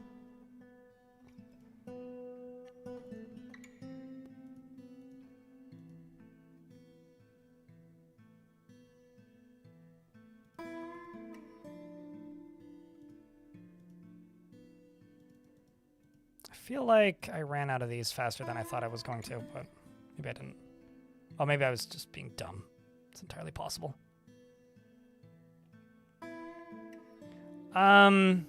Yeah, Dwarven Invaders, I think, can dig. But, makes them scarier than literally anybody else. Half Empty meets with the Outpost Liaison, and they say, I'm your liaison from the Mountain Homes. Let's discuss your situation. There's much to share. Information has been added to the Civilization and World Info.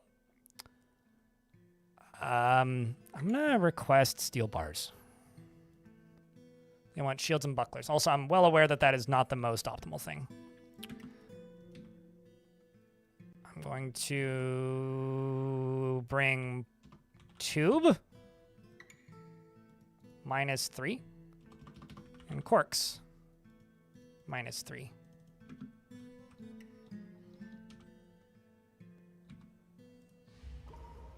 And Godan, the miner, has been taken by a Fey Mood.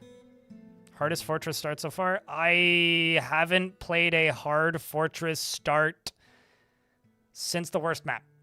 None of them are really hard. It's just kind of, I need to figure out what I'm up against. Nothing about this start was hard. Absolutely nothing. It was a little bit tense initially, but like, no. Nothing about it was difficult. Usually when things are hard, it's completely outside of your control too.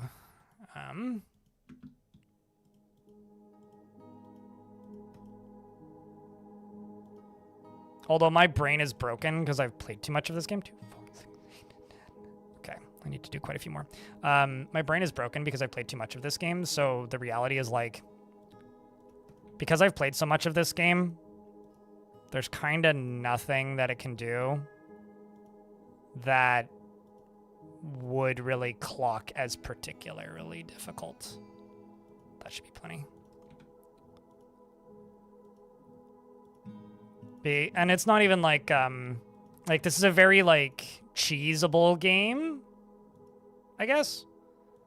So unless like unless there is just an open threat directly next to you right at the start, it's very rare, or like something that's super unexpected happens, which, you know, happens sometimes. But no, this was a perfectly normal start. It took a couple tries to find one that didn't collapse immediately.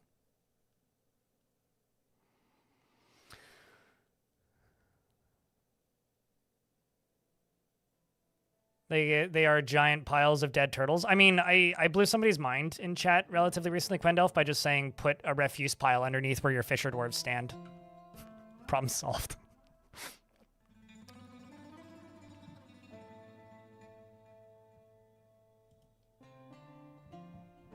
I really need to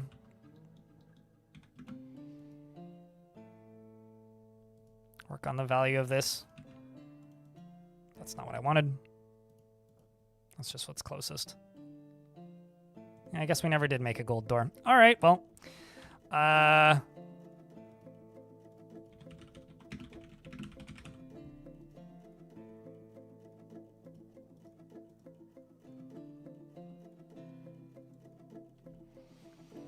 Hmm.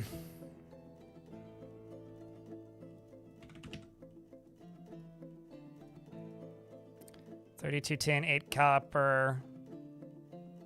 I think those are the rest are probably traders. So let's do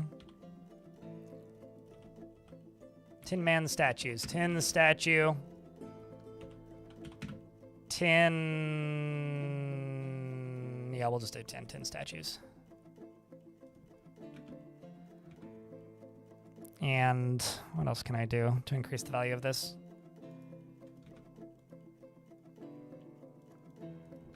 Let's see what I can trade.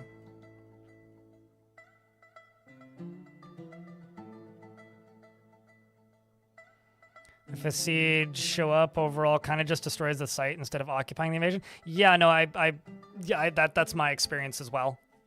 They usually just destroy it, because if you succumb to invasion, the game wants you to be able to reclaim that fort, right?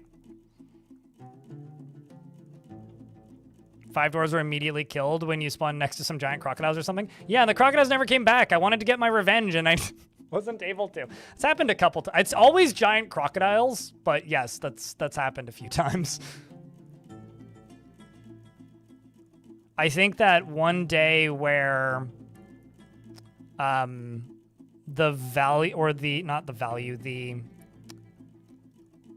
that one day where somebody's honking their horn repeatedly. I lost my train of thought. When Steam version first released, that first day, there was a bit of time where Untamed Wilds, like aggravation for the wildlife, a lot of things counted that shouldn't have, like weren't intended to count. So as an example, fishing counted. And every single tick they were fishing was the equivalent of like chopping down a tree. So the almost immediate result was just like, I got murdered by giant chinchillas. Which, very memorable. Maybe not the most playable, but memorable.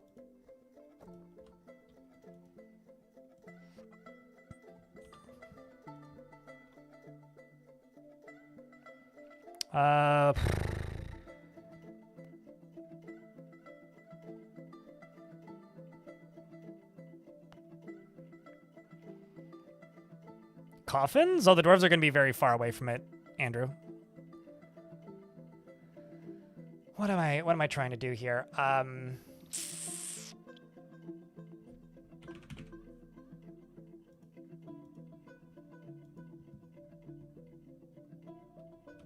Just want to get that dwarf doing the thing right away.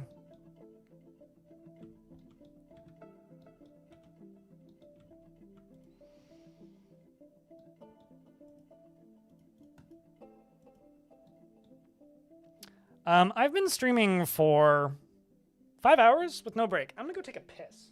I'll be right back. 2 seconds, chat. It's gonna be an ad in 8 minutes. I'm just gonna run it right now.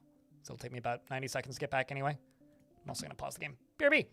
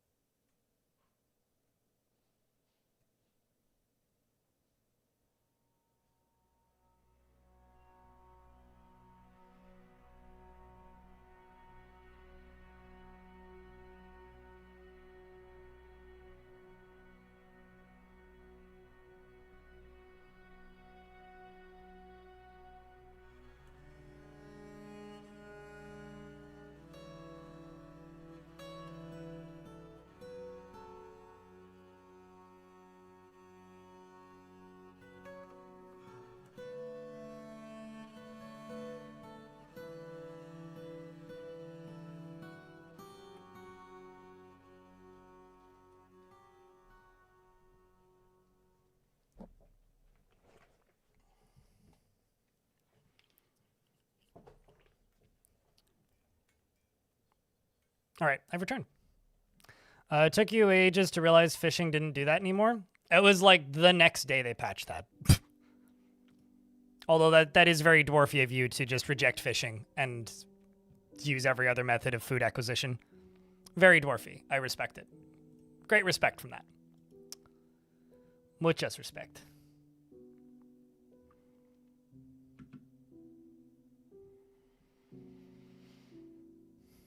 I kind of fell out of the goblin cap for a little bit in the middle there.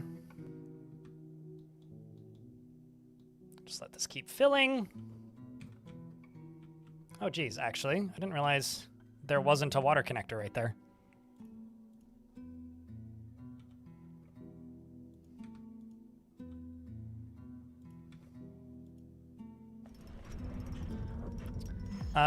Godin Yushatsagod, you shat on God, indeed, has created a Gabbro coffer and offers it to the pineapple sponges. I will have to put that in that Miners Guild, because I need it. Hopefully it's got decent value attached to it. Right, it said coffer, not a cabinet.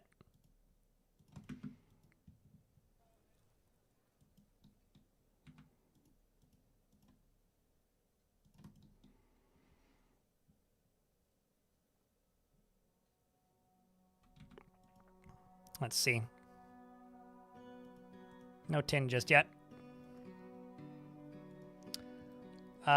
This is a Gabbro coffer. All craft ship is of the highest quality. It is studded with tin and encircled with bands of round Gabbro cabochons. On the item is an image of dwarves in Gabbro. The dwarves are laboring. The artwork relates to the foundation of Ocean Spray by the Pineapple of Sponges of the North Guilds in the early spring of 264. On the item is an image of a penguin man in pyrite. It's Pyro, right? Okay, we are working our way up. Still a long way to go. I'm actually going to do this.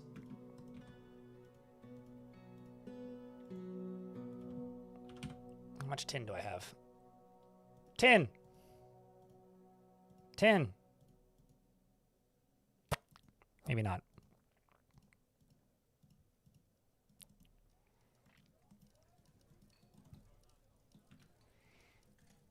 Oh, actually, shit. What's the value of that door? 600? Well, it's getting there. I just need those tin statues, I guess.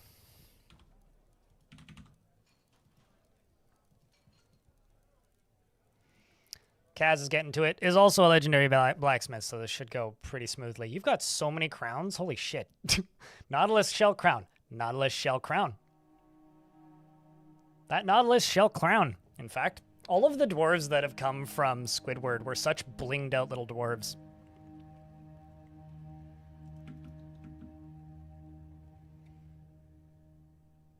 Okay, I've got several tin statues now.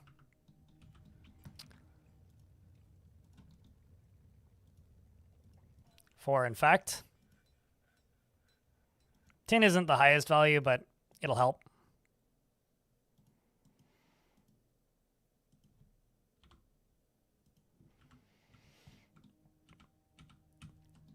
All right, so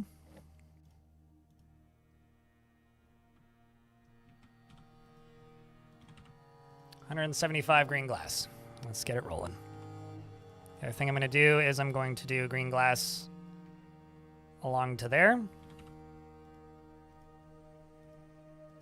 And green glass along to here. Except I'm going to pause that one so it doesn't get canceled. And then down here, how much power could this create? 2, 4, 6, 8, 10, 12, 13, 14, 15, 16, 17, 18. Yeah, that should be times 2, so that should be totally fine.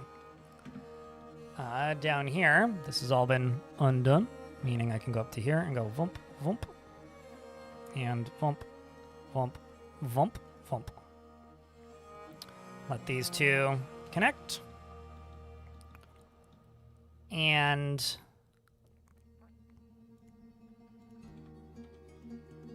you down here can just be like all the way around. And put a wall piece right there after the fact. Actually, I could just let this layer fill up, but maybe not the best idea. Anyone recommend some good bird catching techniques? You're still on the roof over a food stockpile? No. Sometimes they show up and sometimes they don't. I certainly feel like spooking them is good, so if you can get adjacent to them or close to them, that tends to help. Some migrants have arrived. Okay, we really need to, like, get this project done. I'm behind on bedrooms and military, and I need to catch up on both of those things.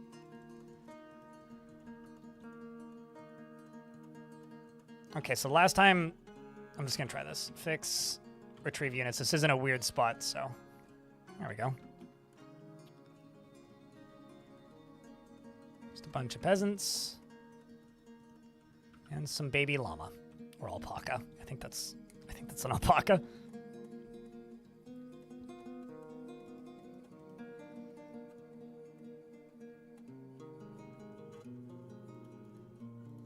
Now we're just waiting on these to be brought up.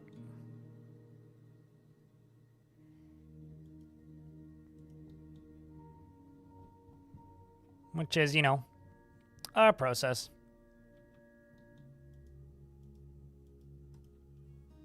And we'll see what the value of that jumps up to.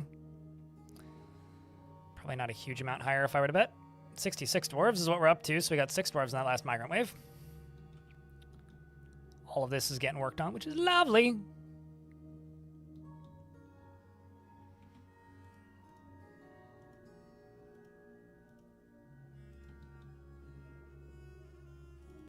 This can get clicked.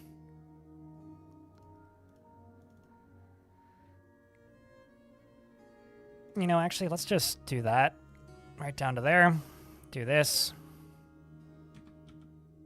Dig through that, because I don't need more. But I will need at least 2 doors.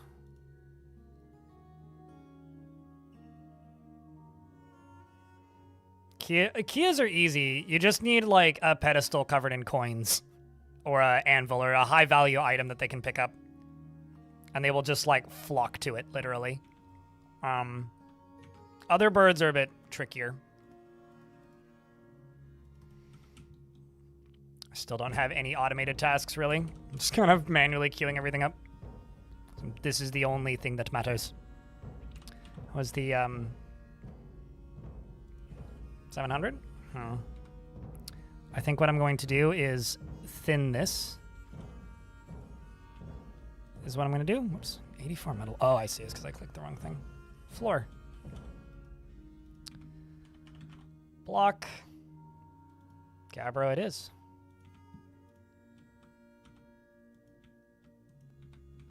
Because here I will put a floor, and here I will put a floor, and here I will put this and that. Just so that it looks a little nicer.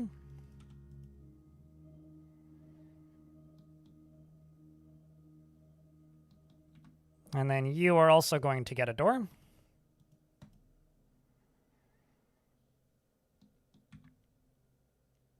This is all going to need to be walled in, and all these blocks are going to need to be brought inside, or I'm going to need to wall this whole thing in. I should probably just wall this whole thing in.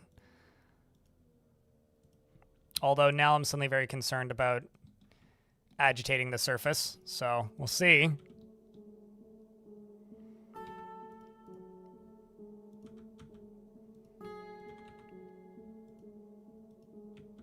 Green. Green. Floor piece, floor piece. So let's jump back down to here. Cool, so that can all flow in here and help fill this up. Good stuff. And then you, down here, can just be opened.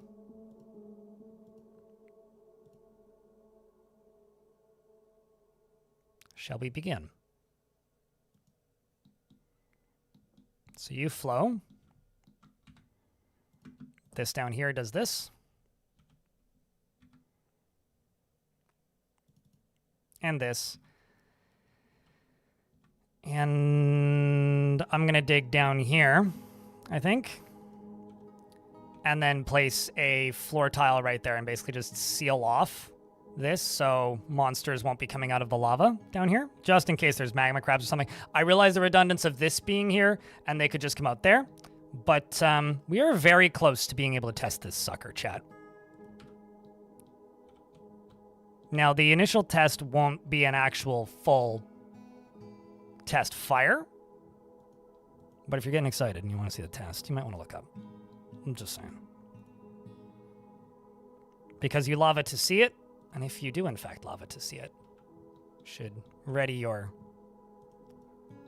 Holy shit, that was done quickly. It was like before I could queue up the lever, it was already done.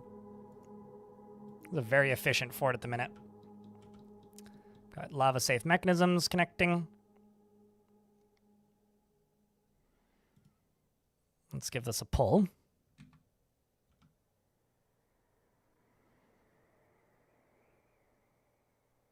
Once that's done being hooked up. That got suspended somehow. I'm not sure how, but I will fix it. Green glass.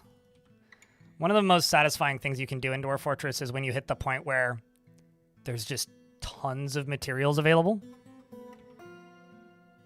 Like, just fucking tons.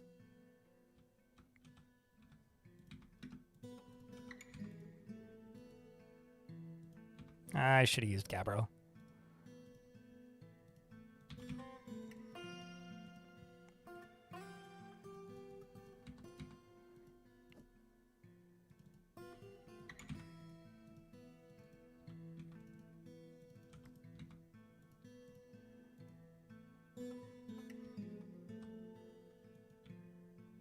Oh, duh.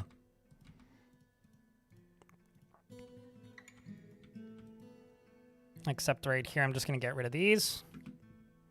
Can work as a center access.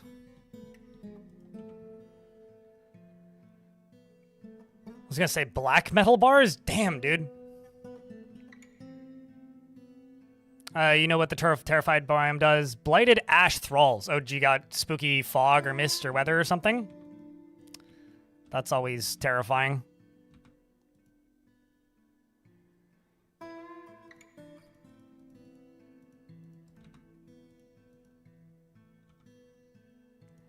Always fucking terrifying.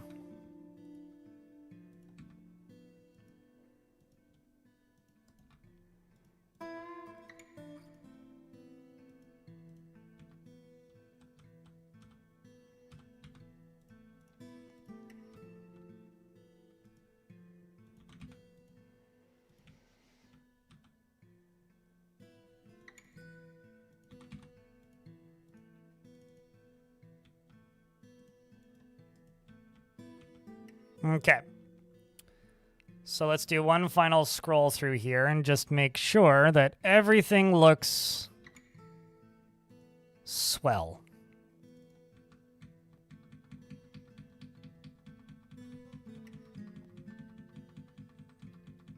Not going to worry about the one bird. It's a shame. But I do not. I do not care about the one bird.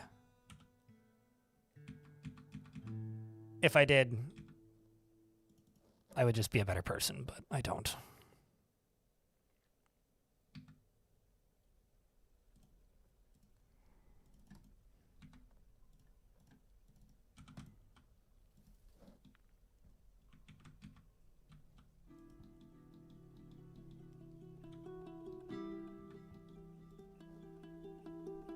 It's not quite producing enough power.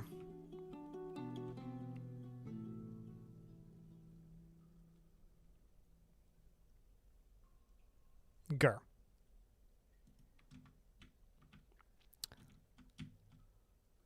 Because I need that to hit the end. So what I think I'm going to do, actually... I'll close this. Close this. Actually, just place one of those down there. Just get down here by going through this. Because right now they can't do it, but once that's dug through, we can.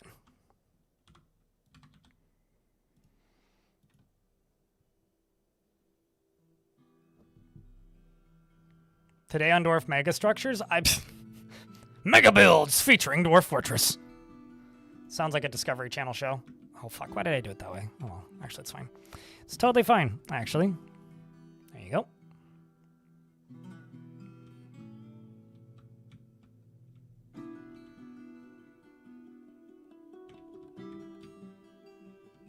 I can also, like, pause this and drain it.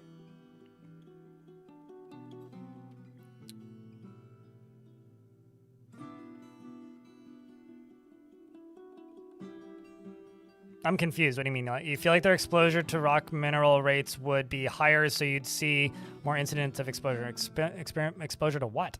Do you think dwarves are more or less predisposed to the urge to eat rocks and stuff? I mean, presuming you're not talking about rocks and giant birds of prey, I have no idea what that even is. So I've never heard of this, so probably yes, because I've never heard of it and I'm a human. So, presumably, they would be. But like I said, I've never heard of this, so I honestly don't know.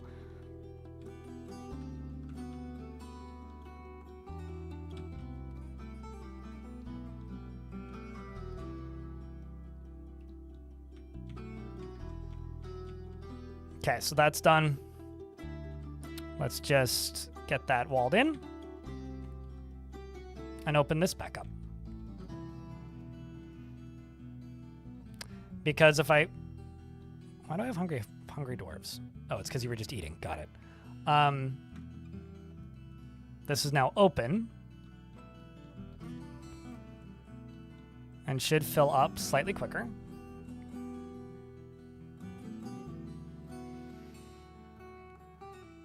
Due to mineral deficiencies. Oh, that's interesting. It's also probably why I've never heard of it. Being a dude who's never lived with... Well, actually, that's not true. I have lived with a pregnant lady. My mom had my sisters when I was alive, but I was also like 3. Or had my little sister while I was around, but like I said, I was 3. So it's not exactly a actively contemplated memory for me. Okay,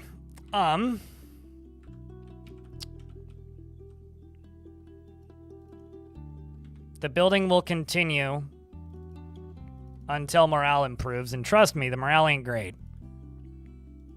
Also, those are supposed to be floor tiles and not wall tiles, but here we are. Wait, I'm using Gabbro.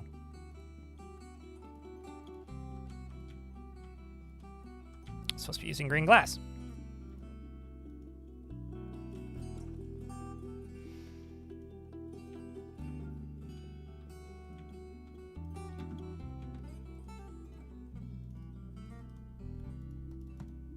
Okay.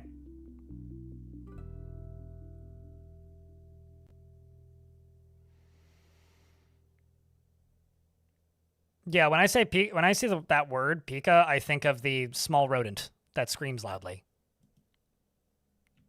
and kind of sounds like a Pikachu.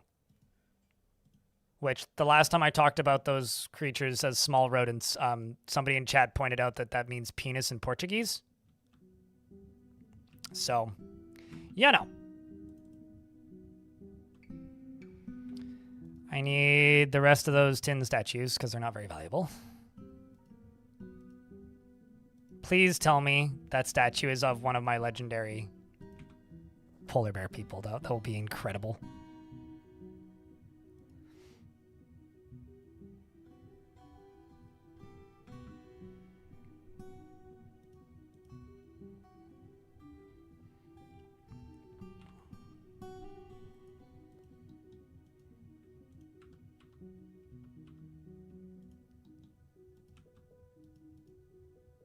All right, 2,600 power is what that's currently making. This needs 2,300 power. I don't know if this is going to go higher, so it does look like I need a few more of these.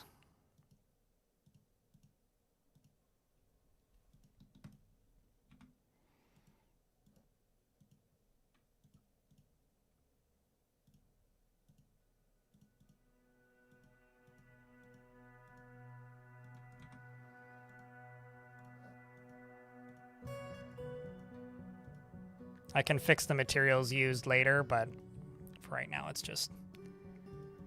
It is what it is.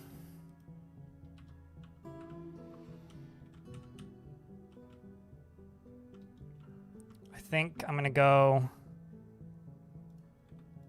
over to here and do a few more of these.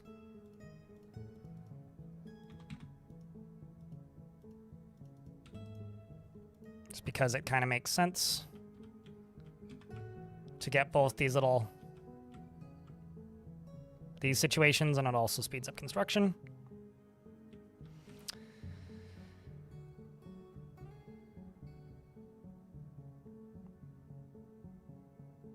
Pika, Micah, yeah, that would make sense. Because Pikas are the creature, and that's how it's spelled, but the English language is messed up, and there are words that are identical that are pronounced completely different all the time. And, you know, such is the way of this messed up Frankenstein language that we speak.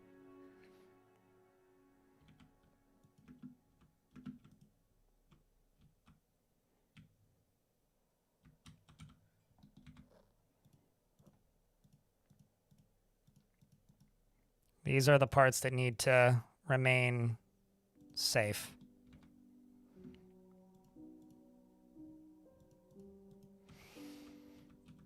Unseparated.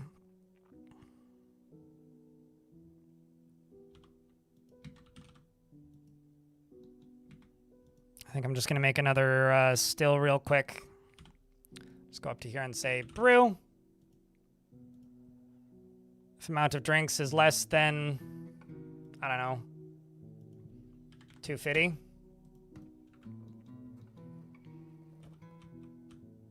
Finally took the time to automate that one.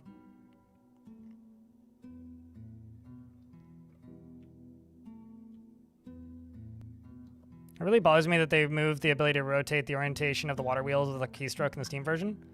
Yeah, that's maybe my, like, I have very little issue with the Steam UI. I think it's actually vastly superior in the majority of ways. The part where it bothers me is the part where, like, this should be a hotkey. Like, I should be able to hit tab or something to tab between these. It's little things that just should have a hotkey, that feel like they should have a hotkey, and we all kind of know that they feel like they should have a hotkey, but they don't have a hotkey, and it's like, why? Why don't you just have a hotkey? That's the only point where I'm, like, really bothered by it. All right. Now I'm going to connect you to here. And connect you to there. So what I'm going to do now is I'm going to go up to here. And I'm going to grab another one of these. All right. Now is time to spam some lava because we are getting the test run going. Nowzers. You ready, chat?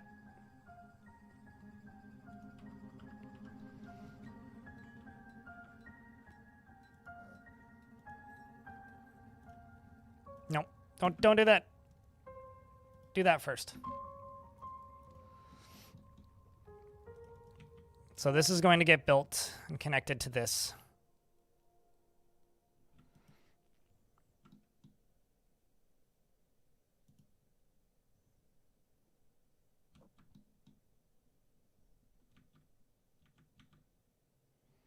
This is creating 3,200 power. That needs 450. That needs 385 plus 450. So that should be good. Or at the very least, within acceptable margins.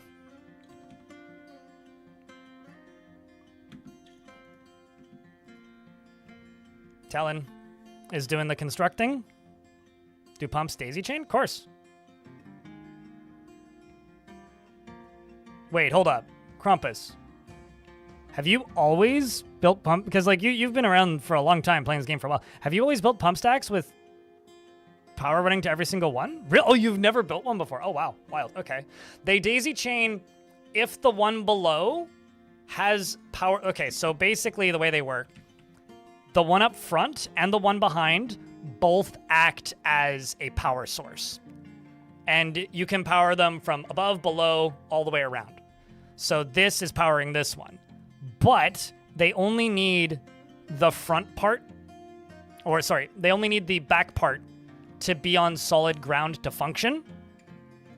If there is a mechanism underneath them. So there's open space in front of them.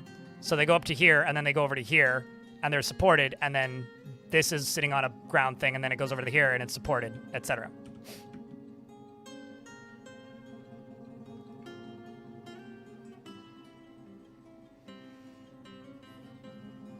You just dig deep and put your magma industry in the sea. It's cozy. Also, Chad, I only saw 2 piles of lava. I know it's a lurky Thursday, but Chad, come on. Let's get some lava up in here. These dwarves need some enthusiasm. Streamer trying to inflate his emote usage. I mean, actually, more people said pump in the YouTube chat. YouTube folks, you guys can help too by simply posting red square emoji.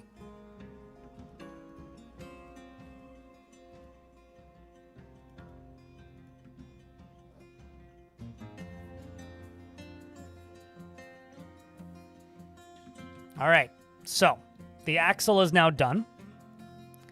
The final thing to test this out, see if it works, is I need to pull this lever.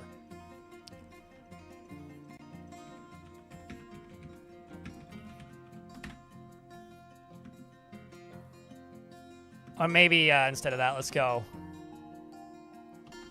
fire, water. Fire, water. You oughta fire, water. So this dwarf right here, Darius is going to go pull that lever.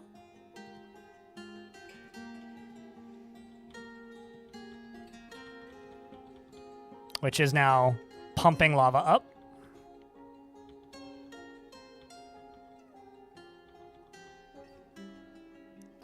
And I'm going to go to the most important level,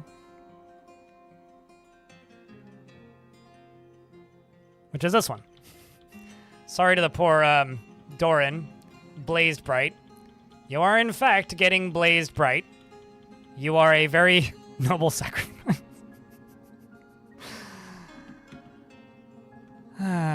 Okay, I'm not seeing any lava coming down on this side, so that's a good sign.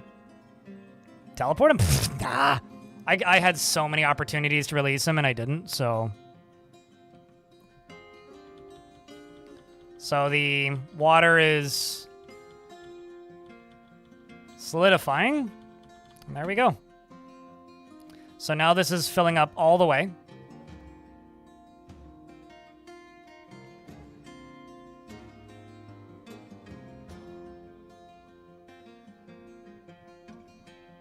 All the way.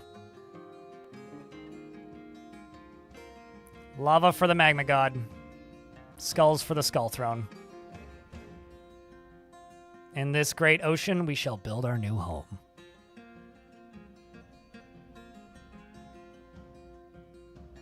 And this is where it's filling from.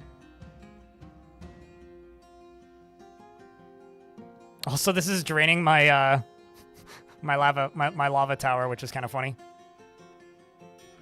All right, so now I've got this lava up here, which is great. And I've just got this to finish up. Here I can just go gab, gab.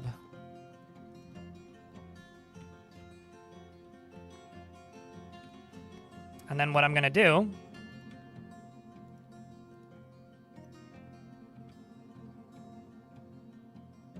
shall we begin?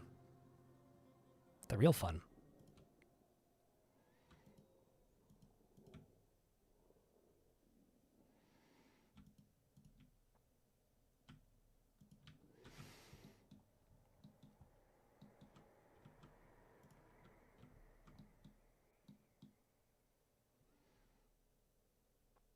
What's going on? Fun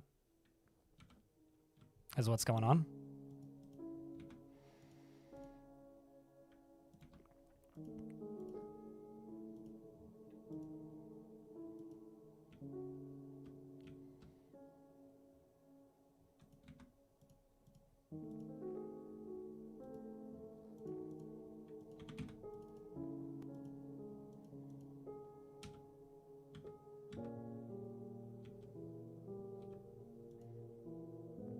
There's suddenly a bit of lag. Might actually be due to temperatures because of this.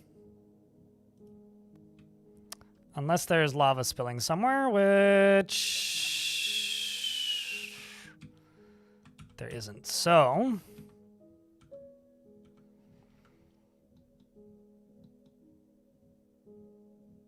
oh no, Doran has been missing for a week anyways.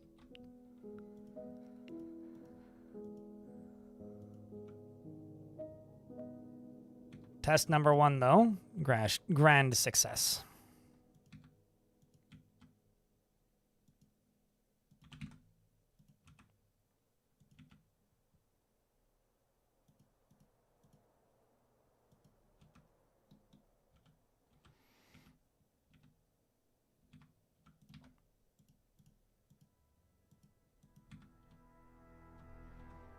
So now, oh, that's actually probably the reason. For some reason, I've never figured out why. This kind of channeling is pretty rough on the frames.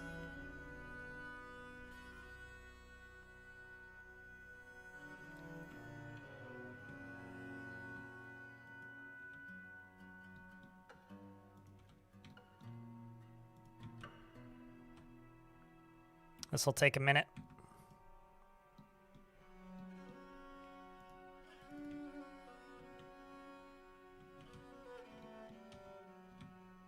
It's just the one, right?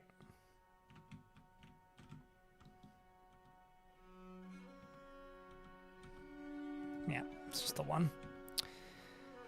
And then what I'm going to do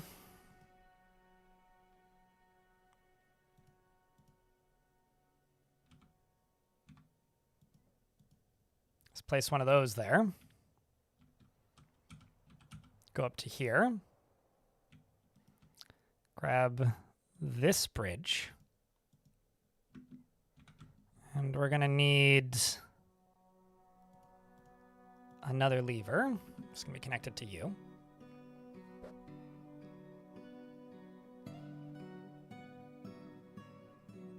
Wait, what's 42?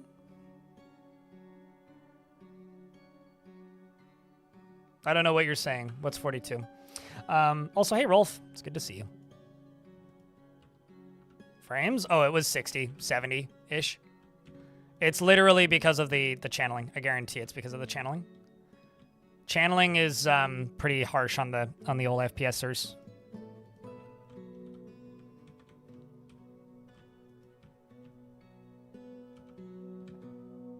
Actually, let's just do this after.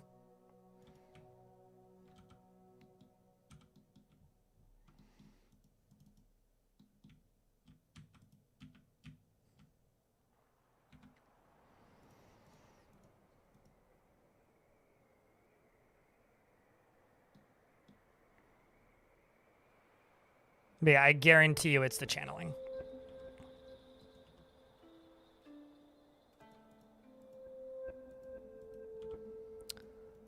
Bars. Copper pick. Oh my god, the value's like still not quite there yet. Okay. Let's just do this. Kind of didn't want to do this. I wanted to just fill it up with statues, but if the game insists, I'll do it.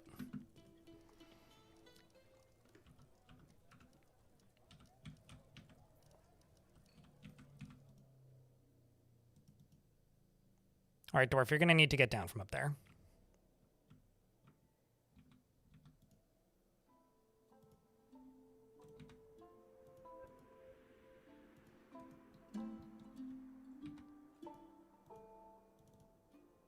Just going to do that to give them a way on and off of this thing so nobody gets stuck.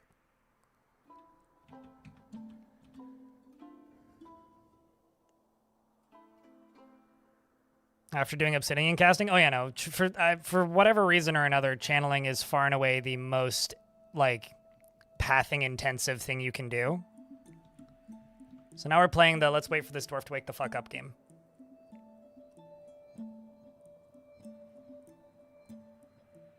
It's a pretty simple game. We sit here and we wait for this dwarf to wake the fuck up. There you go. Then I can close this.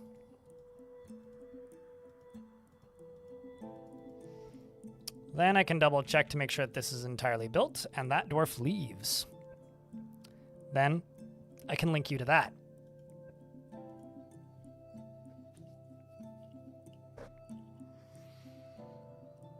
And then we can test the next part, which is opening this.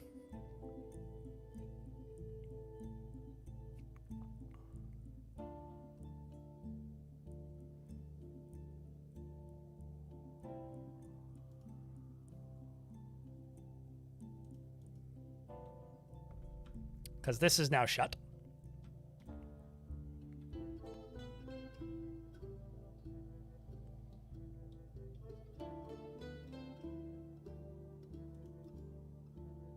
Where is this dwarf? Link building to trigger. There you are.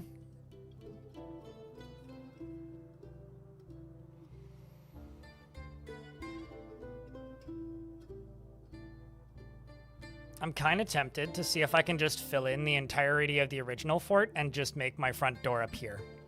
Okay, so now with that done, we're gonna open this. Although, I hate to break it to you, chat, an ad is literally about to play. I'm gonna wait until the dwarf pulls the lever, and then I will pause the game. And then when the ads are done, I will unpause. And if people say, oh no, ads, just point out that we're good. Let me wait. Pull the lever, drunk! Like I just said.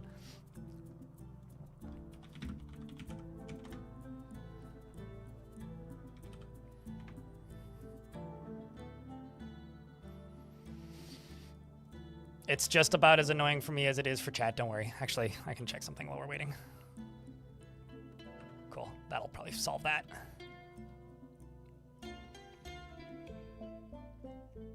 No, this is the right lever. The wrong one would be like the one that turns off the pump stack. Or drowns a noble. Such a cliffhanger. Yeah.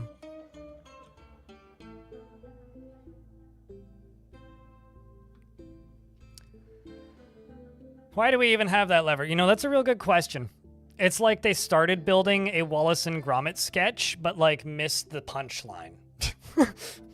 Or the part where you land right in front of your dinner table. They just like built a trapdoor that like drops her down an infinite chute. Speaking of like old cartoon movies, I was thinking about Atlantis recently because the most recent B1M video where he's talking about tunnels in Norway, there's a like 300, 400 meter tall ventilation shaft that goes up to an island that he's looking up, and it looks like the entrance tunnel in Atlantis, the movie. Anyway, I'm gonna run this one turn at a time until that opens. And there it goes. So this is running one tick at a time. That's what it looks like on the upper side.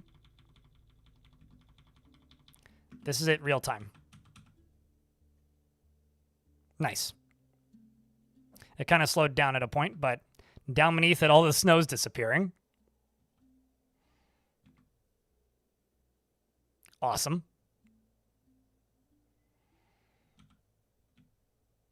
Oh boy, indeed. And the dwarves are still digging. I'm going to go down here, throw the additional animals that need it.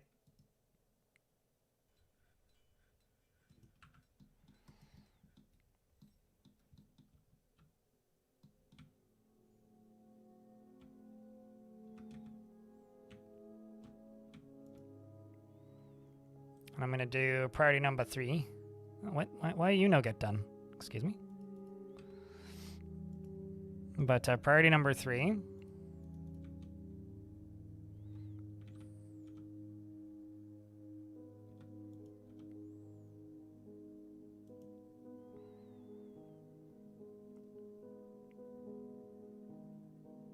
Now this part, unfortunately, is probably going to take kind of a while.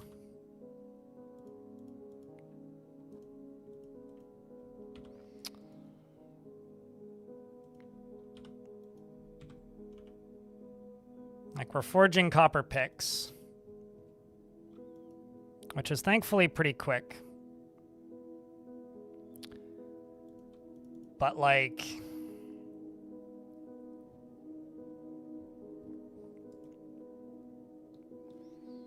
I'm basically going to need to go mine some more tetrahedrite.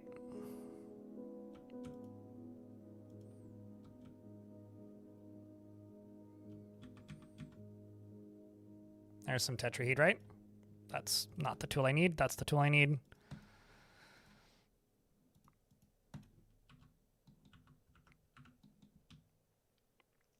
Because what's going to happen is I'm going to need to dig out at least one layer. Then I can...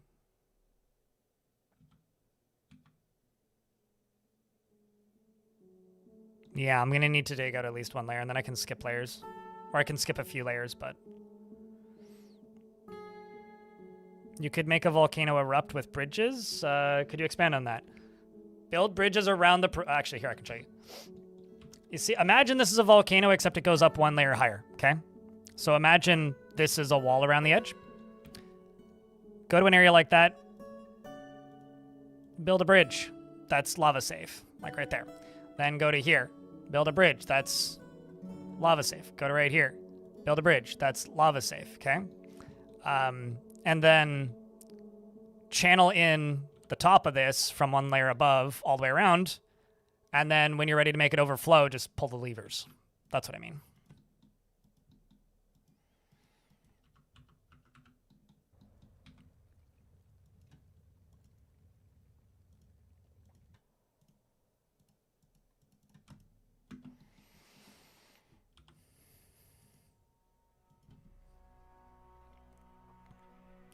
No and no. I don't have a dwarf. I don't have any goblins. I kind of would rather not name anybody spy, because we're kind of not at war with anybody at the minute, Voland. I realize that that's your gimmick, but... how about I do a statue and name it... Goblin Spy Camp. How's that? And then I just give you a dwarf named Professor Voland. Unless that's enough for you. Because that's probably the best I could do at the minute. I don't have any visitors. You can sometimes, if they're honest about themselves, you can sometimes see schemer levels. Happy with the statue? Cheers. Glad that works. Yeah, I don't even have a tavern. The tavern will be constructed when the mega project is complete. So we're kind of a ways away from that.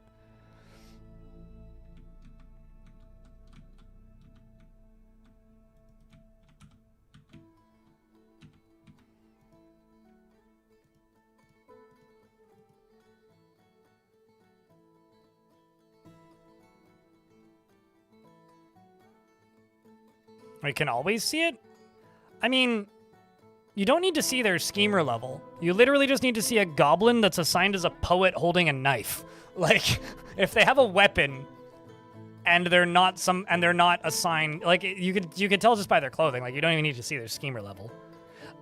You know, to me, it's a storytelling mechanism. I just wish that they could do more than steal your stuff, you know? Do they always have a weapon? I mean, if they're a criminal that's actually there to just steal your shit, yeah.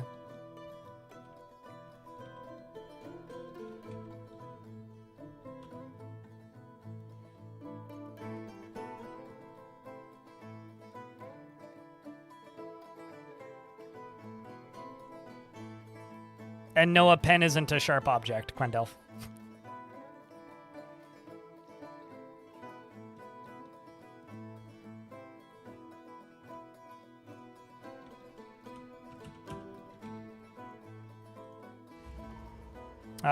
Diagnoser's been possessed.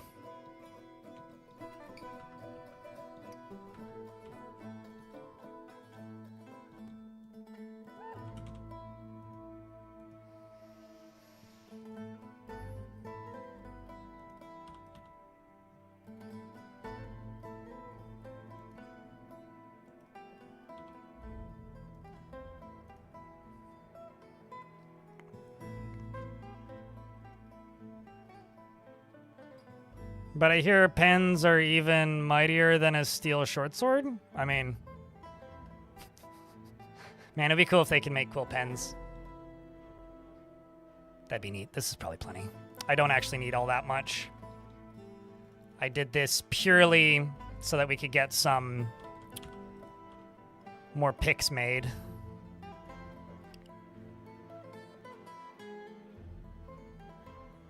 It's claimed a Magma Forge. Oh, you just fucked up my pick-making plans. Dude. How dare you make an artifact of great value? It better be a pick. If it's anything other than a pick dwarf, I will be very disappointed.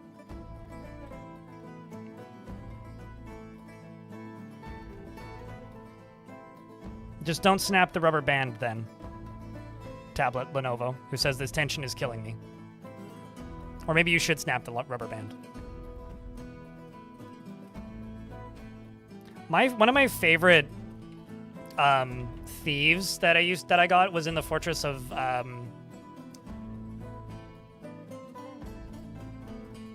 what's the name of it? Sun something. It was the glacier fortress that had the horrible disease breakouts.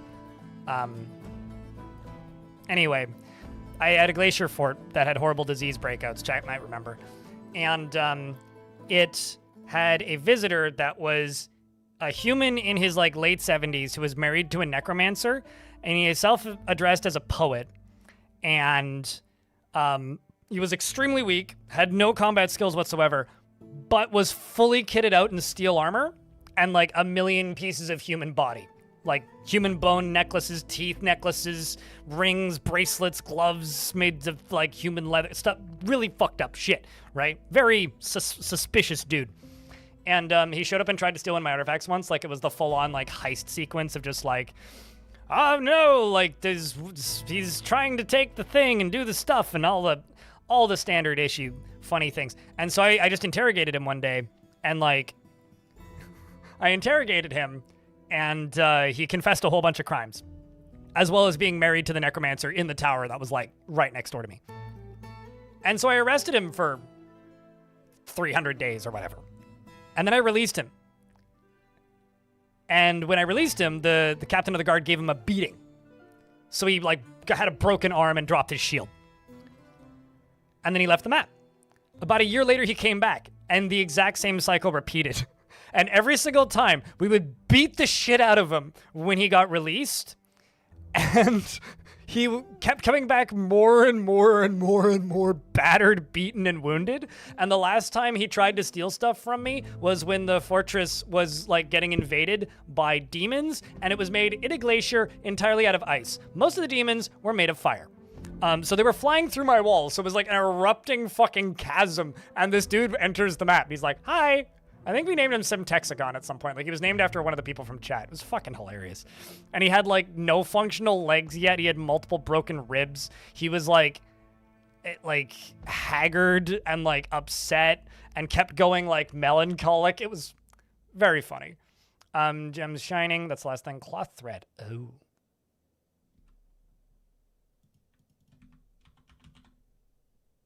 It's probably plant cloth.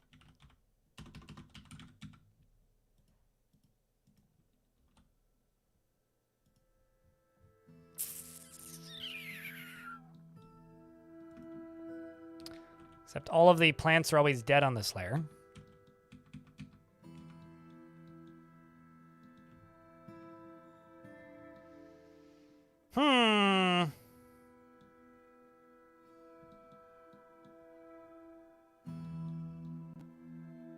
Shite. All the pigtails are dead because it's winter. Don't know if I can actually save that one. That dwarf might die. I don't have any livestock. Oh, wait, no, I do have the alpaca. So if it's not plant cloth, I could probably shear the alpaca.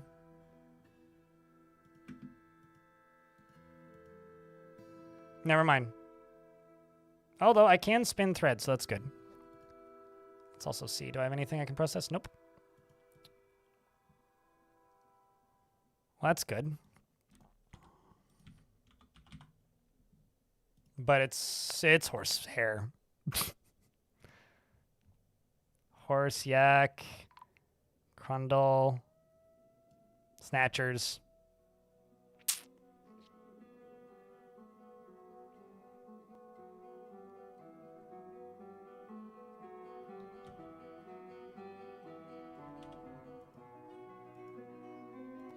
It's not a very smart direction to go.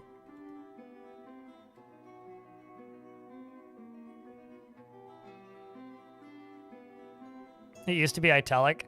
If you have better Twitch TV or FFZ, you can make it italic again. Mato's second time here, in fact.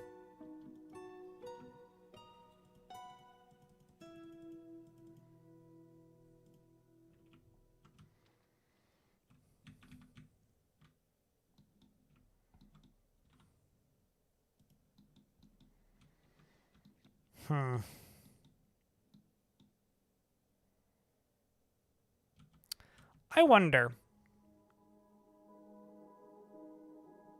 So I see two ways that I could do this, chat.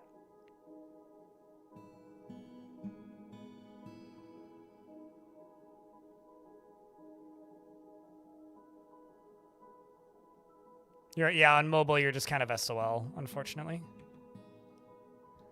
I'm trying to figure out how I could do this without digging out a whole layer like this.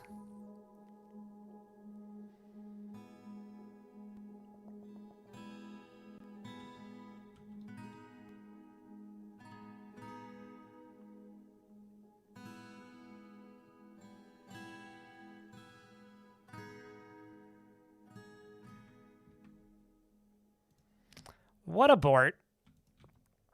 I do this. I will still have to dig out a whole layer, but what if I do it this way?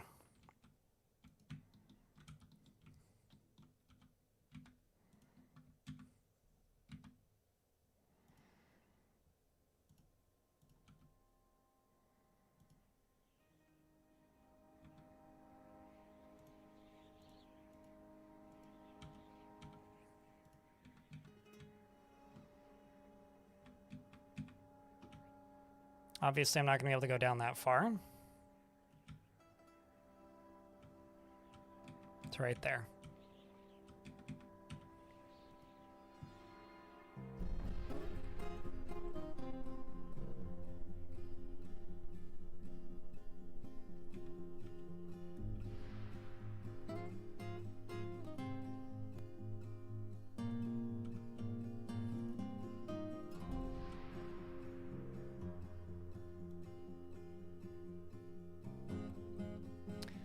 That lava on people? People, not intentionally.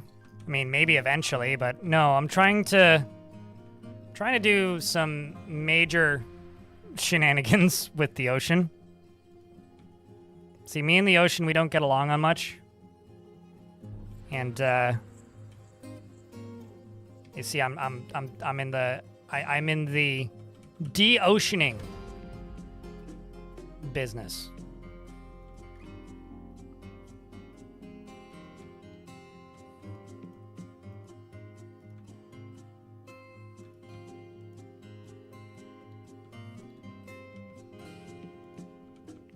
Although this down here I can do priority number 2. So they do the stairs first.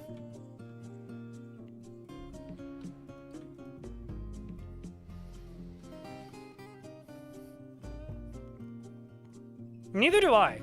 Well, I know like the broad strokes, but I wouldn't say that I know the actual goal of this project at the moment. I'm kind of figuring it out as I go, if you know.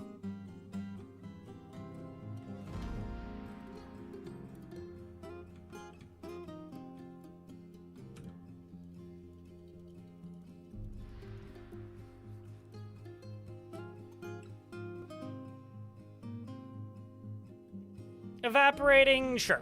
Yeah, that's a word we could use. Secretly Dutch? I literally, like, a third of my family is Dutch. Dutch, Irish, Hungarian, German. More heavy on the Irish and German. Minimal on the Hungarian. Like, I have living family in that are Dutch.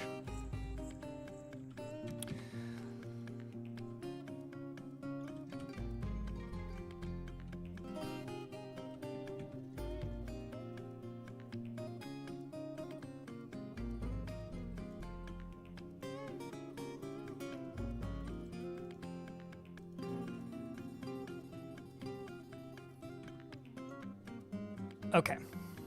I have an idea.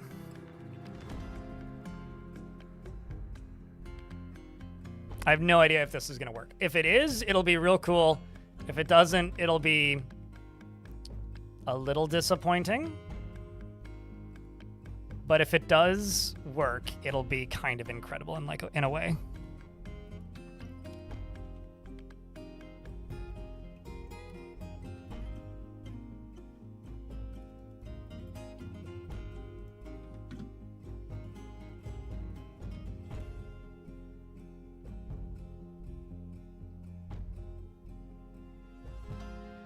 Your Dutch of Pennsylvania counts? I mean, I have like no words for that sentence. Because I don't get it, but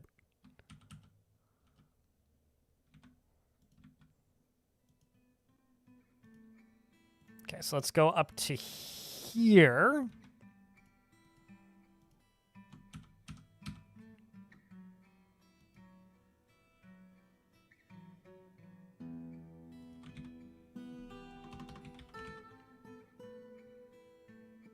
Green glass it is. Although I went up a few layers higher than I was supposed to.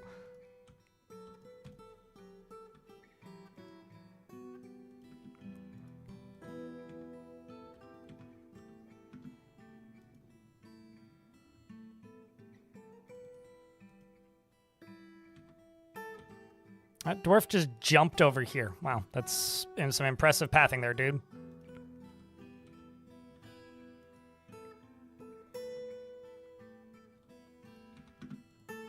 And then let's just do ice here and here. Just to work as construction platforms.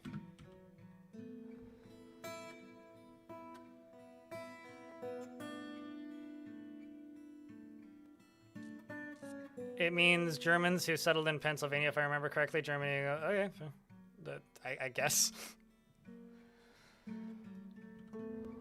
It's one of those, like, I feel like there's a joke here, but I don't get it, so that is acceptable of an explanation.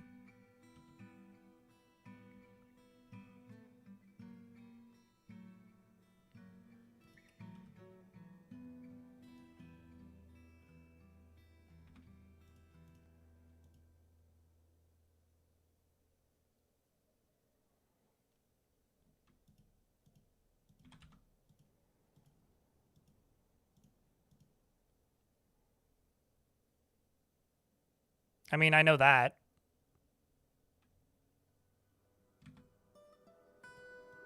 My Oma used to smack my hand if I said Germany and not Deutschland. So. Okay.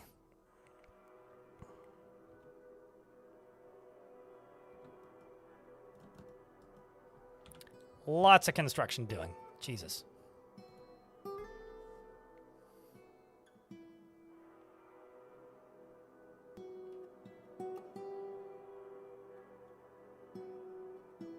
I'm doing my ancestors proud.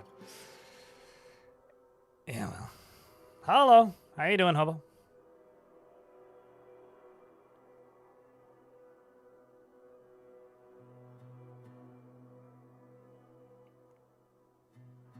We don't have anyone announcing that you're a donut. I mean, I feel like that's one of those things where people say it ironically. See, this is why Duolingo exists, is so that people don't have to say Ich bin ein Berliner in public. And if they do, they can at least have the excuse of, it's a joke, damn it!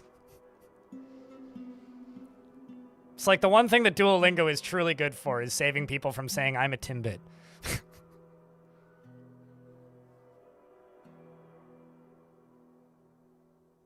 I'm sure chatter means something in some language. Ich bin ein Yapper.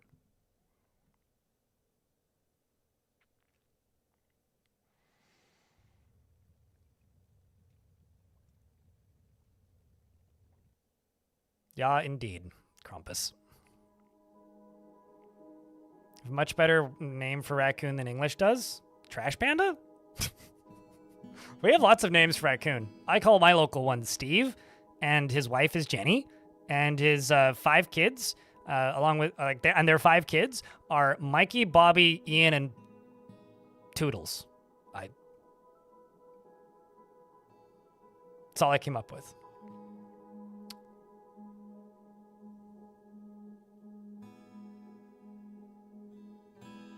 Also, I used to play video games with a guy named Toodles, so unrelated.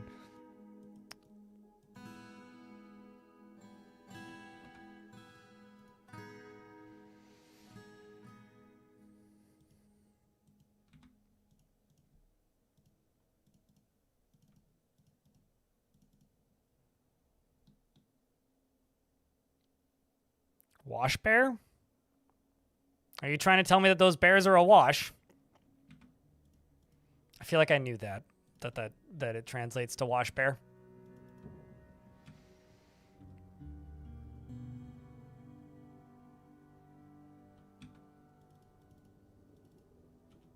I feel like that's a bit of a misnomer though, because they're not even bears.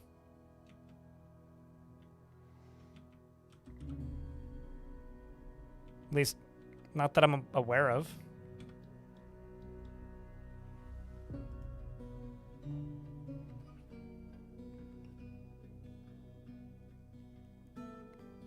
Is sea cat? I'm suddenly starting to think that nobody has ever seen a cat before in Japan. Although I guess that's kind of like people referring to pigeons as sky rats. You know? It's like I guess like that makes some sense to me.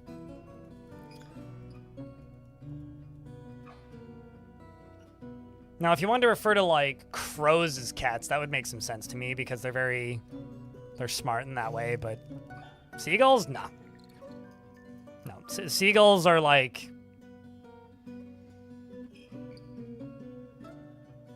I don't even know if I have a word for them. Dumb? They're too dumb to be cats. They're more like sky dogs.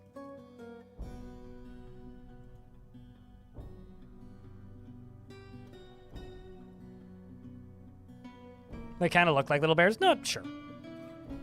Sure. It's like koala bears aren't bears, but people call them bears.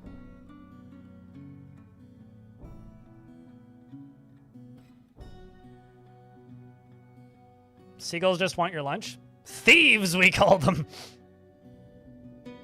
I still think that one of the greatest sequences in cartoon history was just the mine, mine, from Finding Nemo.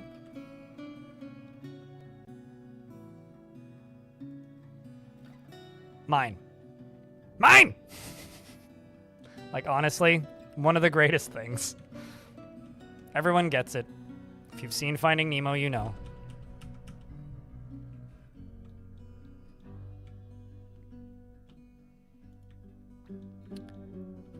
Actually, why am I doing this on this level? Basically, what I need to do is I need to go one level up above from this. And I need to... Actually, no, I do need to do this level. I need to do this level and then the layer above. Because what I need to do is I need to... I'm actually suddenly worried that this ain't gonna work. I think I might need to go back to plan A, which would just take 10,000 years to dig out all these levels.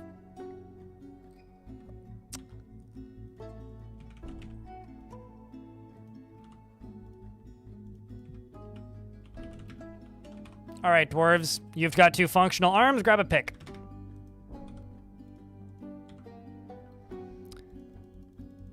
Except for the dwarf who has an axe. You keep the axe.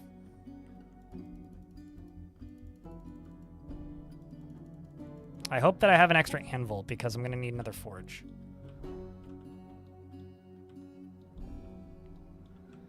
Or 4.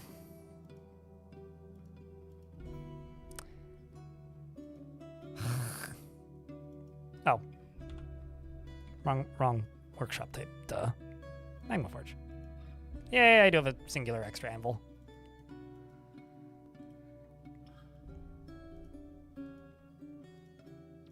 That's always such a disappointment is when you finish your coffee.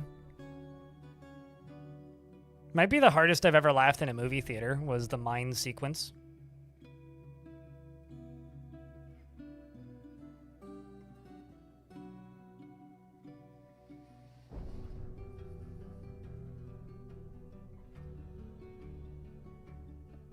That's because that they know what you're into, Hobo.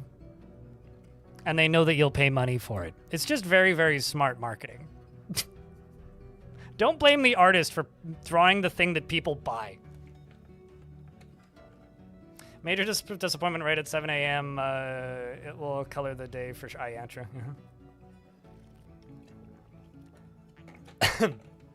Most accurate. Yeah, that's the most accurate depiction of seagulls is them just screaming mine and everything. And the most accurate description of chickens is from Hank the Cow Dog when he states that they have about 6 words in their language and 4 of them mean help. It's like help, die, and hello. It's like all they know.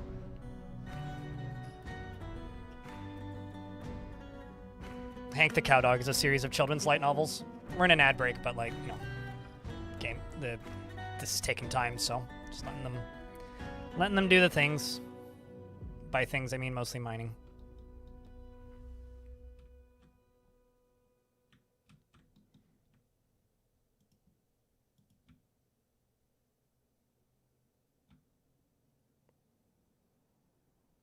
How are the dwarves today?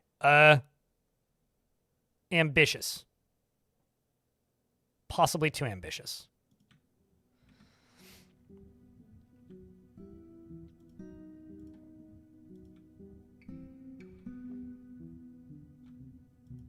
I may have just assigned every single dwarf in the fort, more or less, as a miner.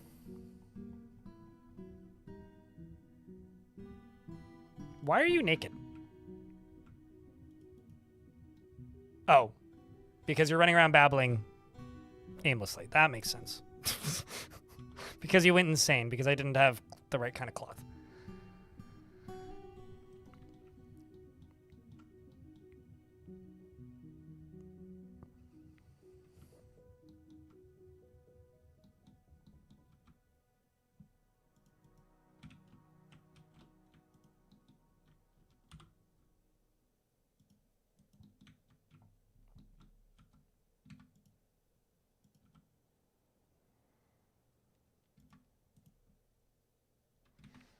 And then this right here.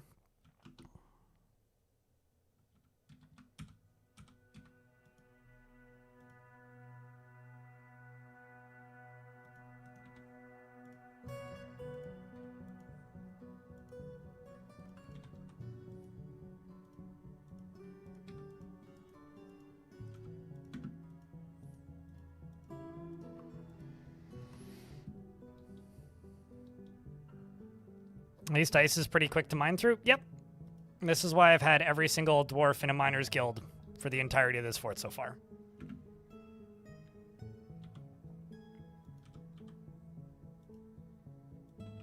But this is how the process is working.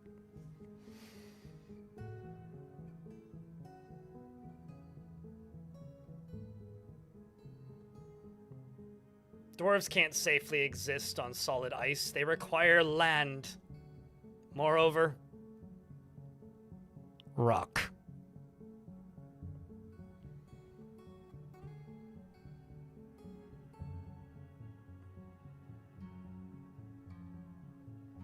If the frame rate survives this, I will be kind of impressed, actually.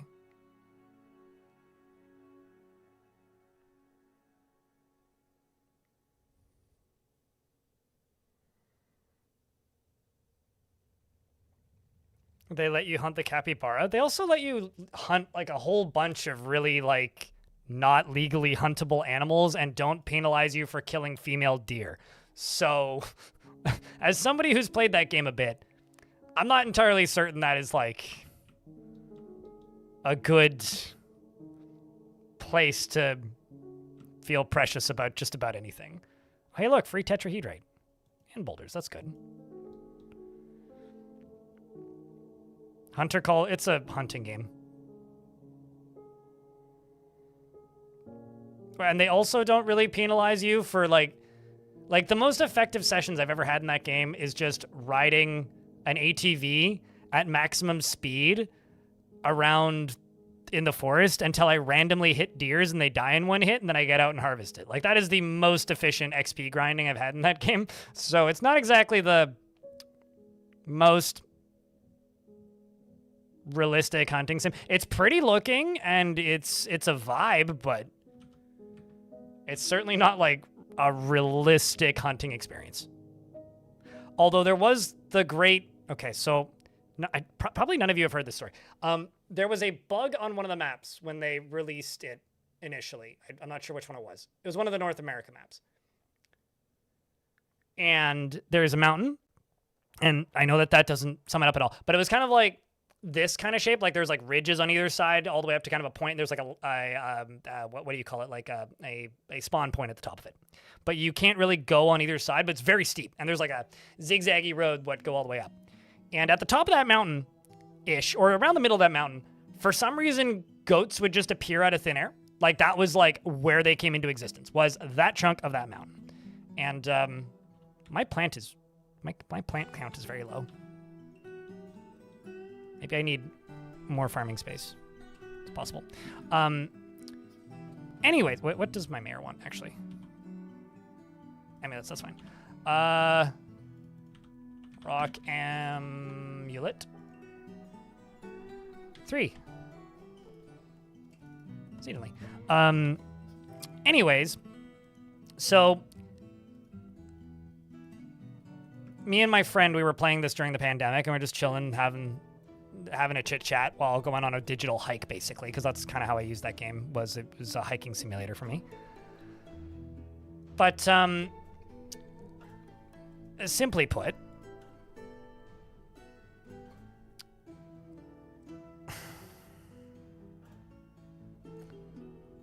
this mysterious thing happened.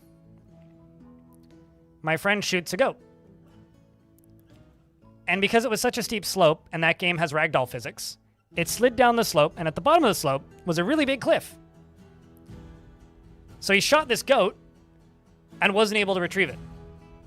Because we were hiking up to get to that to get to that like point that you had to get to at the top of that. And then he shot another one. Same thing. And then he shot another one. Same thing. Then I saw one and I shot it. Same thing. We depleted our entire ammo supply that we'd brought with us and didn't successfully claim a single body. And then I ran to the bottom to where that cliff was and just said, fuck it, and jumped off. Managed to survive the fall and then claimed like 70-something goats. It's truly incredible. Van Ori, thanks for the 37th month. It's good to see you, mate. Hopefully you're doing well. That game was kind of janky. It will always be kind of janky.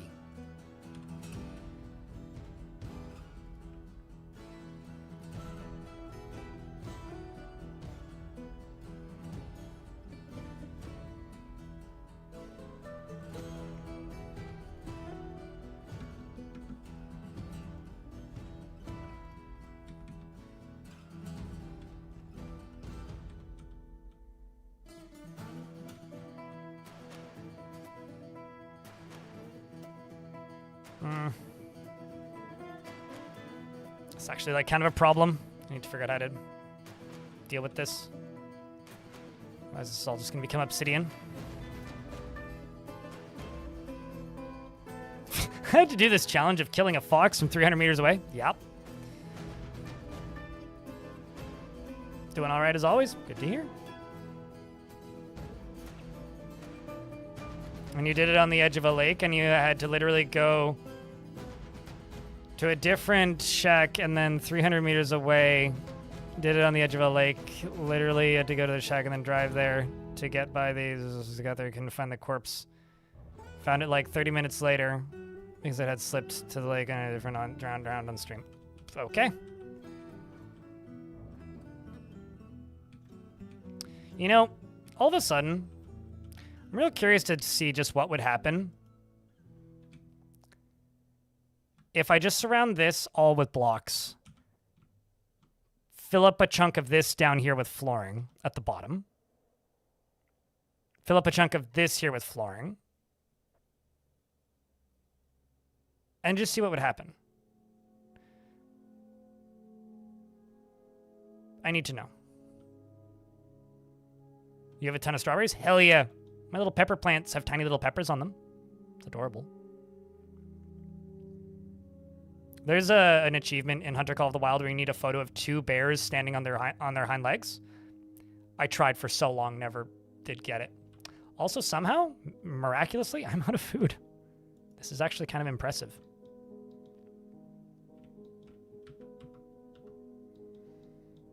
This is truly a new one to me. It's been a long time since I've actually just run out of food. So what I'm going to do...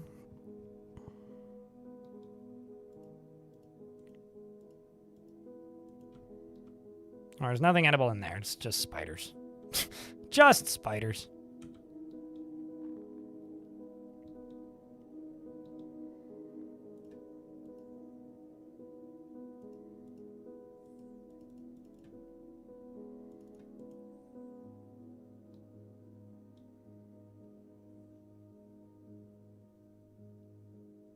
Until 37?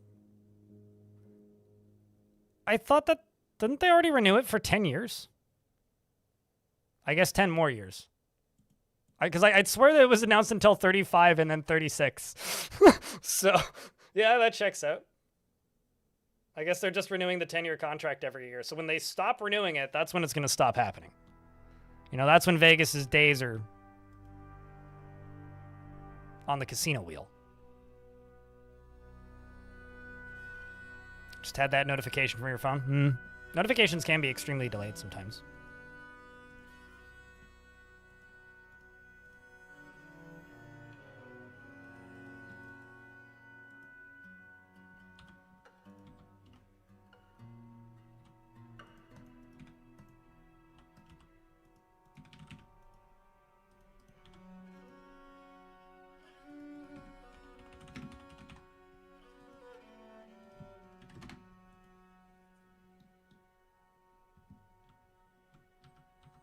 But let me read the article. Hey, okay.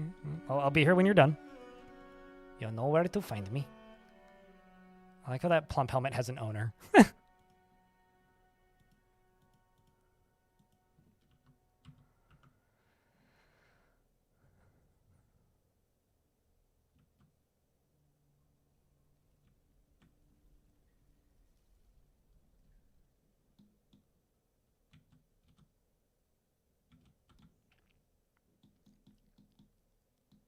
I like how maybe the slowest miner in the fort is the one that's doing the thing. Regardless.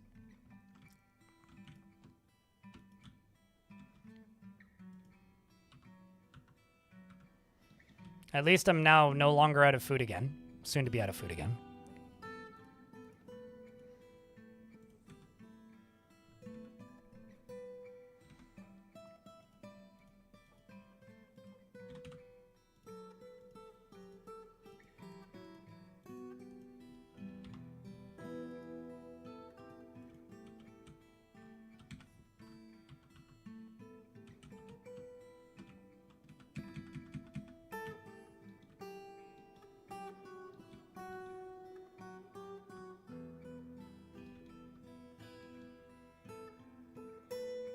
You wish they would leave innocent plump helmet man alone. I also wish they would leave Brittany alone. Can really tell that I was raised by the memes generation because there's a lot of shit in my brain that's just like, I don't even know why I say it. It's like, yeah, that was a meme once. Like, there's no rhyme, reason, or logic to it. It's just a, Really dumb question, chat. Does lava melt ice? Block floor?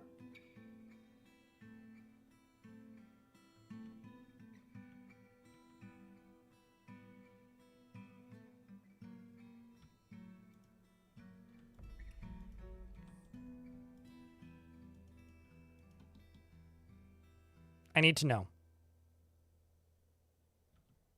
I guess I'll have to do the science. You don't think so? I also don't think so.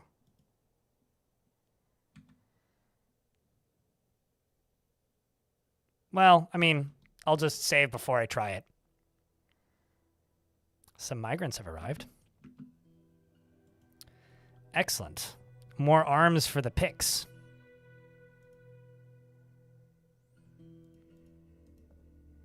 And a duck, apparently. I also acknowledge that I am out of food. It is okay. We'll be fine.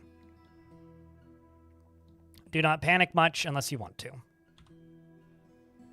Because there's a whole bunch of gather plants jobs now all of a sudden. Oh, hey, look, a gremlin. See you there, bud. There's actually levers for him to pull now. That would be dangerous if he pulled them. Oh, is he going for one?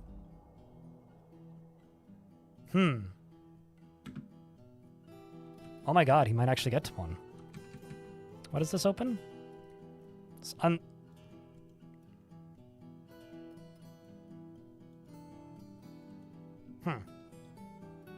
Let's see.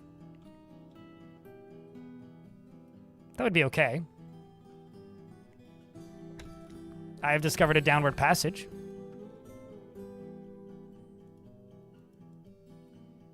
Where's this downward passage? Oh, that's funny. It goes up to the upper cavern layer, presumably.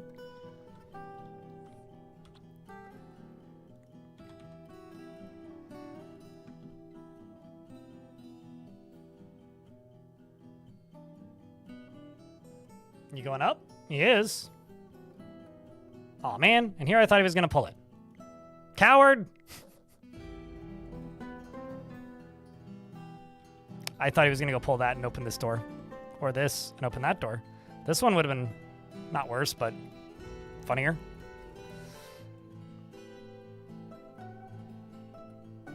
Well, that's a shame.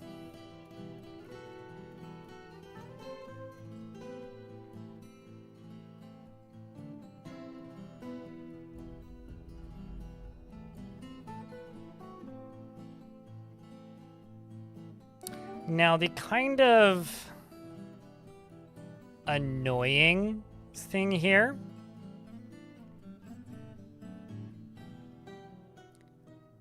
is if I do this the way that I know I have to do this, I basically only get one shot.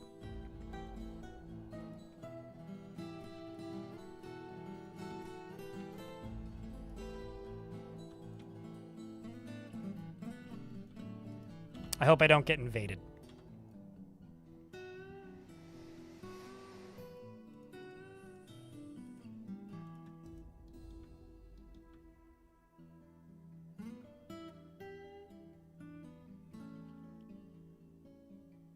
No, that dwarf went insane.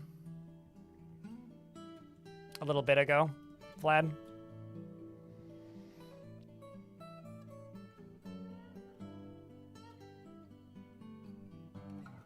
It depends on if you're into Eminem or Bring Me the Horizon. It's a very different one-shot. Or actually, if you're into Suicide Silence.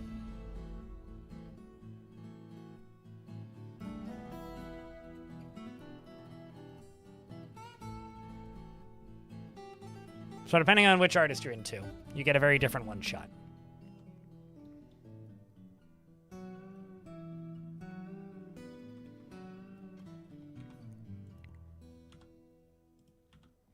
Let's just go to the worst miners in the fort. Oh, actually, sweet. I've got a bunch of dwarves that are terrible at mining, so they can just be constructors for a little bit. No, don't use green glass, actually. We're just going to use ice. So I am actually going to save Scum and test this. Because I just want to see what will happen, and it's going to take me so long to fucking finish this.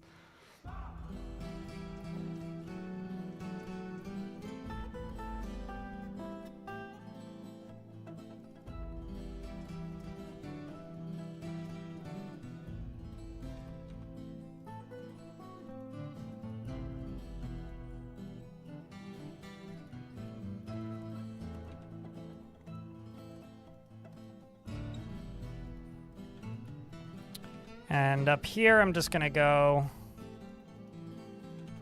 green, green glass.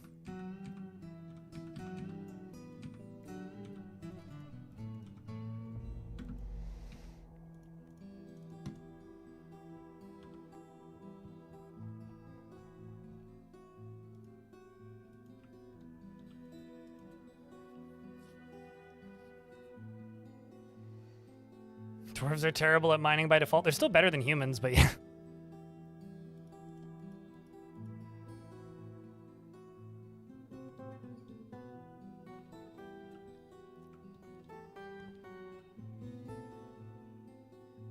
Why don't I just do it this way to speed this process up? Give everybody a break. This will also fix the food problem. Everybody go get a drink. Go get a snack. Take a nap. Actually, is my manager mining? That's probably why.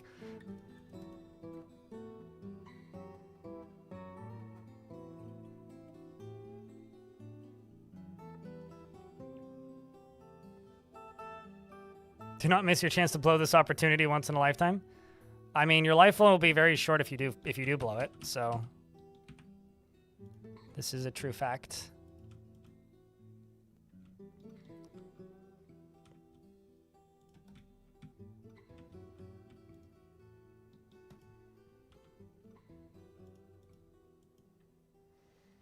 There we go. Food is now increasing, which is good.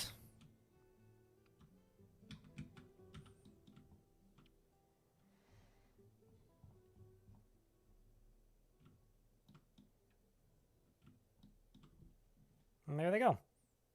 One bearded dwarf.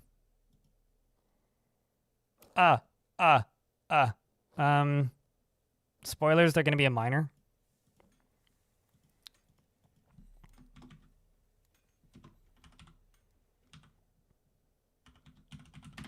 Just as a reminder to everybody, we do have some new merch on the merch store.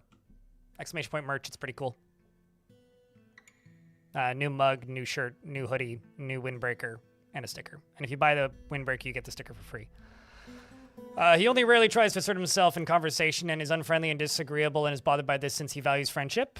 He feels strong need to pay back any favor done for him. He finds obligations confining, though he is conflicted by this for more than one reason. He tends to be considered rude, and he has a tendency to go it alone without considering the advice of others. He sometimes acts with little determination and confidence, and he generally acts with a narrow focus on the current activity and is often cheerful. He has a greedy streak, and he thinks that he's fairly important in the grand scheme of things. He prefers that everyone lives as harmoniously as possible and generally finds himself to be quite hopeful about the future and often feels envious of others. He will often touch others when greeting them, and this works during conversation. And he winks during conversation, and then he bites his nails when he's nervous. He needs alcohol to get through the working day and does not mind being outdoors, at least for a time. He personally has great respect for fairness, dislikes cooperation, and thinks friendship is important. And he dreams of mastering a skill. He likes black bronze and clear tourmaline, as well as cashew wood and giant ibex hoof. Chickens for their clucking, sturgeons for their bony scoots, and the words of the fatal death, when possible he prefers to consume himself in molly, rambutan wine, and purple amaranth flower, and absolutely hates lizards. And you're married. And finally, we have the demand for a temple. I hope it's the temple to the god of please give us food, god damn it. Holy shit, we're all starving.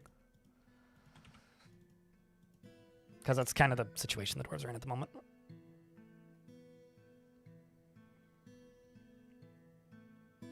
So, sailfin molly. I guess it's like a brand of molly.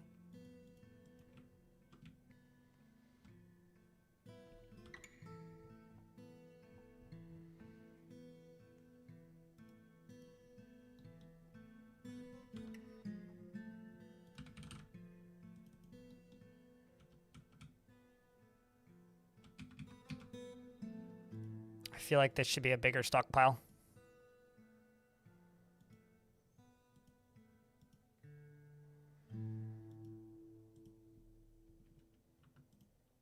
Is there any good thing I can butcher at the moment? There is!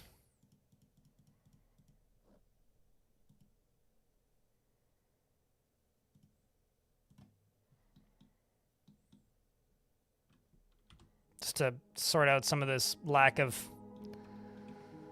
food problem.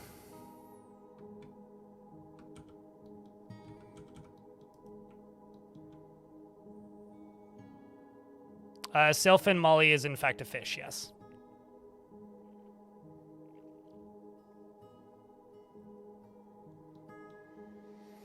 So kind of my idea here is if I fill up this entire level here with floors and this entire level here with floors, that the lava doesn't break through, and then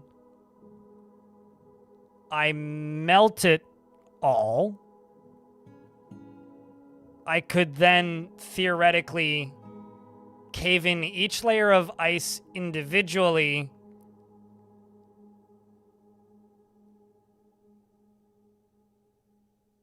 and melt it, potentially. Or I'll turn... I just want to see what the result is, actually, with the upper layer.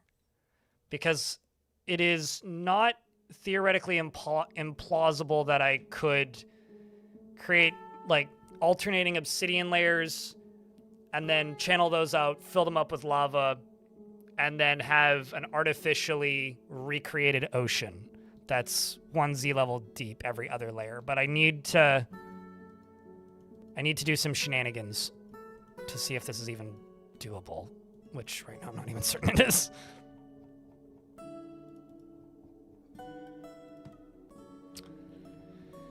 And, you know, it's just a whole lot of constructions. The other option, alternatively, of course, is to do it from the top down, which is less explosive, maybe more exciting. Your PC is crying at the thought. You should get it a tissue and tell it to buckle up.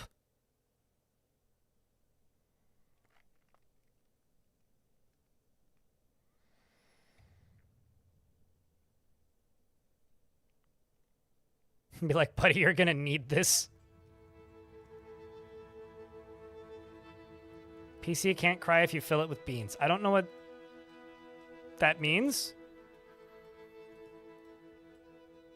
That's all. What does that mean?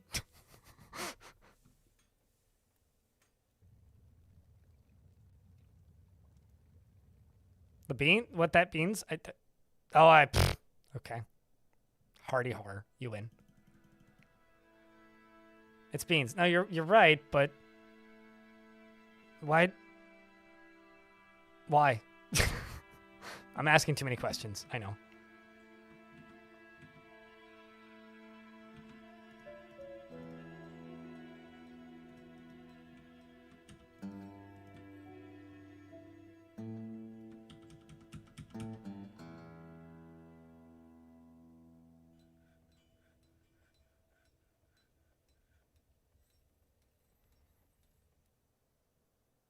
Fill PC with beans.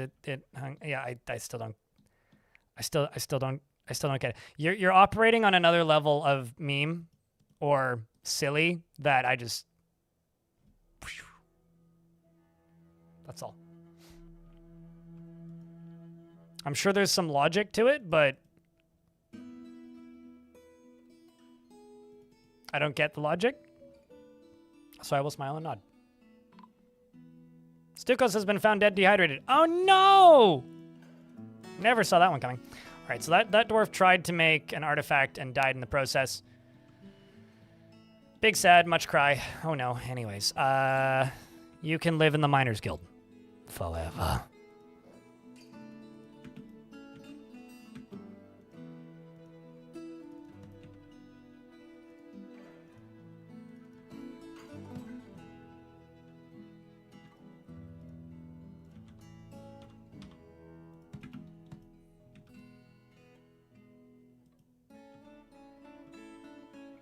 Why does it sound like British humor? Because the Brits say give it full beans.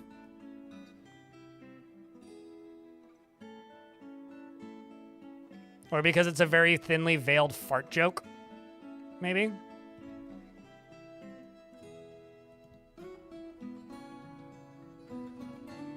Or maybe it's because you're supposed to say, it's been 1 week since you...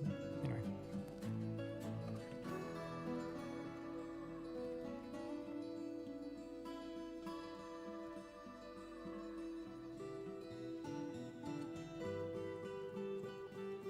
All right, that's done.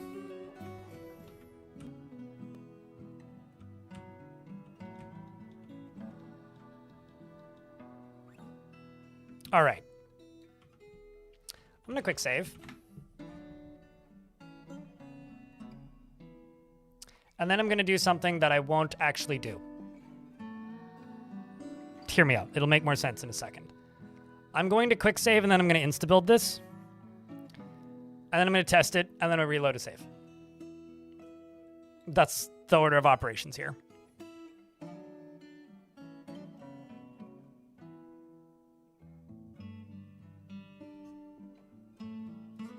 I mean, I ate pinto beans not yesterday, but the day before, and I had chickpeas yesterday, which is a garbanzo bean. So I also like beans. It has not been 1 week, actually. No, I looked at beans this morning because I have dried ones in jars on my windowsill. Build now. I'm wondering if this will kill dwarves.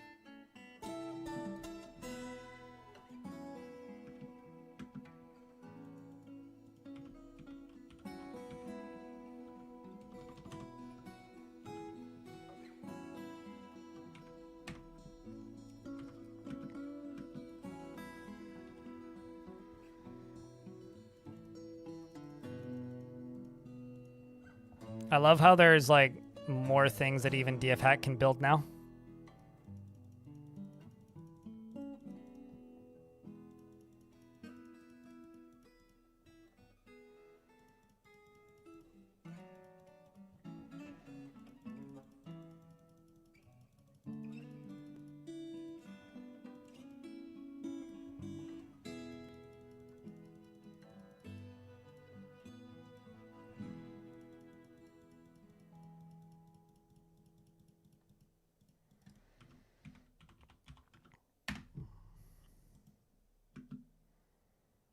What?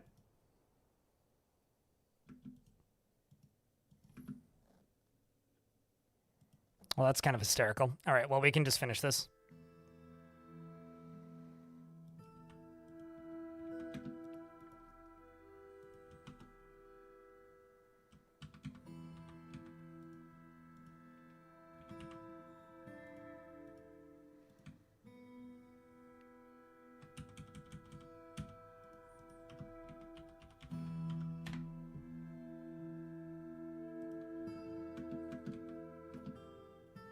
Okay, we get all this stuff done down here.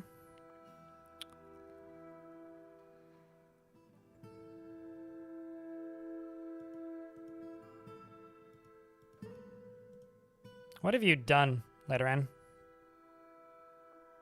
What have you done?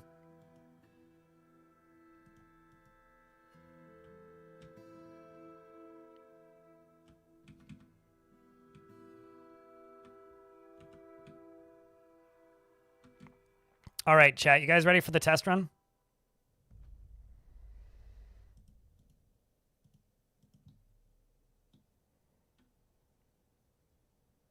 Y'all ready for this? That's fine. We can just cancel that one.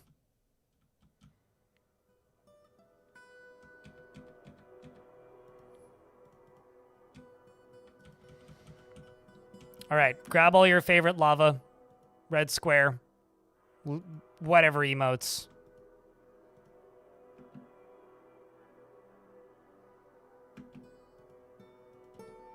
So this should open.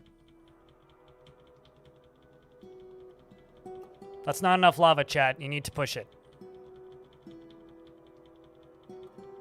You can do more lava.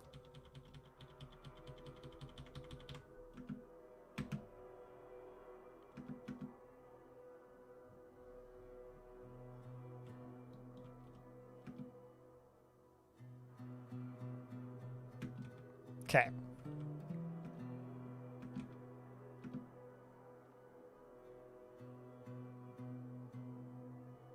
Does kind of work the way I intended it to. But essentially... yes and no. Okay, so we're going to have to go from the top down. That answers my question. Because if I go from anywhere other than the top down, I won't be able to actually do what I need to do. So the whole construction thing can go. We don't need to do that. We have to go from the top down. Well, that makes my life a lot easier. And also a lot faster.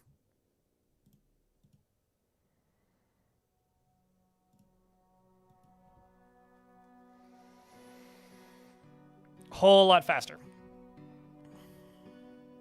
Because instead of needing to do all that stupid construction,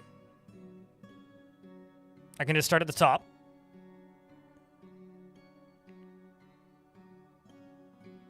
And work my way down. Okay, so this can go. Don't need this. This can also go. Don't need that.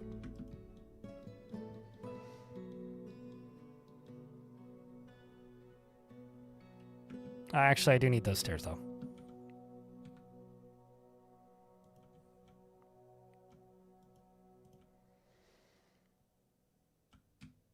This up here. For the minute, this can also go.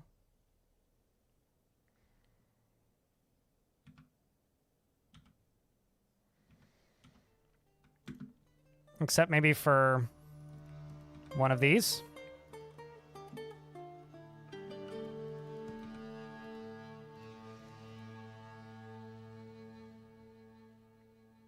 Actually, why don't I just actually do get rid of these? Place that there and then just put an additional bridge right here.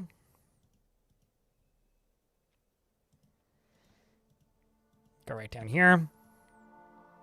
Throw another lever into the ever crowded lever room.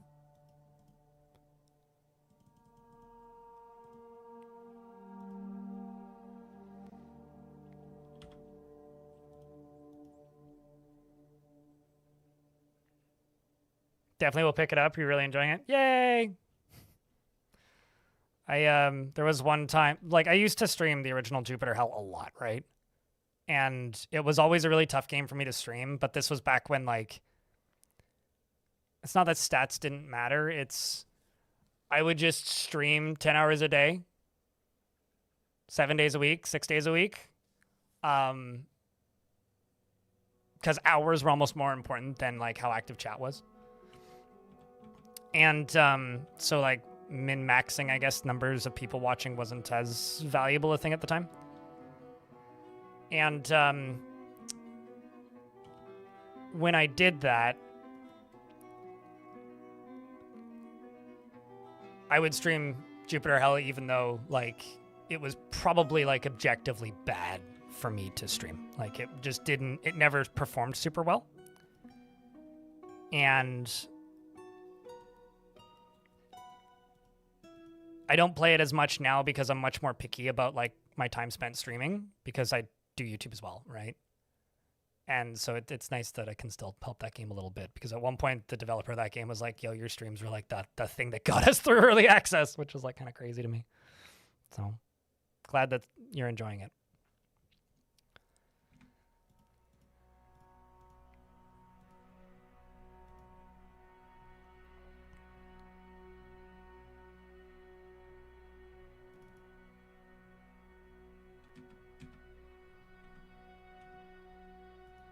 At least food is going up again. That's good.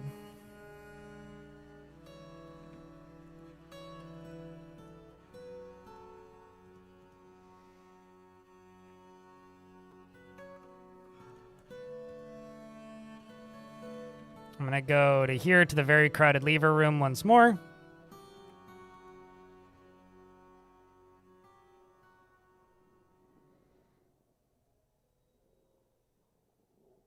And I can upgrade this system if I need to.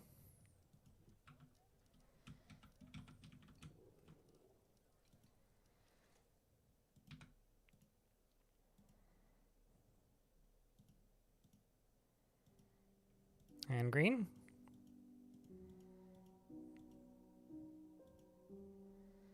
And you are going to be linked up to that once that's done. Am I reviving the ocean? I mean, if by reviving you mean turning it into a smoldering black mass, sure, yes. I am reviving the ocean.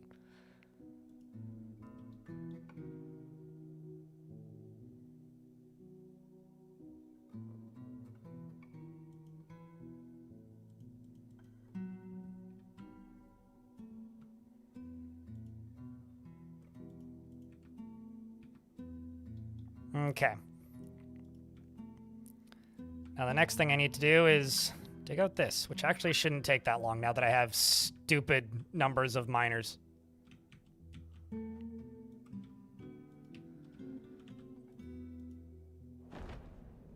An Etten named Posa has arrived. It's a humanoid monster with 2 heads. I don't have a military. Where the fuck's this Etten?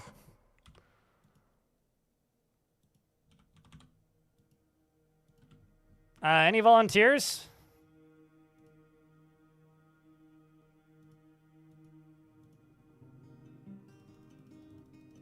Go punch it. Get him, dwarves. You got this. I have no faith, but let's hope.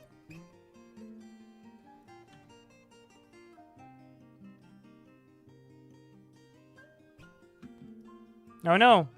Reg, the mace dwarf's doing actually a very effective job dodging. We got several dwarves in here now. It's getting tired. Reg seems to have been punched several times.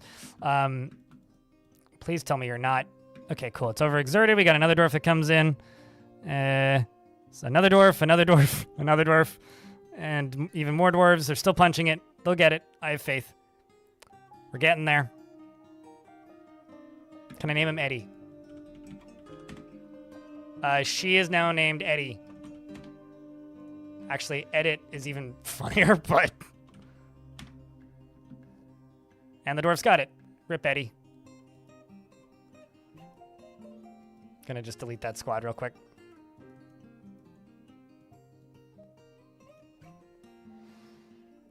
You tried to redeem, but something went wrong? Oh, because it's not off cooldown yet. It's on cooldown for another, like, 8 minutes or something. It's fine, though. I did name it Eddie.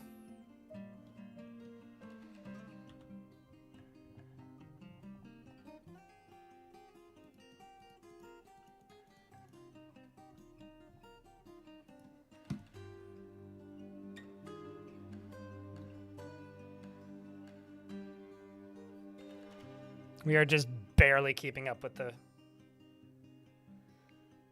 food requirements here. At least the moods are shockingly good considering only about a quarter of the dwarves have bedrooms and there is no tavern and no temple.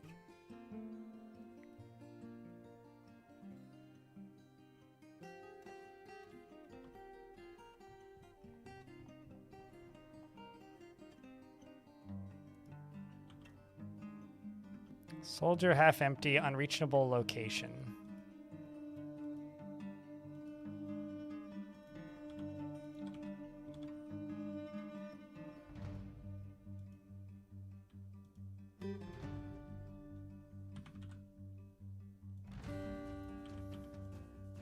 I don't know why you're in a squad that isn't in my fort, but now you're not, so that was weird.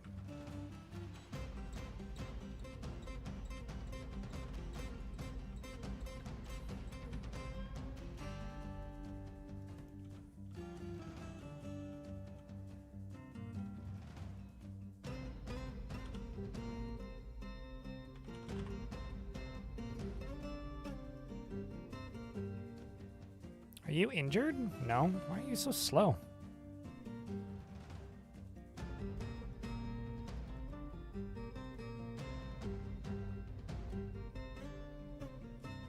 Is there like some weird thing going on with animals or something? Oh.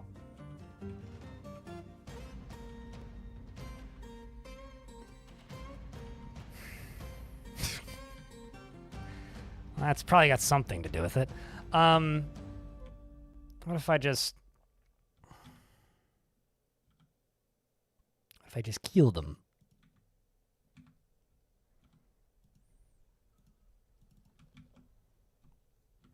You know, like, what if I?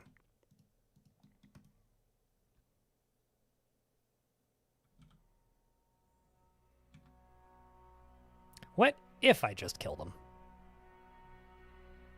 It'll do fine. We'll just kill them.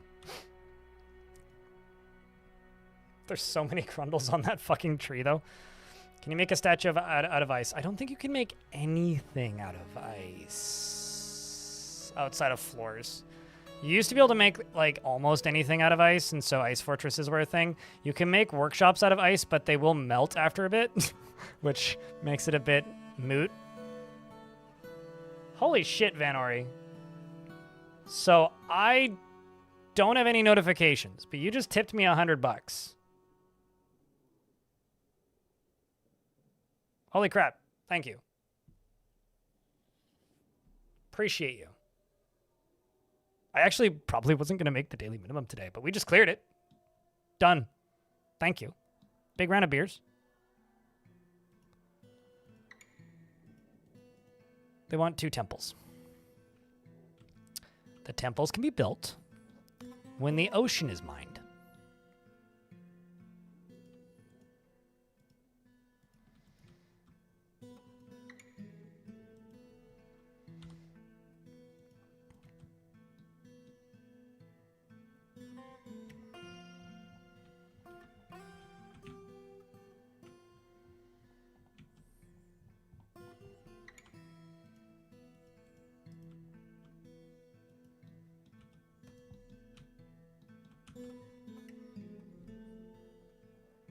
When ocean is mine, temple be built. Have I heard of Voices of the Void? I've watched quite a few streams of it. I don't really get it. But I have seen some streams of it, yeah.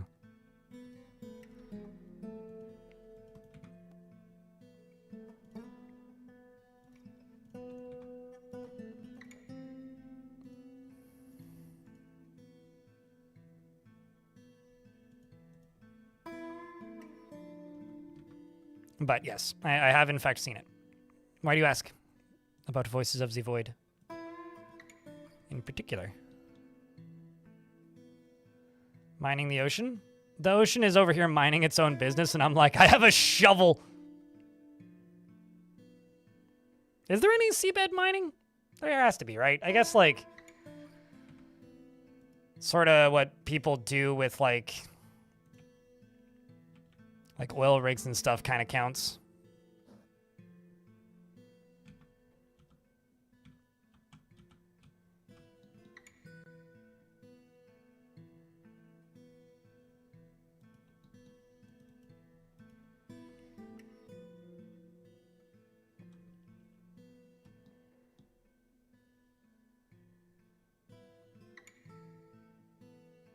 For a specific streamer? Yeah, I've seen Tom play it. Unsanity Live. I think, like, games made by an audience for a streamer is, like, streamer goals, you know? Like, back in the day, it was like, I want to be the guy and I want to be the Boshi came out of that for a specific person. It was for Lethal Frag. Kind of neat when that happens. Yeah, I don't really get it. Like, I've seen it, I've watched it be streamed a couple times, and I kind of just don't understand it. But, you know, any game that's, like, a very passionate community I can have some respect for, even if I personally don't get it. And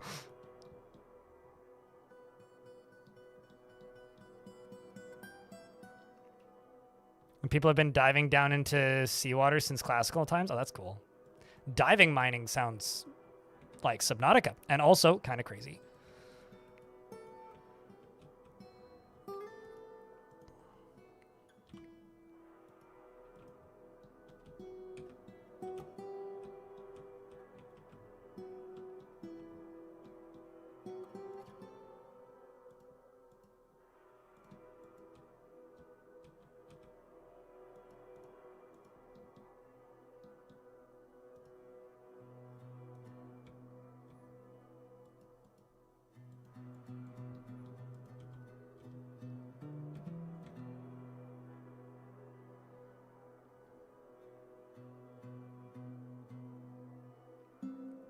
Work in a sparkle of horror.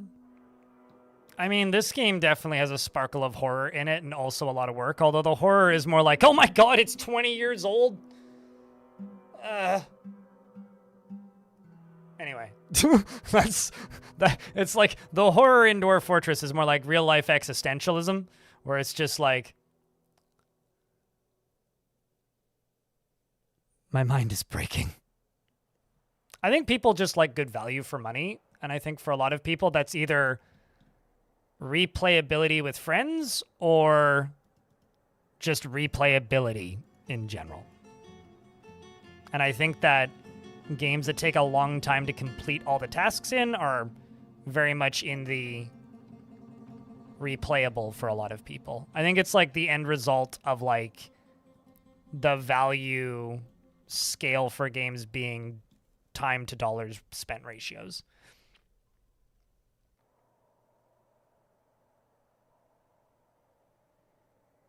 Well, I mean, no, I've seen stuff like that in that game, Krampus.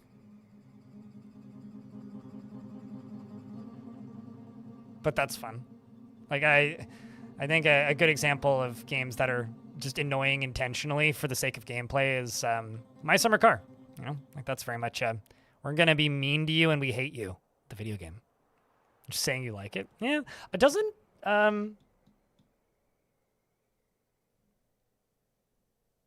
Wait, what do you want me to name that?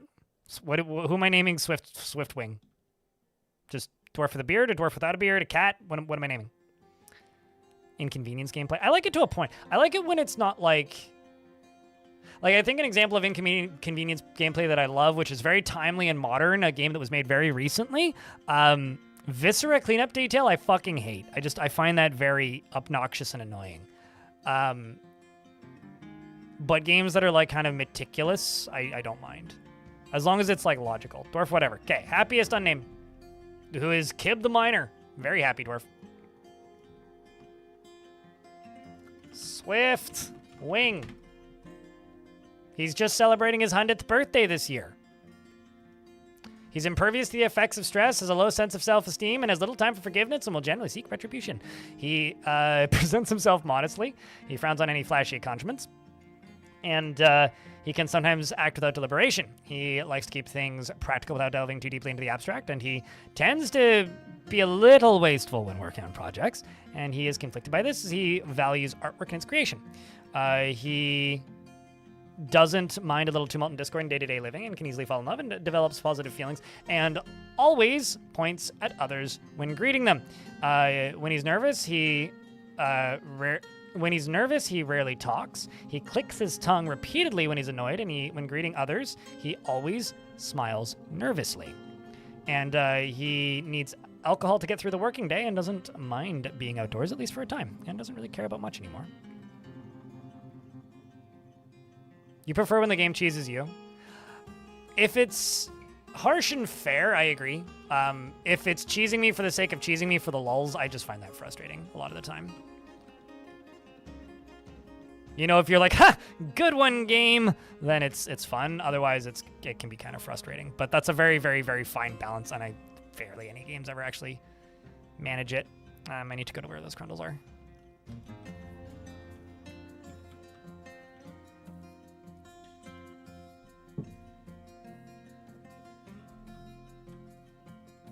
Harsh and fair, exactly.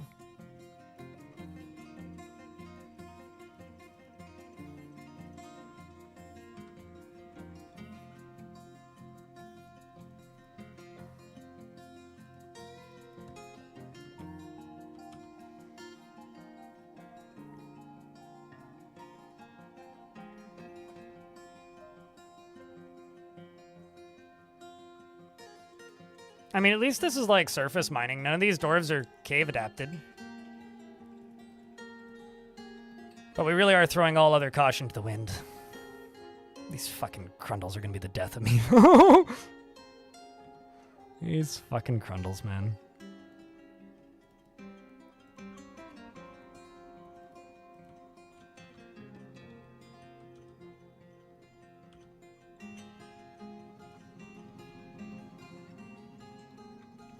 At least it does kind of feel like I'm catching up on food, but it's pretty slow.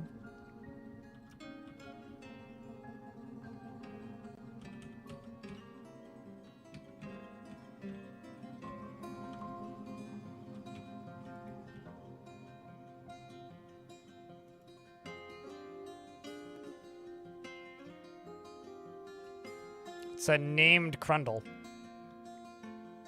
Weird. Wonder what you killed. Probably not one of my dwarves. Unless they were just found dead. don't, because that other dwarf was found starved to death, so.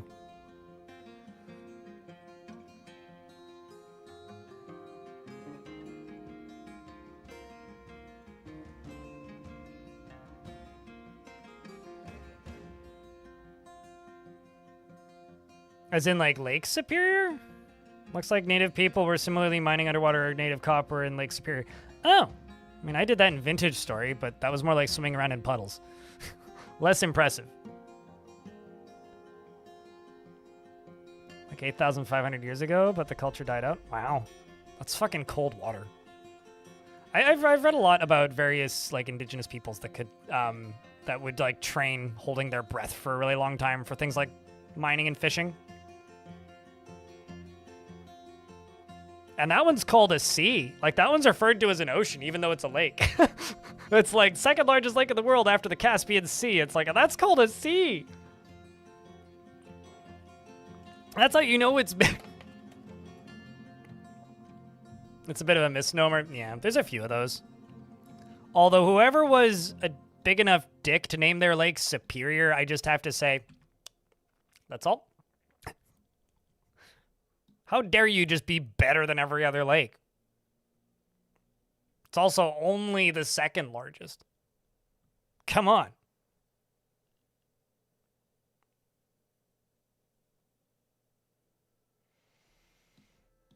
Just in the big sense. Yeah. Got a bed frame to assemble it before it gets dark out? Dude, that's the best fucking feeling in the world, is getting to build new bed stuff. I'm kind of regretting buying a new bed this year because, like, having the cash on hand actually would have been much nicer. But, it's just so fucking nice to have a new bed that doesn't hurt my back.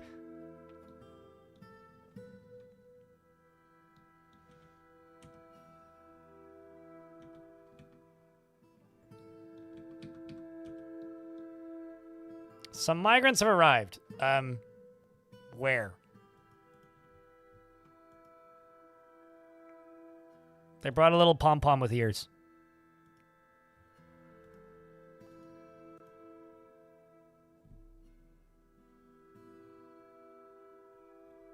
So, this map has some quirks, and one of them is migrants sometimes just don't ever enter the map, so I'm just going to presume that's the case.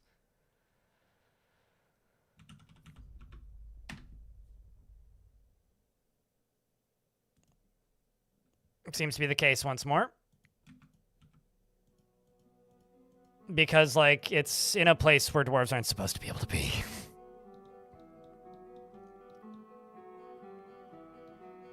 Yeah, sometimes one will appear, and then the next one will just stand stationary and then never move. Until I manually, like, do that command. It's happened a couple times. But it's always, like, dwarf, dwarf, animal, and then they just stop.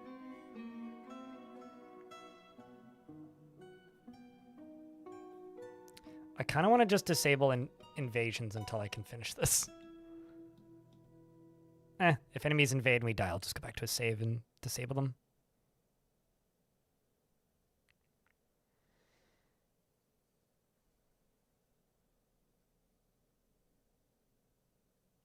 The IKEA effect, is this like the Tetris effect where you see Tetris blocks everywhere after playing Tetris too much? Speaking of Tetris, I've been playing Tetris Effect recently.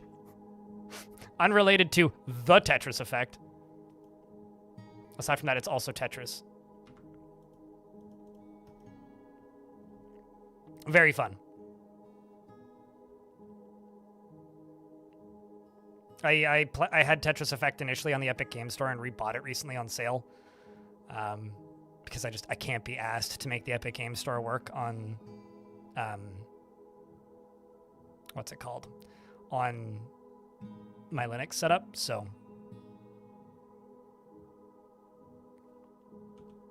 And then this is just kind of painful.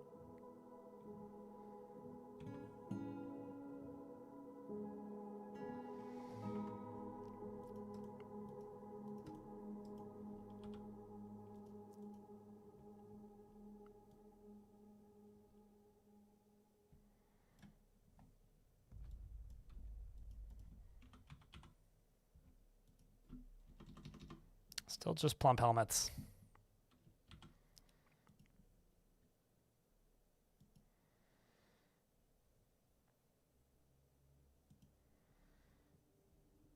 I'm just going to let the game run even though we're in an ad break. So on the topic of indigenous copper mining, Thunder Bay Museum has some of those artifacts on display last time you were there. That's cool. I know somebody who lives in Thunder Bay. Moved there. Not somebody I've talked to in a very long time, but somebody who I knew in high school. And then later worked with, actually. Anyway, I presume he's still there.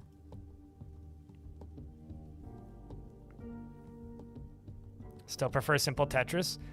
I'm kind of a fan of games by The Miz. If you don't know who The Miz is, he's the director of that game. I just love the fact that he is completely dedicated to the preconceived notion that mid-2000s Psytrance can fix the world's problems and give us world peace. Like, he's genuinely convinced of this, and I think it's adorable.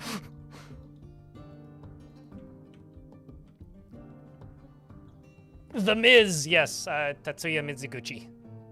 He refers to himself as The Miz. He's been making games since, like, pre-Dreamcast. So, like, Lumines, Tetris Effect, Lumines Arise, Rez, whatever that one that they made for Ubisoft was called. I have no idea who that is. My name is Gregory and my dad's name is Michael, though, so that is kind of messing with my brain a little bit.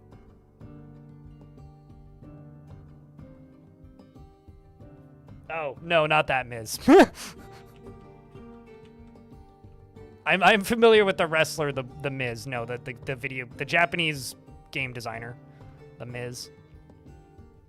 And also Humanity was another game that him and his team made. He runs a studio, Enhance Experience. He was very famous for making a thing called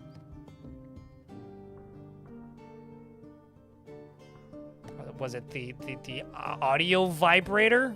It's not what you think it is. It was basically like it looked like a wetsuit, like a scuba suit, except it was covered in like the trance vibrator. That's what it was called. The trance vibrator. It looked like a scuba suit, except it was covered in like points that hit points that you would put pressure on for like what's it called? Acupuncture. Except they were little tiny vibration modules and constriction modules that would like constrict and release pressure, specifically sequenced to the video game Rez. So it had like built-in controllers in the hands, and you would play Rez, and in time with the soundtrack, it would make you feel the music. I respect the hell out of it, but holy fuck, that's the weirdest thing I've ever heard about.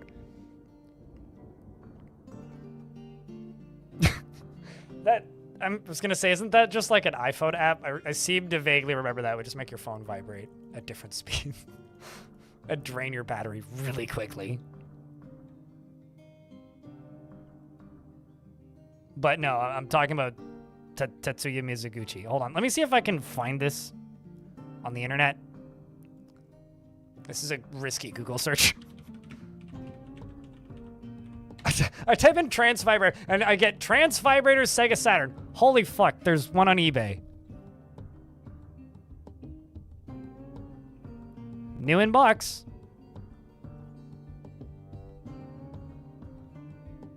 Oh no, that's a kit to build one. That's mildly disappointing. Okay, no, so this isn't the thing that they had at E3. The thing that they had at E3 was a full body version of this. This is just like for your hands. But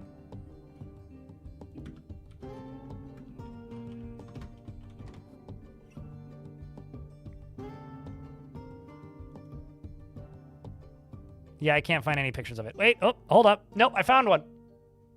I found one!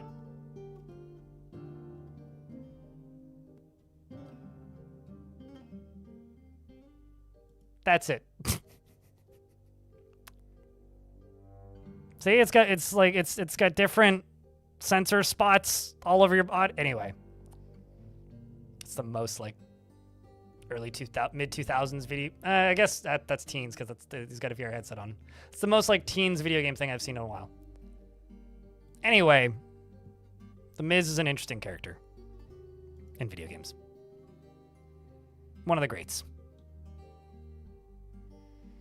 Which basically makes your chair vibrate. That's kind of just like D-Box. Well, as long as you're not getting that smell-o-vision thing. I feel like this might actually be a bad idea to do it right there, so let's just do this right here.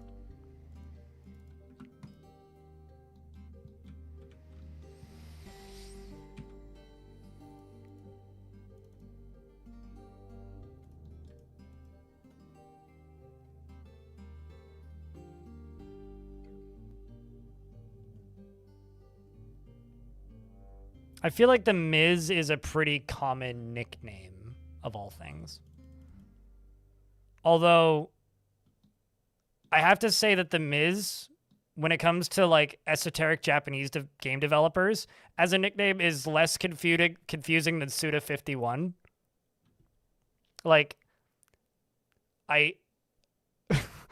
that's like The Miz is just his name. His name's Mizuguchi, so like that makes sense. I've never understood Suda51.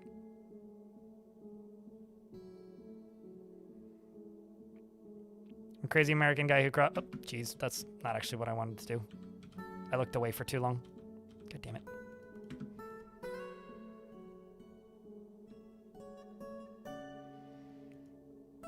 Storf just shows up, takes a nap. Okay.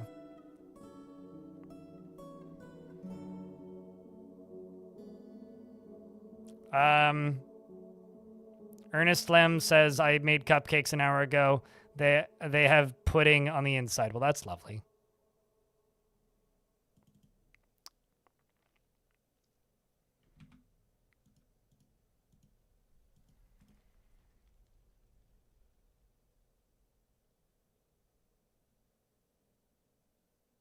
You just hope it wouldn't bother the neighbors? I mean, you're not putting a subwoofer under your chair, so I don't see why it would. Yeah, I remember seeing the smell-o-vision thing, which took, like, basically combinations of incense to replicate smells in video games, which kind of went viral in video game world for a minute. And I just remember reading a thing saying, experience the scent of gunpowder, asphalt, and gasoline as you rev your engines. And I was like, what? It was like AAA Xbox gamer smell-o-vision. It's like, these are the smells nobody wanted.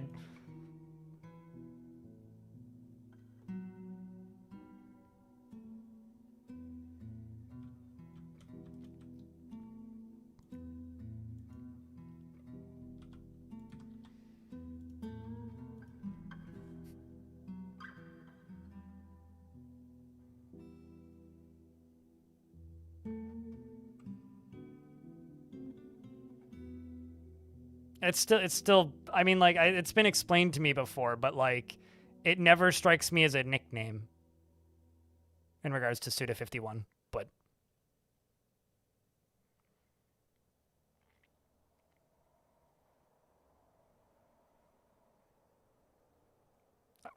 no, they had, like, it was kind of like the rip-off Silicon Valley juicer that, like, only worked if you had the right juice packets, Krampus, because it only worked if you purchased their smell things. Smell things, the technical term. Very specific.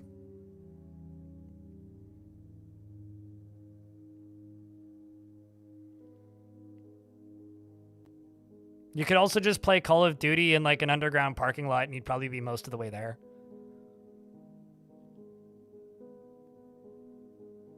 Yeah, the Juicy Row. There's been many things that are just as dumb, if not worse, yet we only remember the Juicy Row because it's the one that's stuck.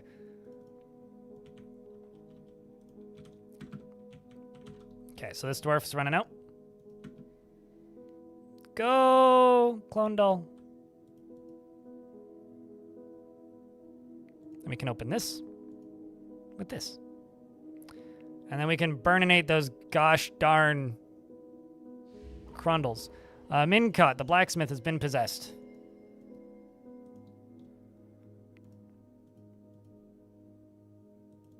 Although, actually, no, I shouldn't do that just yet, because need that to be done first.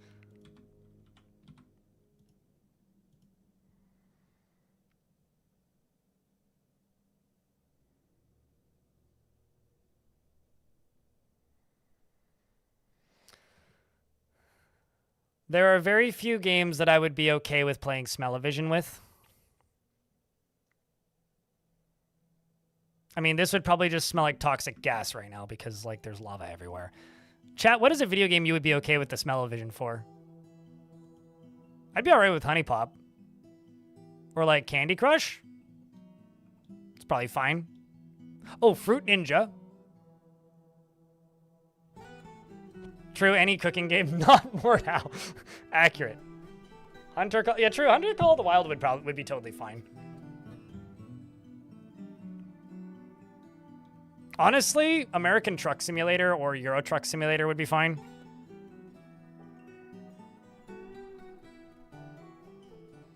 I don't know why that's where my brain went first, but it is. That's a lot of lava. It popped real quick, and now it's pumping real fast. What's League of Legends smell like? Nerds at a LAN party? Time to get rid of these goddamn Crundles. See ya, boys. Honestly, right look on that face, if you ask me.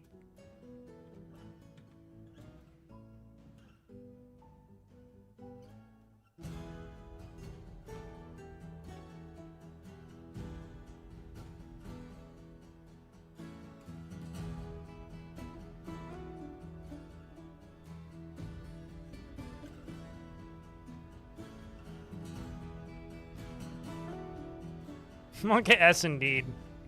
Crunda S. Crundle S.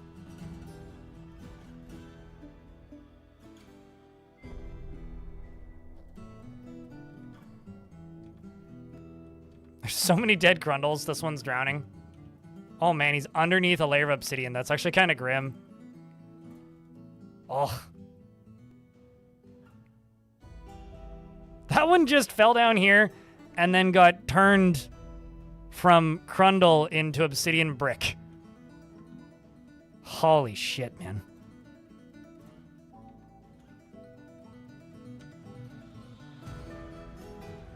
This is just an absolute fucking massacre.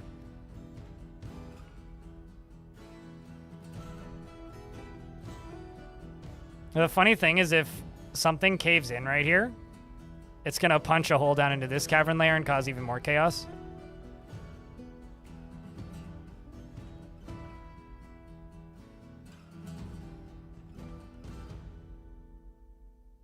The funny thing is my frame rate actually has gotten better.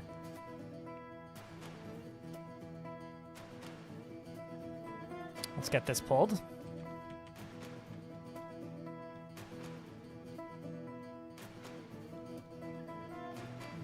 It's still coming. Just keeps getting worse. Oh, it happened.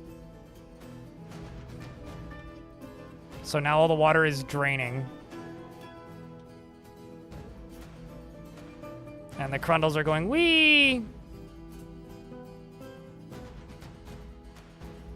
And then, oh, you're climbing up instead of down. Okay, it resealed itself. Meanwhile, Mincot has made a silver chest and claims it as a Hamley Fairloom, which means the water stops falling. The very brief flood is over.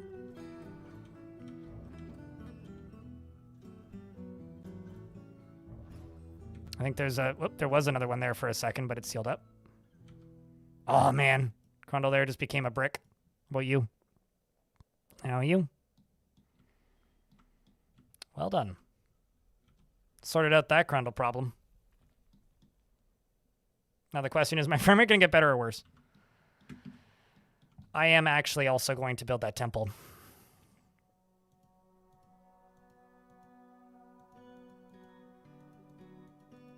Temples, even.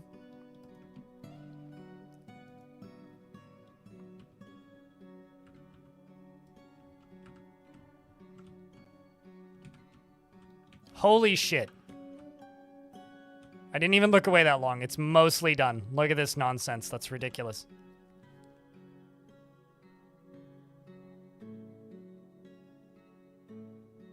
Yes, aquifers do leak from the ceiling.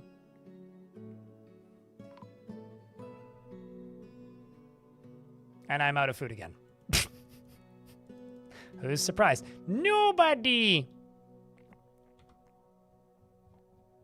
It's a shame ice doesn't sell for money.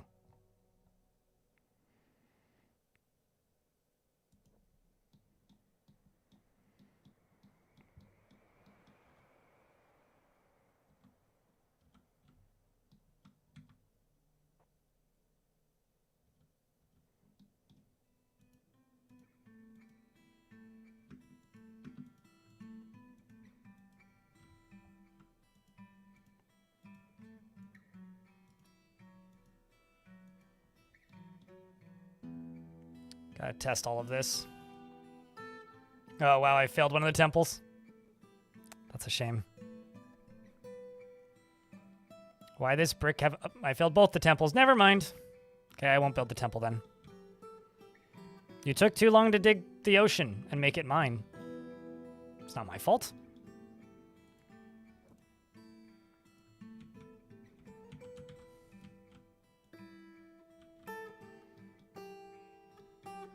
How could it be my fault?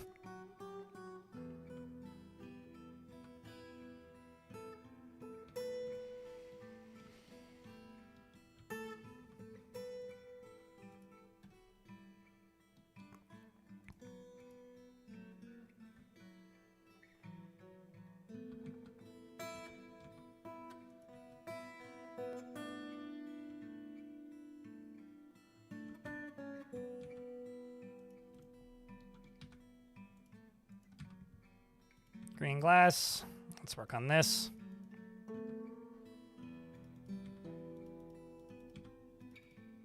One of the best things about this year so far, and this is how you know that I'm really grasping for things to point at and be like, that was a great thing about this year, is the garden pickup that I have where I get groceries once a week. Lets me pick up until 6 instead of just 5 this year. Which is great, because then I can stream for 8 hours and still pick up my groceries instead of having to finish at 7. Or 7.5, and then book it.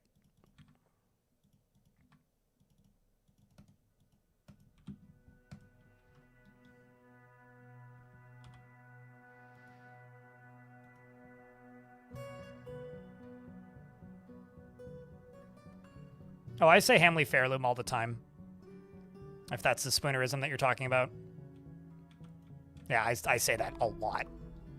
I say Hamley Fairloom. I say sword instead of sword. But no, that one is intentional. Spastering a mill.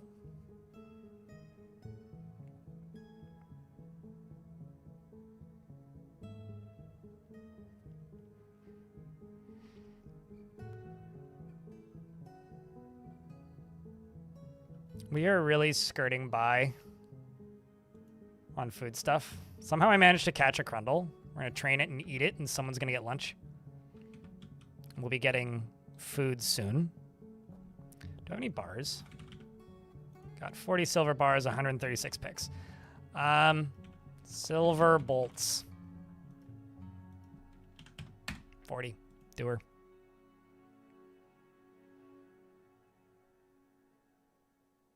Burn that bridge when we cross it. I mean, no one's gonna need it after us, am I right? I feel like that's the mindset of every single like major heavy capitalist CEO. Hobo? Like you know, the people who are just like, yeah, no one's coming up after me. Pull yourself up by your bootstraps. By the way, there's no boots left. Kind of vibes. I've been running out of booze for the last 2 years in game. We'll have traders in like A month. The dwarves will be fine. There's plenty of water if they run out. Yeah, same vibe. Sexy's gaming. I'm gonna pull the corporate ladder up underneath me. Or like remove a bunch of the rungs. Like from the toilet? You mean the well?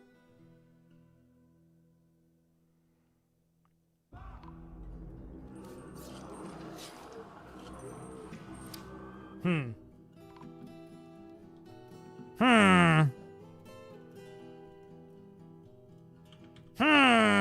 All right, dwarves.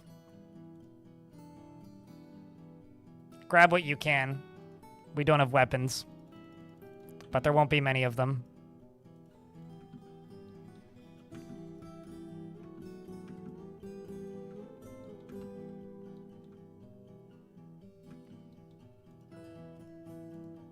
I don't want them getting into the fort. It may be time for us to make a squad pretty soon here.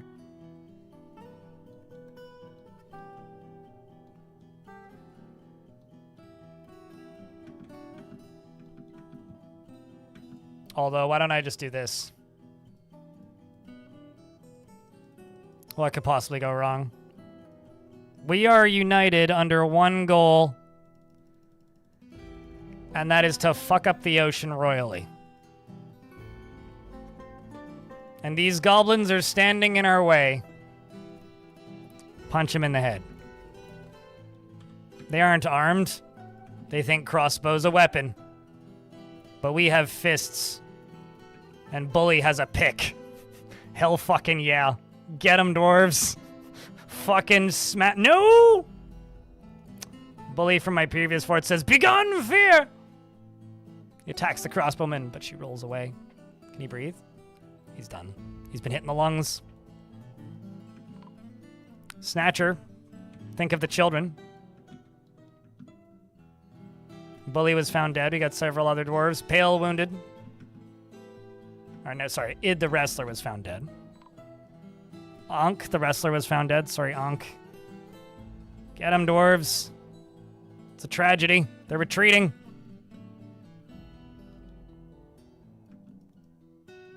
Most of these dwarves are just tired.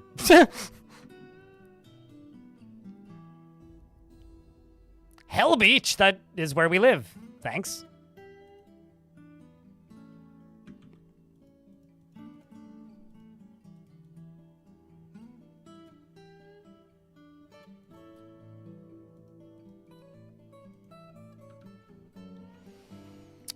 Well, that seemed kind of bad.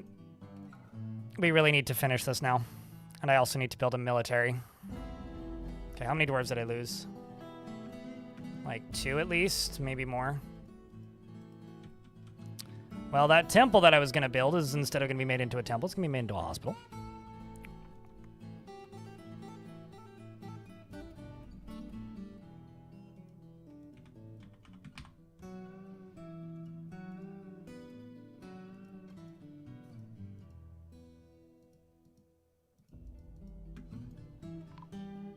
Bully was found dead. Not bad, all things considered.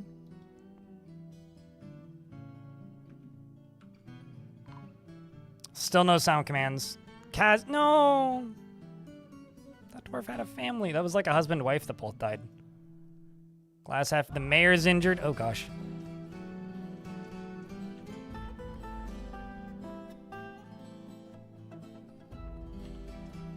Actually, isn't this... I need a chief medical dwarf. Never mind. Kosoth, you're now the chief medical dwarf. And I'm going to make...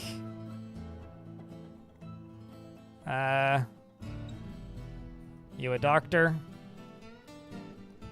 You a diagnoser. Nomold can be a surgeon. And the Gelder can be a bone doctor. Don't doctor those bones too aggressively, Mr. Gelder.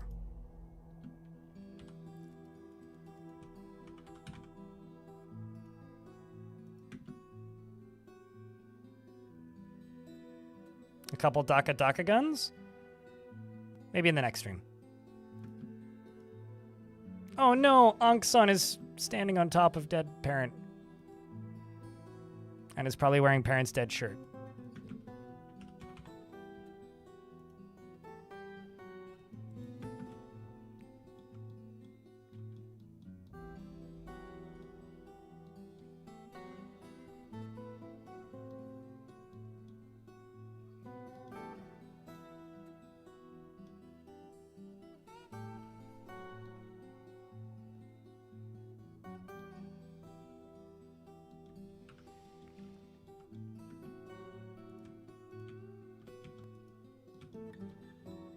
They died heroes. All right, I need to make green glass coffin. Bless you. They'll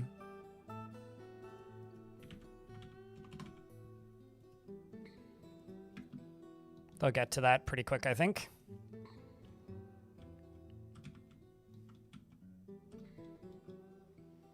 We're almost done. We'll make it.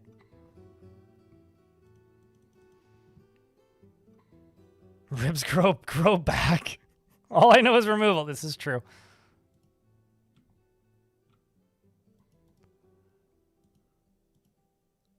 How's the injury, Zaban? You killed a goblin. What did you say to him? I feel very uneasy. Death, it's all around us. Death, it's all around us. I feel very uneasy.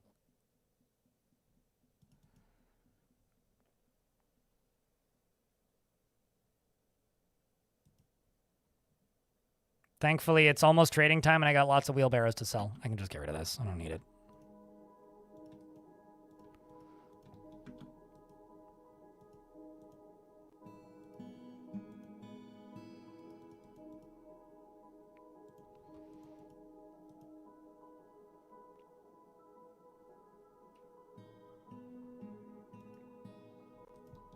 And I do have 2 separate water sources. I think I need a bucket, actually.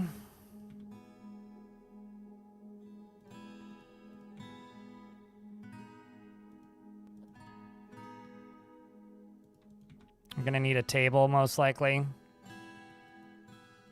I don't think I have any additional tables. No, I don't. So let's actually get rid of this and make a traction bench. Bad. I'm sorry. You just want it on the record? What, that you disapprove of my ability to get the commands up and running? I had my priorities yesterday. I made merch. There's 2 child snatchers still in the fortress, and there's a little Moldath.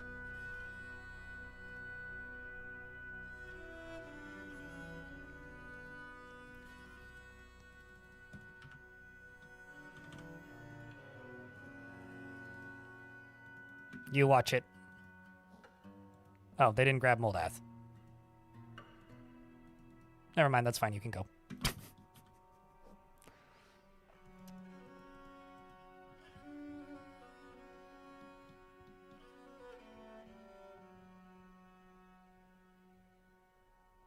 Oh, my coffin joke. Oh, okay.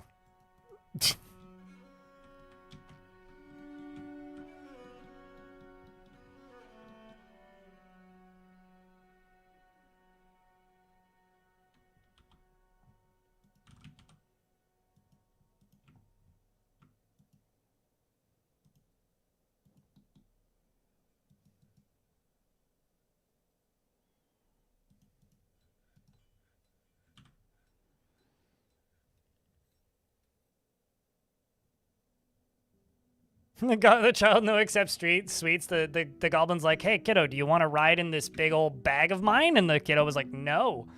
Also, we're in an ad break, so I'm pausing the game.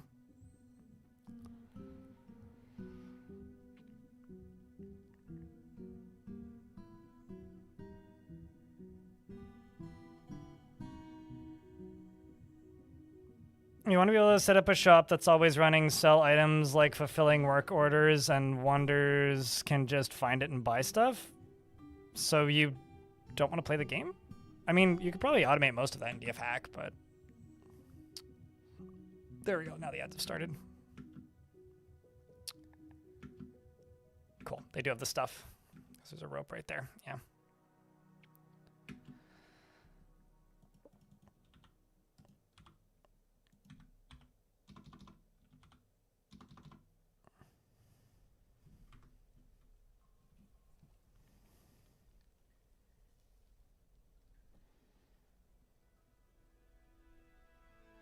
Yeah, I'm at this point with a lot of things in Dwarfort where I just kind of accept it. Even if it's like not the best solution for something. It's like, well, that's the way Dwarfort does it, and I can't really imagine it any other way. So maybe it's not for the best, but it's kind of how I feel at this point. I feel like these goblin kidnappers would have more success if they showed up with just like a flask of booze and were like, I've got whiskey. More so than candy. Like, we got a glass of sunshine in this bag. Maybe that's what they're saying, because sunshine is one of the most sought after, rarest beverages in Dwarfort. Whiskey. Swamp whiskey. That's a weird looking barrel. Yes, but it's swamp whiskey.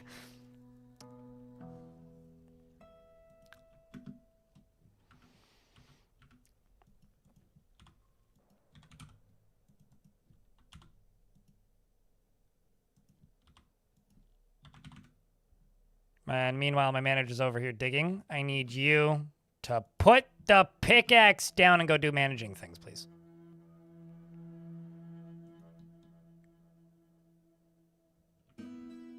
I didn't mean sleep, but if you must.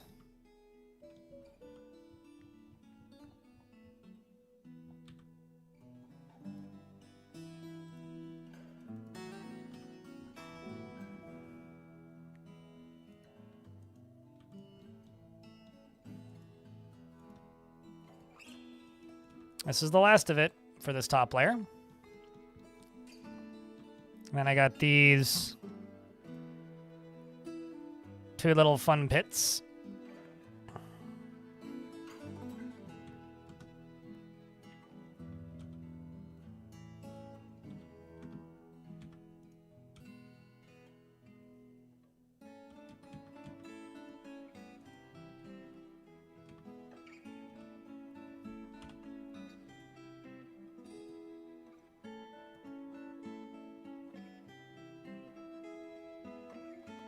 Did I miss something? What are we constructing?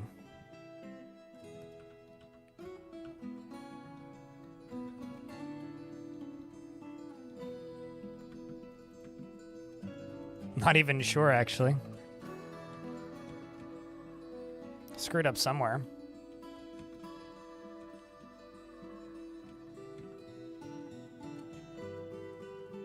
Oh, it's in this. That's what we're doing. Grundle versus the Giant Olm.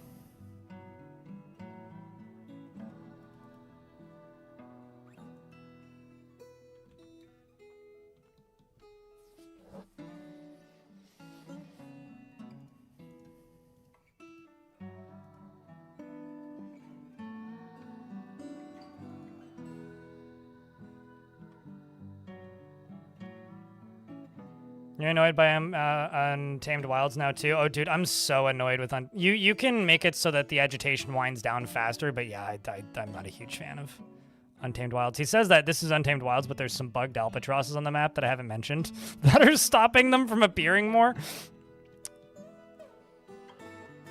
So, you know. Priorities.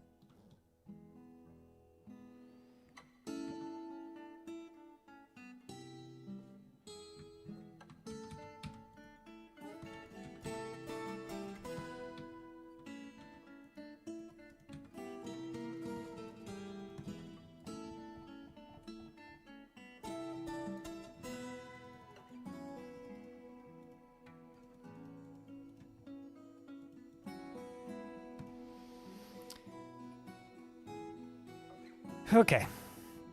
You literally have a constant stream of giant dingoes. At least they don't fly. Like, those could just be blocked, more or less. If they fly, you can't really stop them.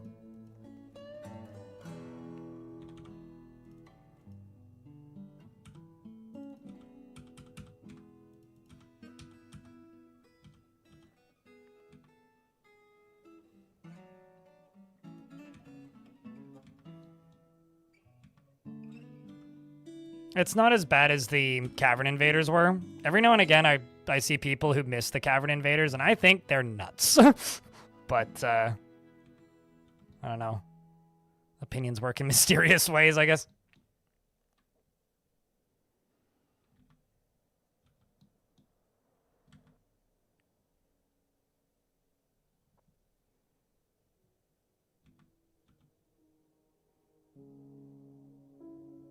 Dwarf is climbing up and out.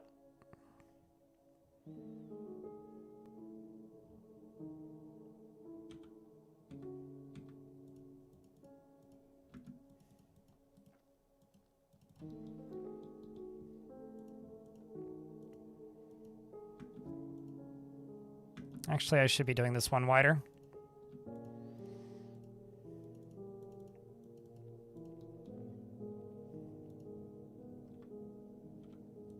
Yeah, whatever. Too late.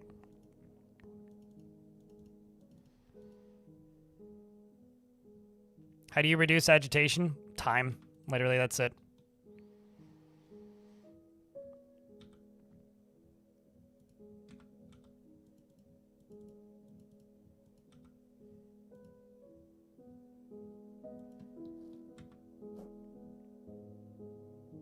Any dwarf, Gerd. Is there a beard preference or just anything?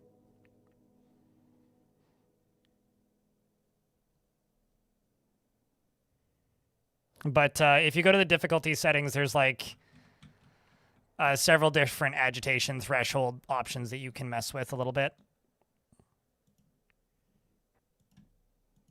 which seem handy. But difficulty options. I've always assumed so. I don't actually know that whether or not killing them increases agitation. I've always just assumed that that's how that would work.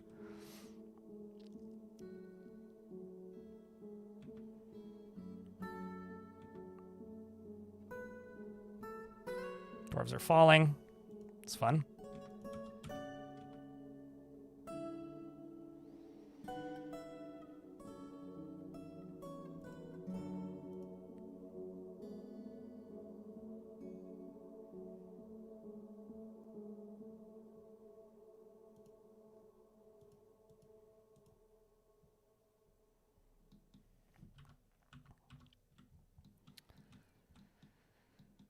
Okay. I think it's time to place a bunch of coffins. Never mind. Nobody has made those coffins yet. They've collected the sand, but they haven't actually made the coffins.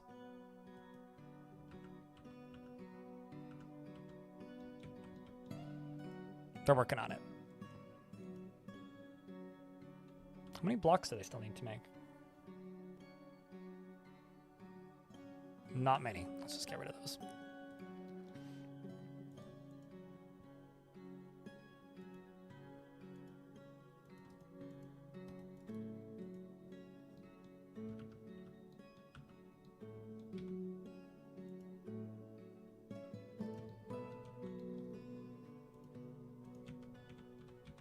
And let's also go over here and place the traction bench.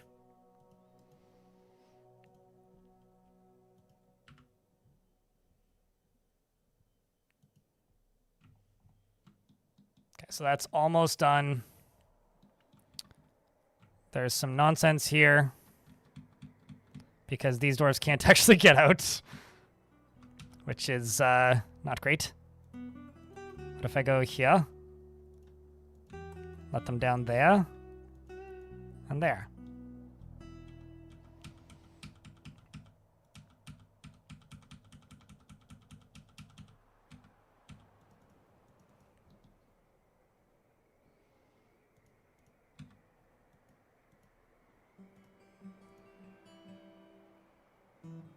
That would explain why they were trying to climb up. Okay, so any dwarf named Gerd, bearded if possible. Probably possible. Gerd the pick whacker.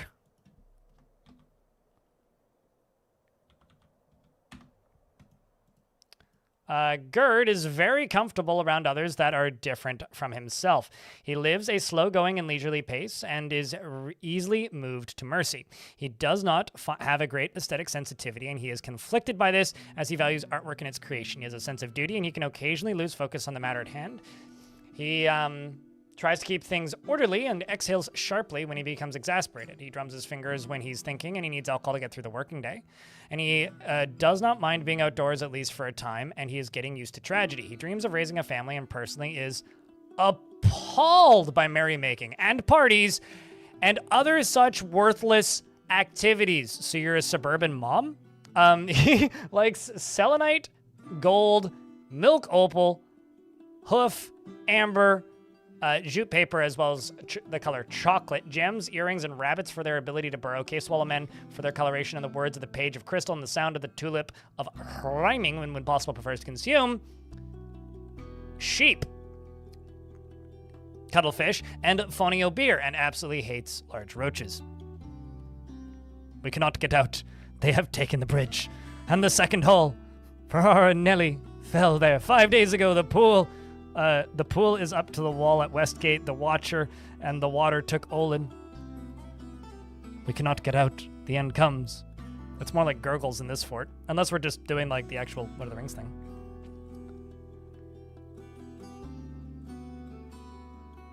But actually, I'm genuinely curious. Do you guys know if killing agitated animals increases agitation? Or if it's like a self-fulfilling hell? Because I've always just kind of assumed that.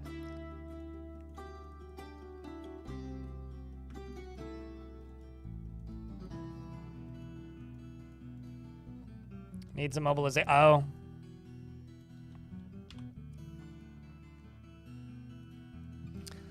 Wooden splint. Wooden crutch.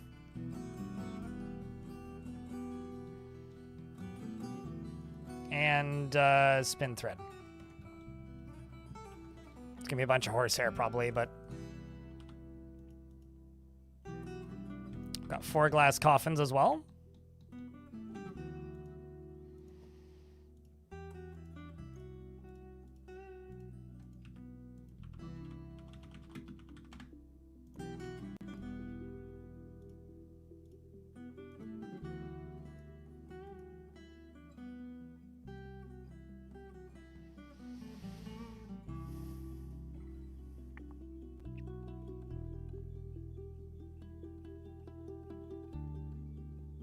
No end in sight.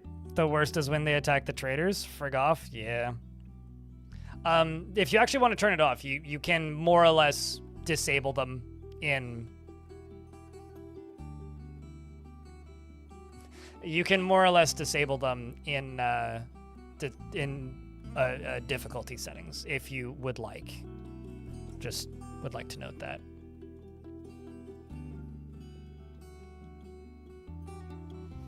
There's definitely been times in the past where I've turned it on, at least for a bit, and then turned it off, and then turned it back on. Like, I just get too tired of it, so I'm just like, I just want this to go away. Also, chat, are you panicking about the lack of... What the fuck? Are you panicking about the lack of,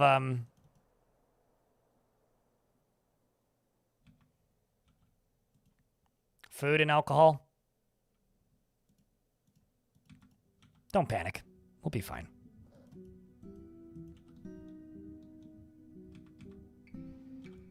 We will be fine.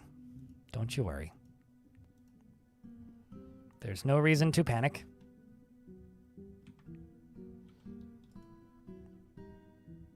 The dwarves may not be. Well, here's the thing. We are going to get traders very soon. I am going to buy all of their food supplies. Agitation is absolutely a thing. No, it's the Cavern Invaders that aren't a thing.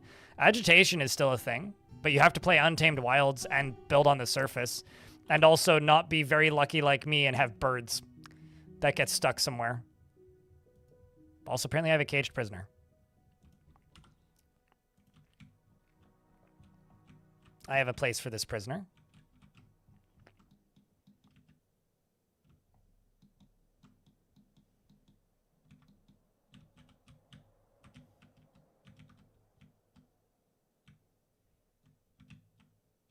There it is.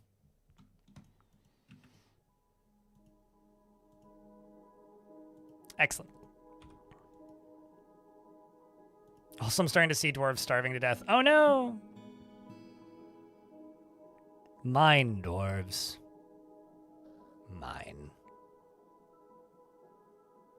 Actually, I wonder how far away we are from the mountain homes. About 26 days travel.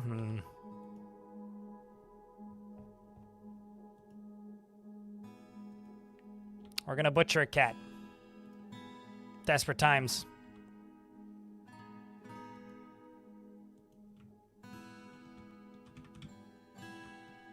But the good news is we've completed the mine, more or less. There's only a few spots left.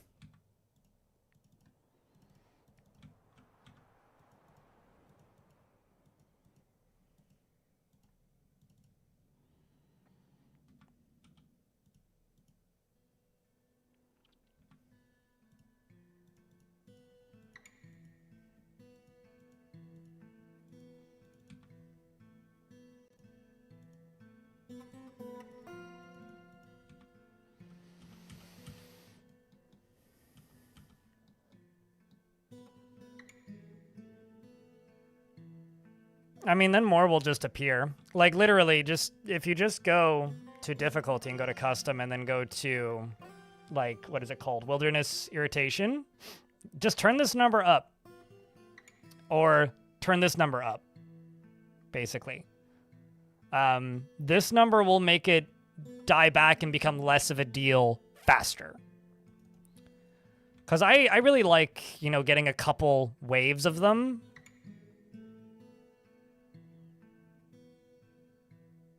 Blocks new ones from spawning? Making the decay higher? I mean, isn't that kind of the point? Blocking new ones? Like, isn't that what you want? Unless I'm, like, misunderstanding.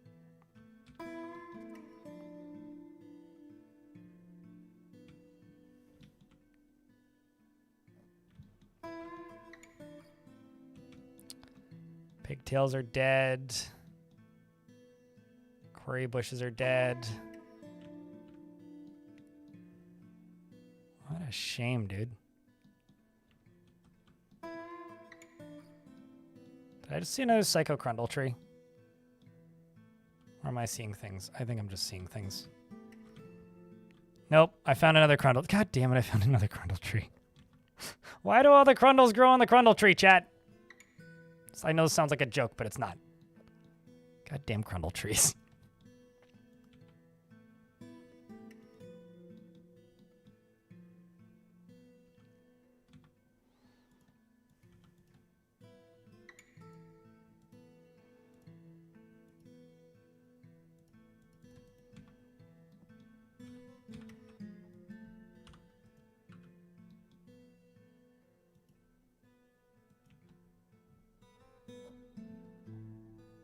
It's a tree full of Crundles. That's why my frame rate's low. I'm actually just going to do this. This I am going to do. Sorry, Crundles. If you can get out, you can get out. If you can't, you can't. I still somehow missed some.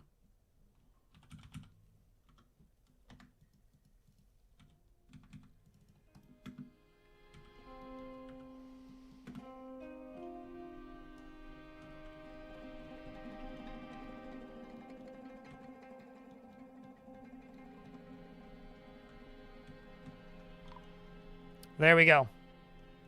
The outpost liaison on traders have arrived.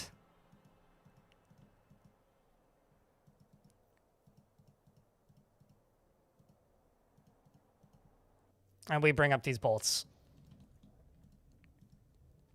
And pipes and tubes.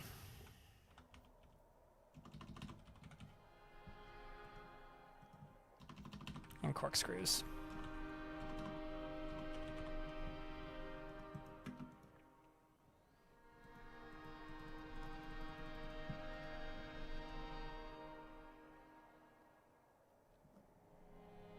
You mean forced training freezing to death? Oh, I see, yeah.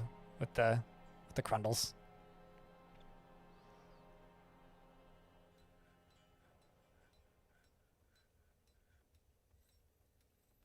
I'm kind of artificially stressing this fort out more than it needs to be, but I'm kind of having fun with it, so.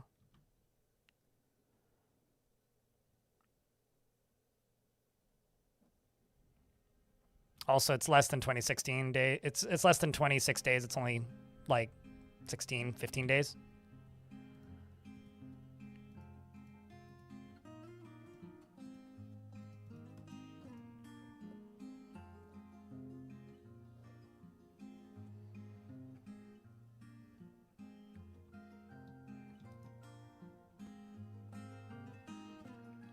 These goblins' bodies I'm just going to throw into the ocean.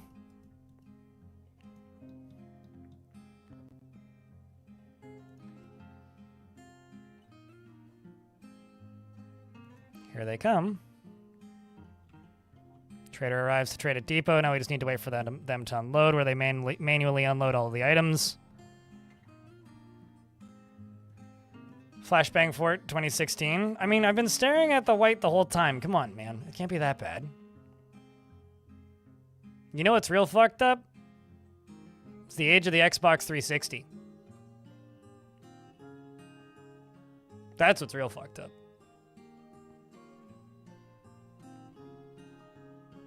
Or just the fact that I've been streaming for 12 years. Meaning, streaming is officially the longest relationship I've ever had. Yeah, the Xbox was 06, so it's 20. Dwarf Fortress is the same age as the Xbox.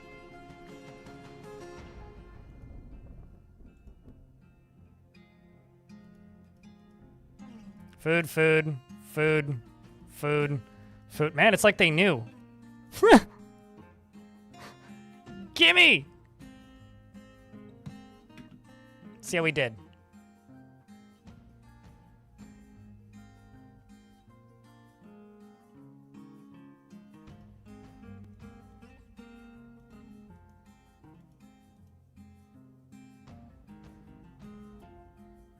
Look at that.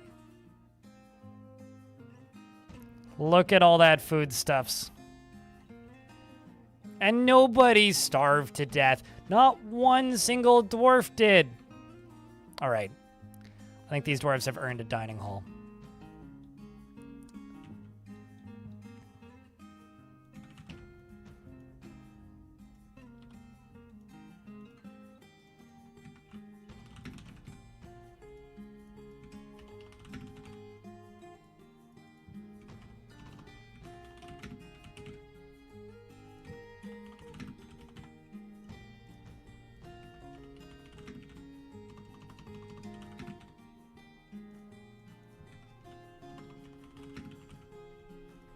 Okay, that's plenty for right now. Except the tables. 40. Throne. 40.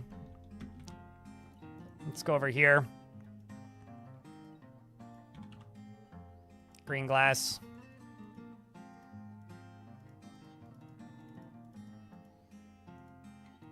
We're gonna make ourselves a very upbeat and happy, tomb-filled dining hall tavern. Dwarves have earned it.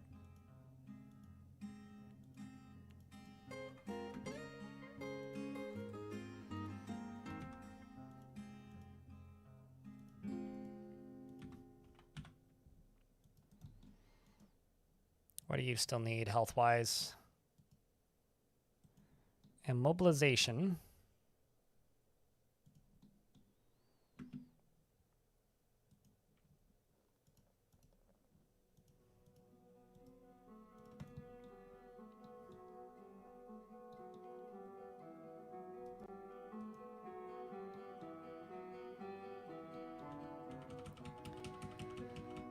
And as everything comes into here, this needs to move.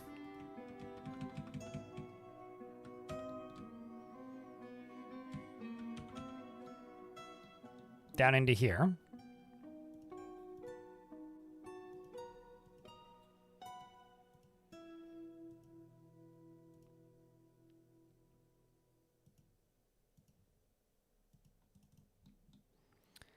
And I need bins, but we'll do the bins after these.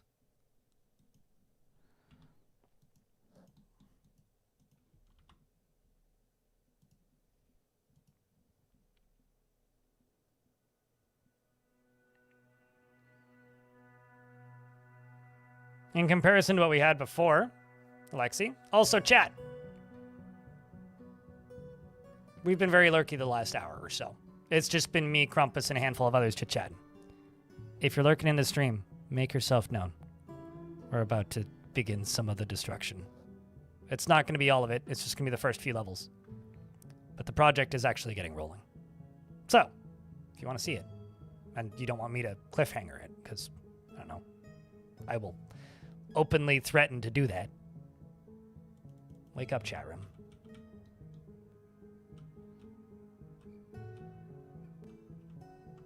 Wake up. Why is there a dwarf out there? May? No, that's a... Oh, I see. It's because my mayor is injured. I need to not kill my outpost liaison. What's my mayor need? Treatment. You need immobilization. Okay, fine.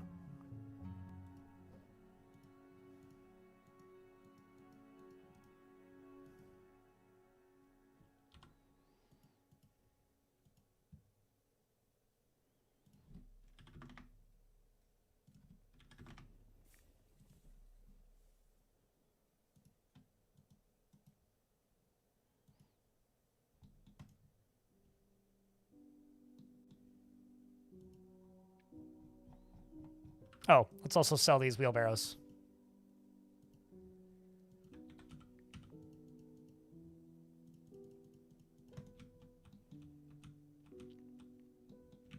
The problem is if this dwarf stays here, they're gonna die.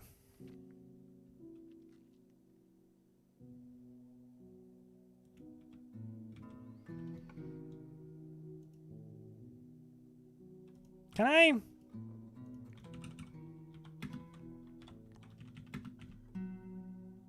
I can't make splints out of glass.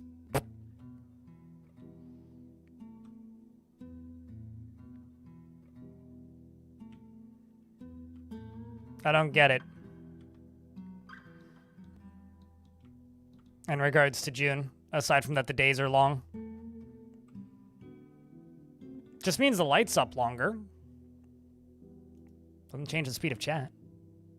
If chat wants to lurk, chat wants to lurk. Have some gifts. Okay, now I know they'll trade with me next year, even though I'm about to kill this dude. All right, well, this outpost liaison's about to learn a lesson, which is don't stand on the ice.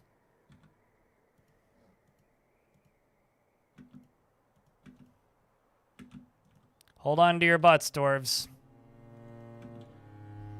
Mostly this one.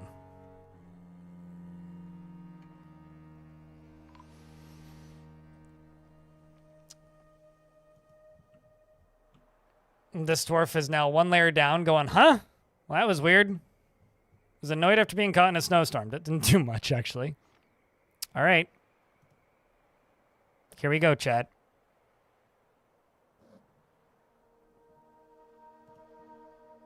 I need some lava.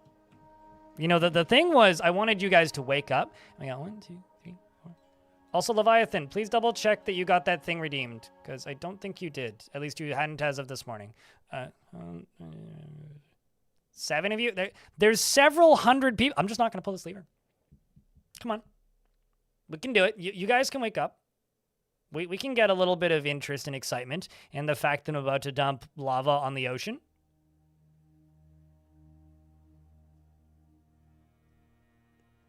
Okay, fine. That's fine. All right. I'm just going to...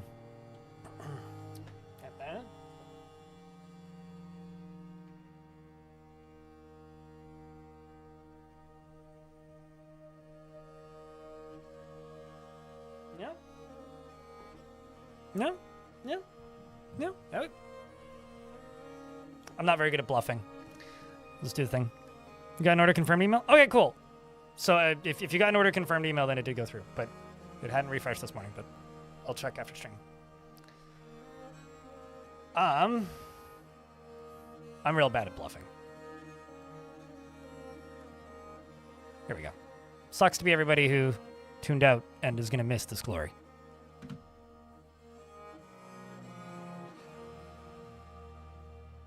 Had to log in again to get the lava ready? That's fair.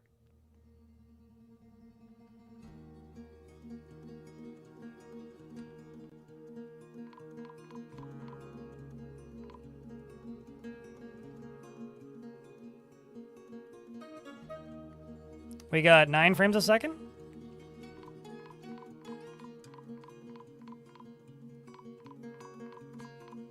Six.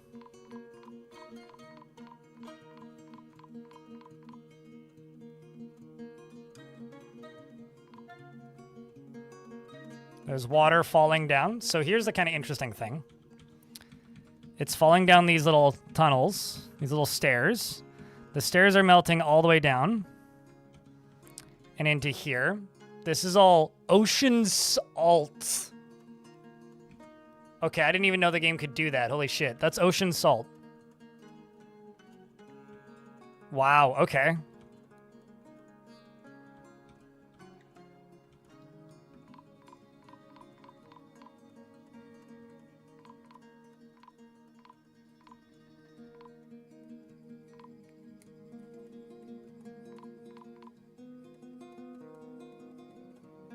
It's gonna move over to the left now.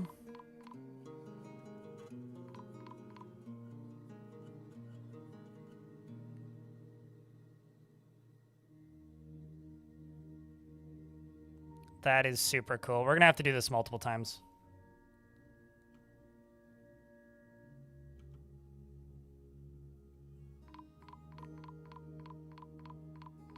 Can we harvest said salt? Absolutely not. We could probably clean it up.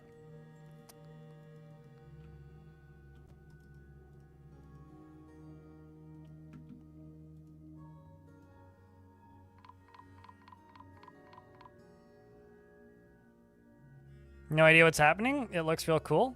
I do have my alerts set up in kind of a fucky way at the minute. Wherever cave-in is... Actually, recenter is what I want. Cave-in, yeah, don't do that. All right, that's caravan.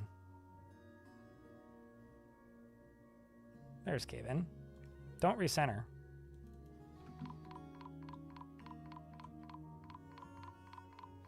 I'm pouring lava on ice. Ice is thawing and becoming water. Water is becoming obsidian, is what's happening. At an extremely rapid pace.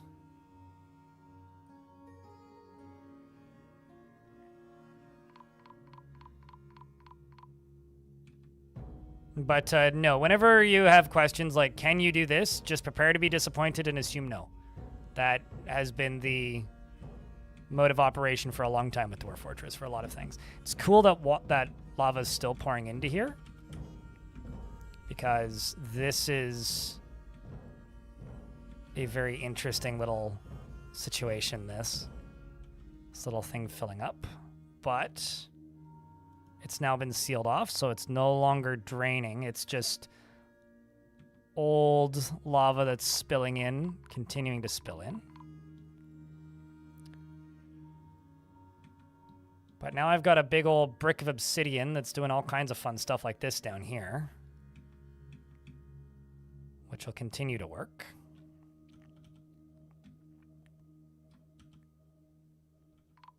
The salt is kind of crazy, though. A mini lava pocket? Oh, we have a bunch of those. This will all freeze again once the lava cools off.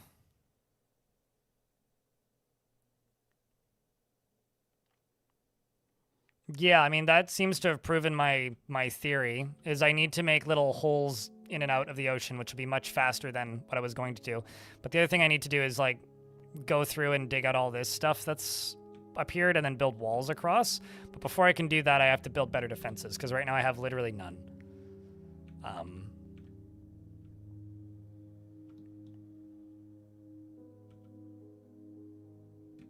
The other thing I want to try is this goes all the way down to here. I'm going to open up this front right after this ad is done. So I'm going to let this cool off a bit, and then I'm going to dump another chunk of lava, but straight down through this center stairway, which is going to kind of go all the way down to the middle here. And it will try to go to each side, and probably will, to a degree, but it'll hit the bottom here and try to spread. I've literally built a blazing iceberg. That is actually very true. Username checks out, Blazing Iceberg. How do you feel that this fortress is now the personification of you?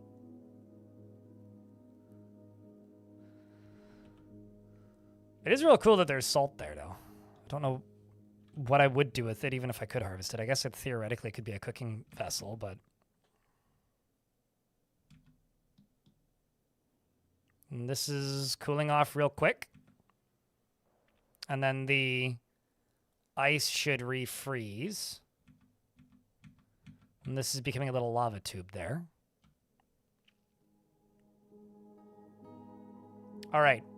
Here goes experiment number 2.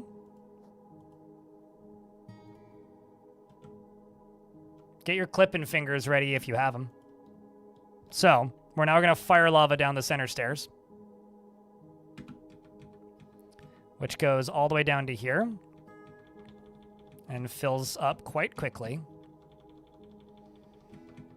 This is where things begin to happen. Okay, it seals off obsidian real fast. Sometimes it makes it a little bit further, but then makes obsidian. Down at the bottom. Because there is 2 levels deep, it's got places to go. Uh-oh.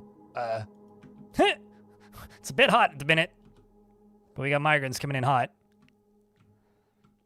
So this is 2 levels deep. So this right here is the actual ocean layer. This is the layer above that. Okay?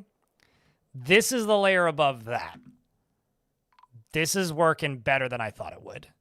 Stuff is falling down into the ocean as well, which is fucking awesome. Oh, wow, that is working way better than I thought it would. Still not great, but better.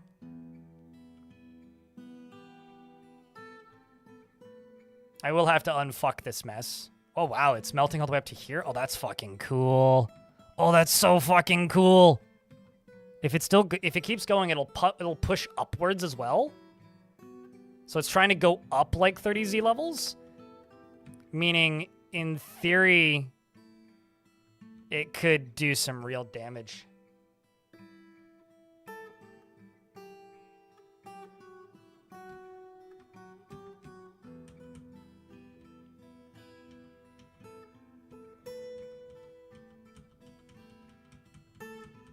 I think it's done.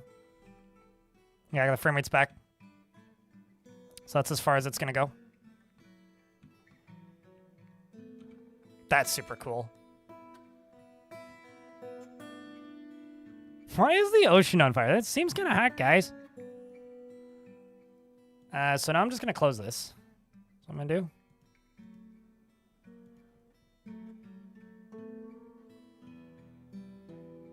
It's like, I hear the food shortage is over when the migrants arrive. Which I'll close that, and then I can open these, which will get rid of the excess. And now I've got a project for next time. The project for next time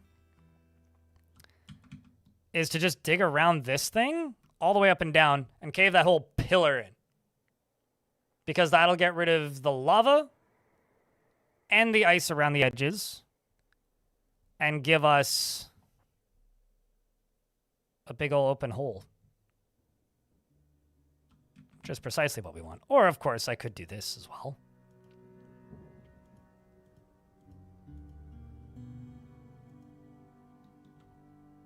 I should also probably seal this off. Send it in from the top again. It's interesting that it prioritizes the right side. And then it all begins collapsing again. We could just see how far this will go.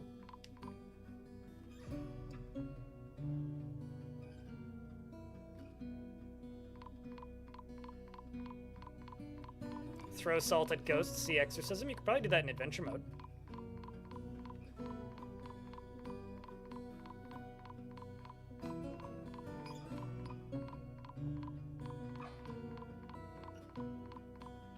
A little bit laggy. All the clicking is cave-in notifications, if you're wondering.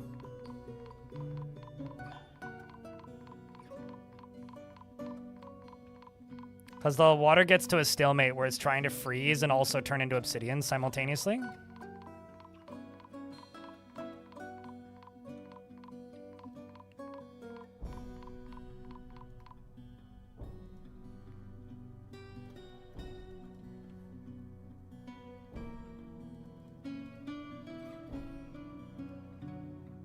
Just need a dwarf to get over here and pull that lever.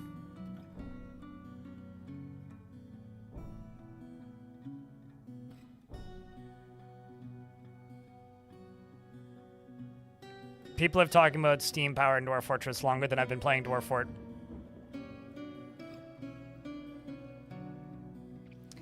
I feel like I've messed with some sort of complicated systems in Dwarf Fortress, specifically dyes, and I feel like the more complicated this system, the harder it will be to play with, to the point where I kind of wonder how fun they would actually be to interact with. It's the reason I'm always very cautious when people say I want sewage systems in Dwarf Fort. Because I just have a really hard time imagining what that would look like other than just being horrible to actually play. So, I don't know. Steam engines are one of those things where I kind of go, maybe. Theoretically, it could be cool. Don't know what it would be like in practice, though.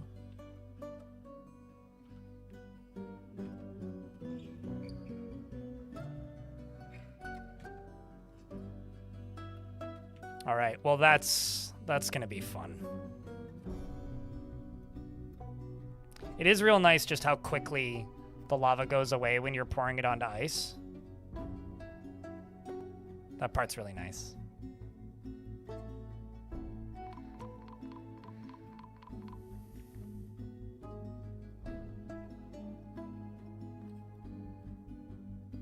No, I know I was asking. Like that's fine. I'm just giving you my opinion on the comment of steam engines, because I don't know. I don't really have the brain. It's been a long day. I don't really have the brain capacity anymore to like heavily discuss it, but like I don't know if I have the words, but it is one of those systems that I like building musical instruments. I don't want to build a steam engine. Does that make sense? So if it's very simplistic, I wouldn't be against it, but I don't really know how it would work. You'd have to feed buckets into it, at the very least. So it'd be a lot of items to keep track of. I don't know. I'm not against the idea. That's very low on my priority of, like, wishes. Because I want to see pre-existing systems expanded upon. I don't want another bees, you know? I would rather bees get made more usable and interesting than add 5 more systems that sort of work like bees, you know? Is it even possible? Fuck if I know. Ask Tarn.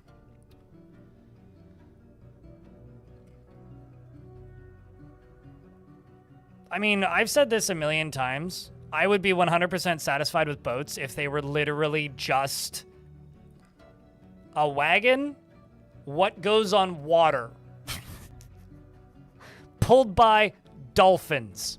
I don't know. Sail made of cloth. Like, I'm a very simple man when it comes to boats. I don't need anything even remotely complicated when it comes to boats. Tarn wants us to be able to build boats and sail them, and I go, which is why we don't have boats.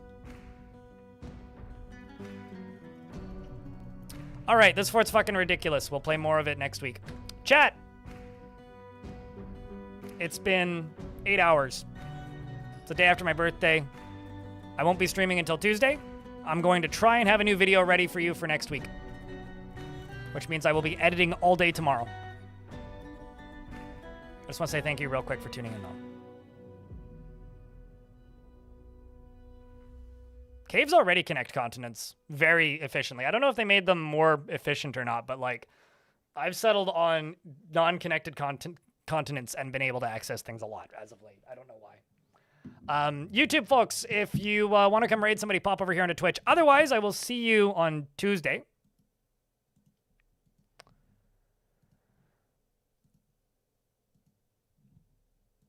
If you want to see the VODs, they're over on youtube.com/blindextras. If you are on the Twitch side of things, prepare your favorite emotes so I don't turn this ship around. And thanks for hanging out, chat. I will see you later. He would be more interested in adding crude oil. Tarn has said very specifically that Dwarf Fortress's like time scale for technology ends around the year 1350, 1400. Anything beyond that is like kind of outside of the scope of what they want to develop, outside of fantastical things. So I'd be shocked if you got crude oil.